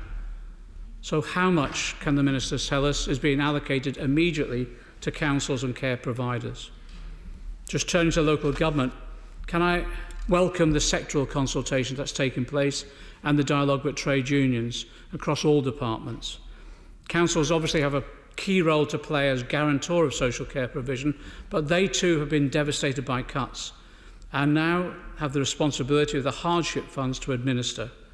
Can I ask the Minister to be clear what extra resources are being made available to local councils, especially as many are likely to start seeing drops in council tax and business rates revenue? What extra funding is being made available so that councils can extend council tax support schemes in this period as well? While we fully back the measures outlined yesterday, there are some households, unfortunately, where these measures could mean more abuse and even risk to life. And this is where domestic abuse takes place. For victims of domestic abuse and for others, this home isolation will be terrifying. We need the police, the refuges, mental health and other social services to have all the resources and capacity they need. I pay tribute to my honourable friend, the Shadow Minister for Women Equalities, who's raised these issues repeatedly. We need a positive government response, which is backed by sufficient resources and full consultation. Others, like me, have raised the issue of the voluntary sector and charities. Many charities whose work is essential in filling the gaping holes in our public services and our safety net are desperately worried about their finances. Charities dealing with the immediate response to the coronavirus and its effect on the most vulnerable need access to enough grants to allow them to scale up their operations. Others need to be assured they can access the same level of support that small businesses are rightly getting, so that they can suspend some of their operations without having to lay off their hard-working staff and can restart once the crisis passes. Can the Minister tell us what reassurances have been provided by the government to the charity and voluntary sector? And will the government work with the sector to find suitable reliefs in these unprecedented times? And can the government outline what schemes are available now to charities struggling with the loss of revenue? Just on schools and education, I understand that schools remain open to children of key workers and vulnerable children, but only if no safe alternative is available. So can I also ask, with regard to the university sector, about the fees that will have been paid by students in further and higher education and what refunds and deferments will be available? Many of the students, in fact most students these days, because of tuition fees, are working themselves during term time and holidays, and that work will now no longer be available to them. So can I ask the government that the interest rates on student debt is immediately reduced to zero for the duration of this crisis to assist those students? On transport, can we ask what provision is being made by Her Majesty's Treasury to refund lost revenue in transport authorities, whether it's TfL in London or bus services across the country? And on railways, I echo my honourable friend, the Transport Secretary, Shadow Transport Secretary. We back the measures that will keep key workers and freight moving on our railways during this crisis, which has exposed, as he says, the fundamental weaknesses of the franchise model. And also, can I thank all the railway staff and all the bus workers who are keeping the essential parts of our country moving? And can the Minister assure us all public-facing railway staff will also have the appropriate personal protection equipment and clothing that they need? And can the Minister tell us whether any consideration is being given to making public transport free for key workers who are risking every day their lives? NHS staff are receiving free rail travel in Wales, and a similar move is being rolled out in other countries such as New Zealand. We'd welcome that in this country. Just turning to prisons. Prisons were understaffed and overpopulated before this crisis. This is not just a question of resources, but of safety. And I welcome moves to escalate prisoner release schemes for those who do not pose a threat to our society. But, Madam Deputy Speaker, the probation service was in crisis before this virus hit us, and the lockdown announced yesterday complicates matters even further. Can the House be assured that the police and the probation service will have every resource possible to keep people safe and to monitor those who need supervision? Can I also say I welcome the moves last week to release detainees from detention centres due to health and safety concerns? Can the Minister be clear about what extra resources are going in to protect people's health overall? Tonight, I was brought up a Catholic. Our local parish priest optimistically calls me a lapsed Catholic. So I welcome a sinner who repents. So can I reach across the divide and pay tribute to the Honourable Member for St Austell and Newquay, who yesterday said, and I quote, "Many people that we consider to be low skilled are actually pretty crucial to the smooth running of our country." But can I also echo his call to the Home Secretary? And it's a point that's made repeatedly by the Shadow Home Secretary and many of our members on this side. His point was to review the new points-based immigration system and, in the Honourable Gentleman's words, to reflect the things we've learnt during this time. And can I ask the Government whether any consideration is being given to temporarily suspending no recourse to public funds, which is blighting so many people's lives, and allowing temporary access to benefits now to non-UK nationals so that they can survive in this period?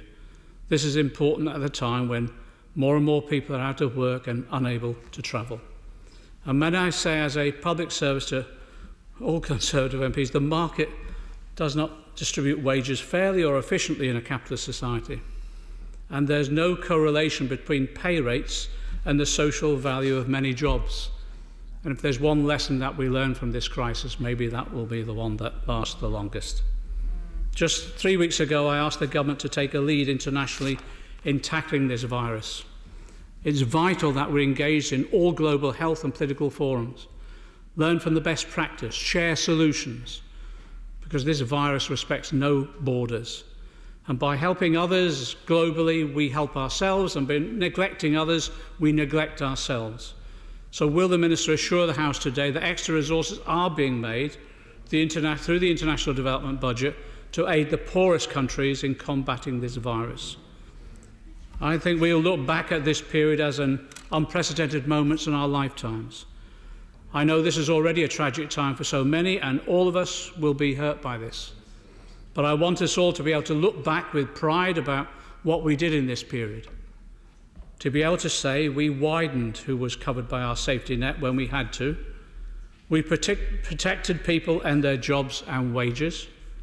And we cared for people around us. And we provided all the support that was needed.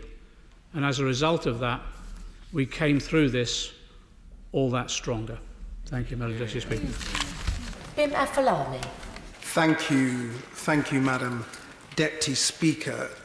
This bill, as the Minister said, shows decisive leadership by the Government, indeed by the whole House, supported by the opposition parties. And, as the Minister explained, is really a cash flow bill. It's not a provision for, at this juncture, the extra 266 billion more public government spending for departments. It is an advance to those departments. But my first point I wanted to make to the Minister would be, bearing in mind this advance, when we come up to estimates in July, what is the Treasury's current estimate on how much extra the Treasury thinks it will be borrowing when that moment comes? Because I think that is something the House would like to consider and start thinking about. Another point relating to the fiscal and monetary management of this crisis, which I think that this government has done admirably, is whether the Treasury has done any thinking about whether on the government balance sheet, in particular the balance sheet that will be looked at by international sovereign investors, bearing in mind this is a crisis that's affecting every country in the world, have they done any thinking with our partners on whether money spent relating to this particular crisis may be somehow itemised differently on that balance sheet rather than just being lumped in with all the other government spending that may have taken place, because that may well help investors, indeed this House and anybody else in the future, trying to assess the fiscal health of this country and others, if we could somehow delineate sort of crisis spending and normal spending. I think that's something the Treasury should consider. But the broader issue here is that this is often thought about as either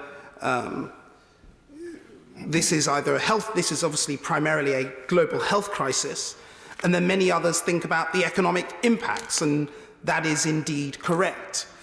But actually, both the health crisis and the economic crisis are intertwined. And they're intertwined because, and I will focus, as so many have in this House today, on the self-employed, but it's not just relating to them.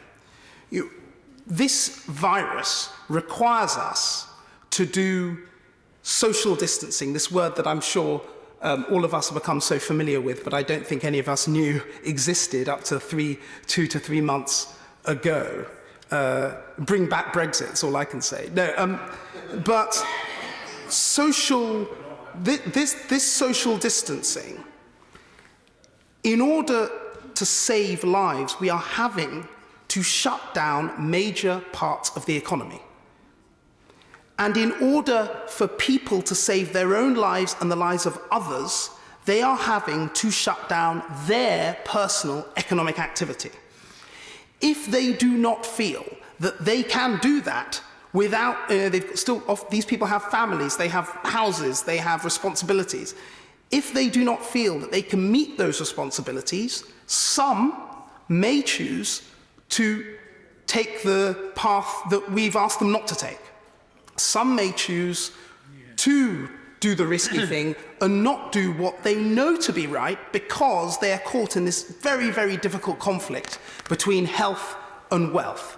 And the job of any government in a responsible society, indeed this government has met this challenge, is to make sure that nobody is faced with that choice. And I think that that principle is something that has underpinned all of our response to this from the Treasury and should continue to underpin it when the Treasury comes out with its proposals for self-employed workers. A couple more specific questions, if I may, for the Minister. In relation to the business interruption loan scheme, I've been contacted by many constituents who are starting to use this or trying to use it. Could the limit on unsecured lending be extended above £250,000? Because many constituents have said to me that they have been asked above that threshold for personal guarantees by the banks in relation to do that. Now, many of them are not willing, quite understandably, to provide personal guarantees. Indeed, one of them said to me, then would you give a personal guarantee on a £500,000 or £1 million loan? And I said I couldn't say to them in honesty that I would. So I asked the Minister, would he give consideration to extending that threshold above £250,000 unsecured lending, perhaps to £500,000 or £1 million? Because I think that could make... Yes. It's an interesting point. It's not clear on the website, and I think it does need clarification. But I think the loans over £250,000 specifically do not are loans that they couldn't get security for. So it's the government standing behind businesses who don't have other forms of security. I think below 250 is where they can ask for reasonable security. But his personal guarantee point is a very good point and a key point, because it will deter many people from applying for these loans if they think they've got to give personal guarantees. I thank my honourable friend for that point, and I suppose more broadly, the key question for the Minister is the Treasury willing to amend and adapt this scheme over the coming days and weeks as we hear more distinct problems and difficulties that may be with it? And it's not to quibble with the fundamentals of the scheme. It's a good scheme. And I think that we do need to recognise, indeed I want to put on the record, the fact that this was put together in record time. And that is an incredibly difficult thing to do. And we need to give the officials and the ministers credit for what they've managed to achieve. But let's try and improve this scheme so that it can be useful to more people. And indeed, I think that that is one way of doing so. The final point I'd like to make is about tech startups, early stage businesses. Now, they are not necessarily all over the country. They tend to be concentrated in certain parts of the country. Indeed, in my constituency, I have several people who work for them, and indeed in Shoreditch. The Honourable Member, the member for Hackney South and Shoreditch, can't be here today, but I've been speaking with her, and I know in her constituency there are many of these companies. The nature of the support package that has been outlined is not particularly helpful for these schemes, for these companies, because the nature of sort of an early stage tech startup is they deliberately incur upfront losses. And the reason why they incur these losses is because they invest heavily in R&D and product development. They tend to rely on equity rather than debt funding. And so the nature of the package that's been put in place is less helpful to them. And the investors that back them usually are backing several dozen of these companies and do not have enough cash to put in to all of their portfolios, all their portfolio businesses. So there is a problem here. It's a specific problem, but it's important because though the number of jobs is somewhere in the region of 6,000 to 10,000 who work in this sector, these are the companies that are driving innovation, will drive tens, if not hundreds of thousands of jobs in the future. And bearing in mind this government's ambition for the country, we need to be trying to safeguard these businesses as much as we can.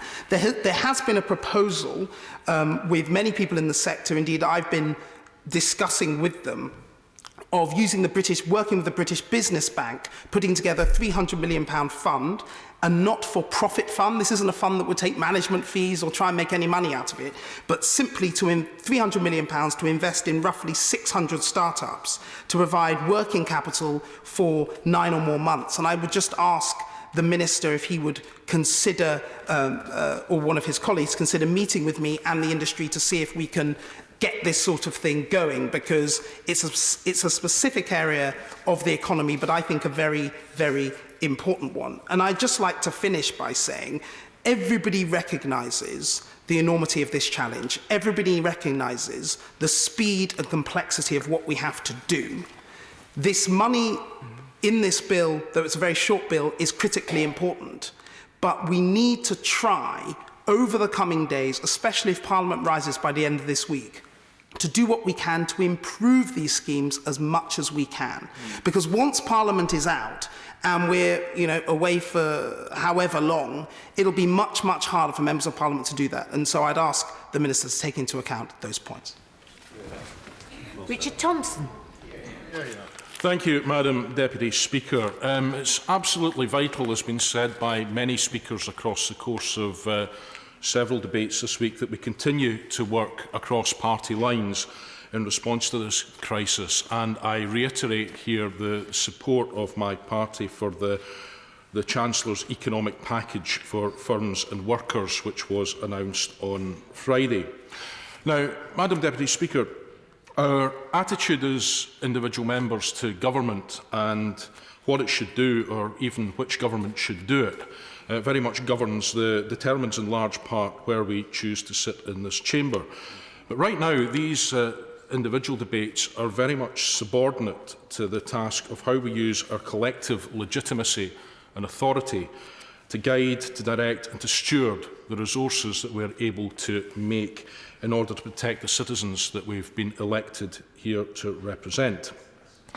These are, Madam Deputy Speaker, quite unprecedented times, the likes of which none of us have seen in our lifetimes and which we all earnestly hope we never see again in this or any other lifetime. But these extraordinary times do require extraordinary measures. All of us know all too well that lives and livelihoods are at stake. We've already seen significant policy changes announced in terms of support for the economy, and yesterday this House took further important steps to protect the public with the passing of the coronavirus bill. Now, having made those changes to governance and to policy, it's necessary now also to make provision to support that in terms of supply through the Contingencies Fund, and my party fully supports the measures, the steps that we're about to take in order to do so. Although economic activity in the country is going to, of necessity, be curtailed for the duration of our period of response to this crisis, we need to maintain demand so far as it's possible to do so and be able to meet that demand where we can. We also need to make sure that we are laying the foundations to prepare the way for recovery so that that can take place as soon as the scientific advice is consistent with doing so.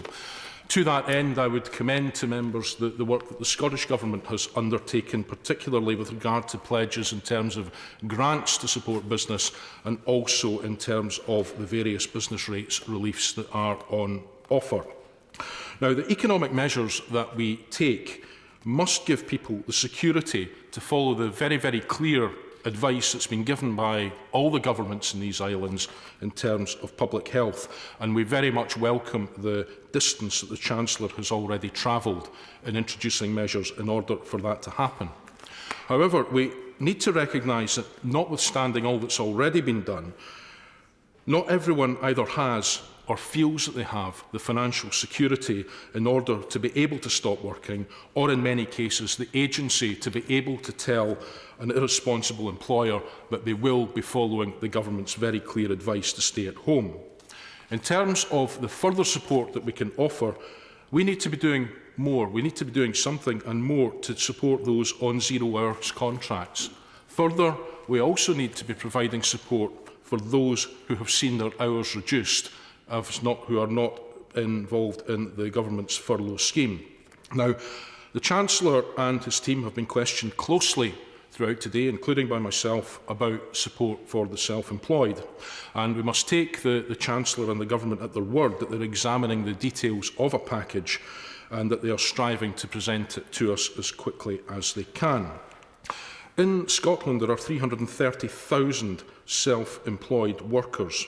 And those workers, while they may not always feel that they have the ear of government or that they're as visible as some of the larger corporate entities in the business landscape, nevertheless remain very much the backbone of our economy, and they must absolutely not be left behind in the responses to this crisis. And we will certainly be watching very, very closely to ensure that they are not.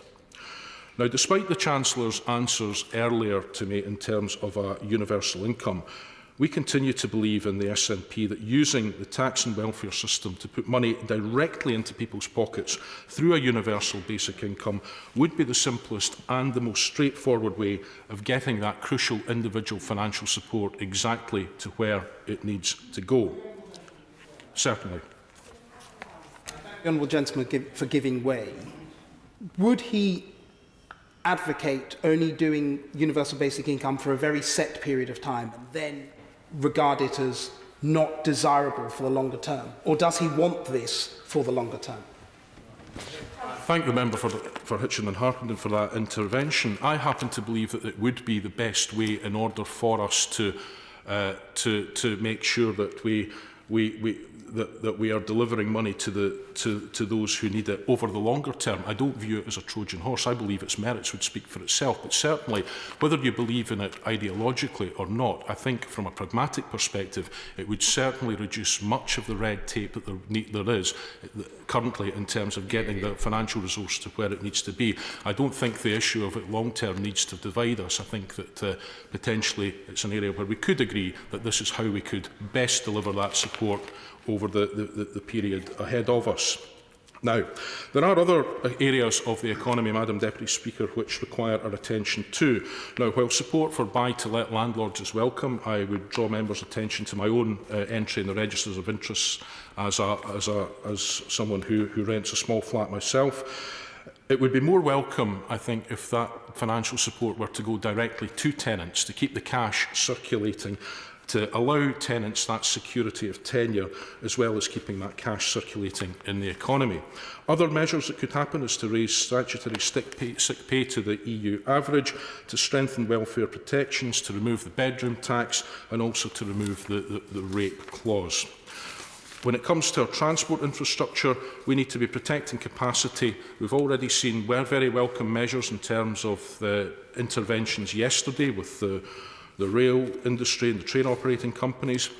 We also need, and again, as a member who represents the constituency which contains Aberdeen Airport, I've been in touch with the companies who, or they've been in touch with me, who operate the ground operations there.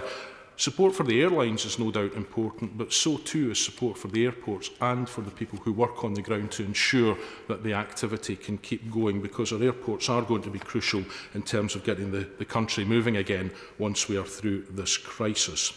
We need to be preparing for the contingency of repatriations to the UK in the event that the commercial airlines are not able to carry out that task. We also need to be prepared to cover those whose insurers won't pay out for coronavirus-related claims, whatever activity that relates to. Now, these measures, I believe, represent just some of what it will take, but we need to have the resource in place to do. Certainly. I thank my honourable friend for giving way, and it's right that the government is bringing forward this whole range of support packages, and he's right to raise the other kinds of support that's needed. But does he also agree there is a responsibility on employers to engage constructively with this and look after their staff? So it might be understandable that people who are placed on the furlough, for example, receive an 80% cut in their salary. But I'm hearing reports from some of our colleagues who are not physically present with us today that NewsQuest publishers, for example, are willing to preparing to cut the salaries of their staff who are not being furloughed by between 15 and 20%. And we'd agree that kind of practice by businesses which are going to benefit from the government support is very worrying, a very worrying practice. Thank you, Madam Deputy Speaker. I think my honourable friend makes an excellent point. I think people will be watching very closely to see how companies behave in this crisis and how they react to the support that is there. And I think it's very clear that while some companies have behaved very, very responsibly and with a real social conscience and sense of duty towards their staff, there are others who are not behaving as creditably. And I'm sure we will hear of more examples of that as time progresses. Now, all of these measures which have been outlined do come at considerable commitment, but the cost in financial terms, but more importantly in human terms, of doing nothing is very, very much greater to us than the costs of intervening. Now, the response to COVID-19 is one which will need all of us to make our own contribution. On behalf of my party, I pay my own tribute to the public servants, the charities and the many volunteers who will be working around the clock to keep people safe and comfortable over this period. I give my thanks to those in the private sector who are working so hard to keep other essential activities in the supply chain underway, and to all involved in all spheres and tiers of government, local and national, who will be helping to coordinate that activity in the days and weeks ahead. Madam Deputy Speaker, I'll draw my remarks to a close by saying that it was important in this week that we gave all those spheres in those spheres and tiers of government the political permission to act as they need to in pursuit of the greater good. This bill gives the resource to underpin those permissions, and subject to good choices being made with that resource which is now available, it will also give us the ability to support businesses and families through this most trying of times. It has our support. In Hollinrake. Thank you, Madam Deputy Speaker. And delighted to speak in this debate, and after the honourable gentleman for Gordon, who made some very salient points, I felt. And first endorse his points about his tribute to the NHS and all our public sector workers. I don't know if anybody's seen the news recently, but there's a terrible tragedy happened in Spain whereby elderly people in care homes had been abandoned and left to die in their care homes by the staff in Spain. I can't believe that would ever happen in the UK. And I think it shows how brave many of our people working in the public sector actually are when they're faced with these kind of terrible crises. I should first of all draw the House's attention to my registered member's interest, as I always do on these occasions, as well as a Member of Parliament, trying to stand up for the interests of my constituents, and the many businesses have contacted me over the last few days and weeks. I also look at these matters from a business perspective, a business I've been involved in for 30 years, and I guess like all businesses, many businesses, we had a board meeting on Friday, and the first thing we discussed was not cuts to work, numbers of people employed by us. The first conversation with it is how much we can cut our salaries as board directors. And I think most board directors have a very appropriately sensible approach to this. We all know this is going to be a very difficult crisis for many, many businesses. And I do pay tribute to the work of the Treasury, the Chancellor, the Minister who is with us today in terms of putting together a package of support that's unheralded. Not just the size of the package, but also the comprehensive nature of it and the speed at which that's been delivered. The job retention scheme particularly, I think, it was a massive relief to many business people. Back in 2008, we were faced with taking our workforce down from 200 people down to 65 within 12 months because as the bottom fell out, that our business was about the market. And the most destructive aspect of that, aside from the terrible human cost of sitting down with people you work with for, in some cases, decades and telling them that you can no longer afford to employ them, it was also the fact it costs you a huge amount of money to make those people redundant, which puts the business itself in a critical condition, which means you've got to actually make more people redundant. And I don't begrudge anybody the redundancy payments that were due, but for a private business, that is a very, very difficult thing to have to do. The job retention scheme insulates many businesses from that because you can say to people, instead of you having to lay them off or make them redundant, you can say to them, we can, at the moment, just leave you at home, continue to be paid a fair amount, we'll get you through this crisis. Hopefully it's a short-term crisis, bring it back into their fold, and it eases the financial pressure on the business in a very, very important way. So a really excellent scheme. There are some details missing, of course, which I know we'll get in good time, particularly around whether the earnings will include things like commission, whether the payment by the government will include things like national insurance, some questions that many businesses have that I'm sure will be answered in good time. I think the other element of the package was the business rate grant scheme, which was very, very welcomed by many businesses. Of course, there's many self-employed people, sole traders, freelancers who are outside that scheme, which I'll touch on in a second. I would just like to raise one or 2 points in terms of the business interruption loan scheme. I think one of the obviously we want as many businesses as possible to take advantage of this scheme. I think one of the big concerns people have is around the question of security. It's based on the Enterprise Finance Guarantee Scheme, which did include personal guarantees.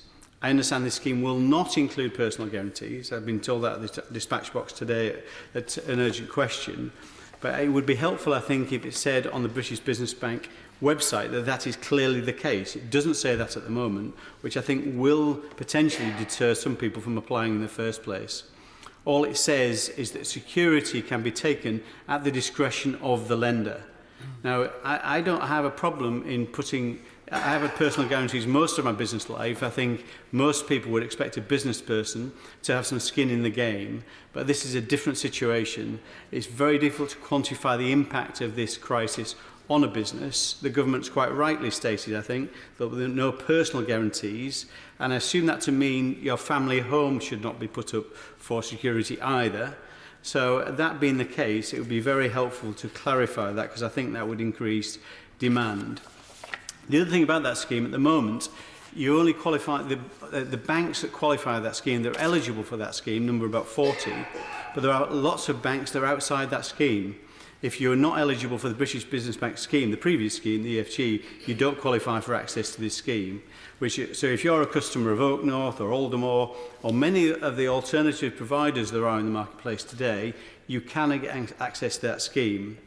Now, the normal process for applying for that scheme is some months. It's somewhere between 6 and 18 months, which clearly is far too long. I think the Treasury has committed to trying to accelerate that process, or the British Business Bank has, but still that will be a matter of weeks, which is just businesses cannot wait for weeks for this money. It is a matter of days. It is absolutely essential we get the support to businesses now. So I would politely ask the Minister if he could look at this and perhaps get the Bank of England to set up a new scheme direct with some of these lenders. Many are very bona fide lenders. Of course, the right checks and balances have to be in place, but these are authorised, regulated banks. So it would be good to make sure all lenders can get the finance to all customers. I think the other thing about how business will view this crisis is in terms of how long it's likely to last. So I think you're much more likely to take a loan from anywhere if you think you can get through this and you can kind of quantify the losses or the period of time that your revenue will be affected. I do just worry about the current situation when we're saying to people that you can work as long as you are, you can go to work, as long as you are not working, you can't work from home, and as long as you socially distance yourself when you get to work. And I think that was one of the confusions why Filey, in my constituency, and many other beautiful market towns were packed out with visitors because they felt they could go to these beautiful places and socially distance just by being there. It's clear you can't if there's too many people there. And I think it's the same in a workplace environment. So I think I could just see that because of the uncertainty of whether who can actually go to work, we've not restricted it to key workers or essential workers to my understanding. Therefore, lots of people who are building houses, construction sites, whatever else they're doing, are going to work because they can't work from home and they do feel they can socially distance. I would prefer to, personally, from a business point of view, to have a complete lockdown for 30 days. We know in China, after fully locked down for 14 days, the cases peaked. After 30 days, cases stopped. And all the coffee shops, Starbucks and Apple, and the car dealerships opened again after 30 days. That gives us hope we can tackle and defeat this virus within 30 days if we do the right thing.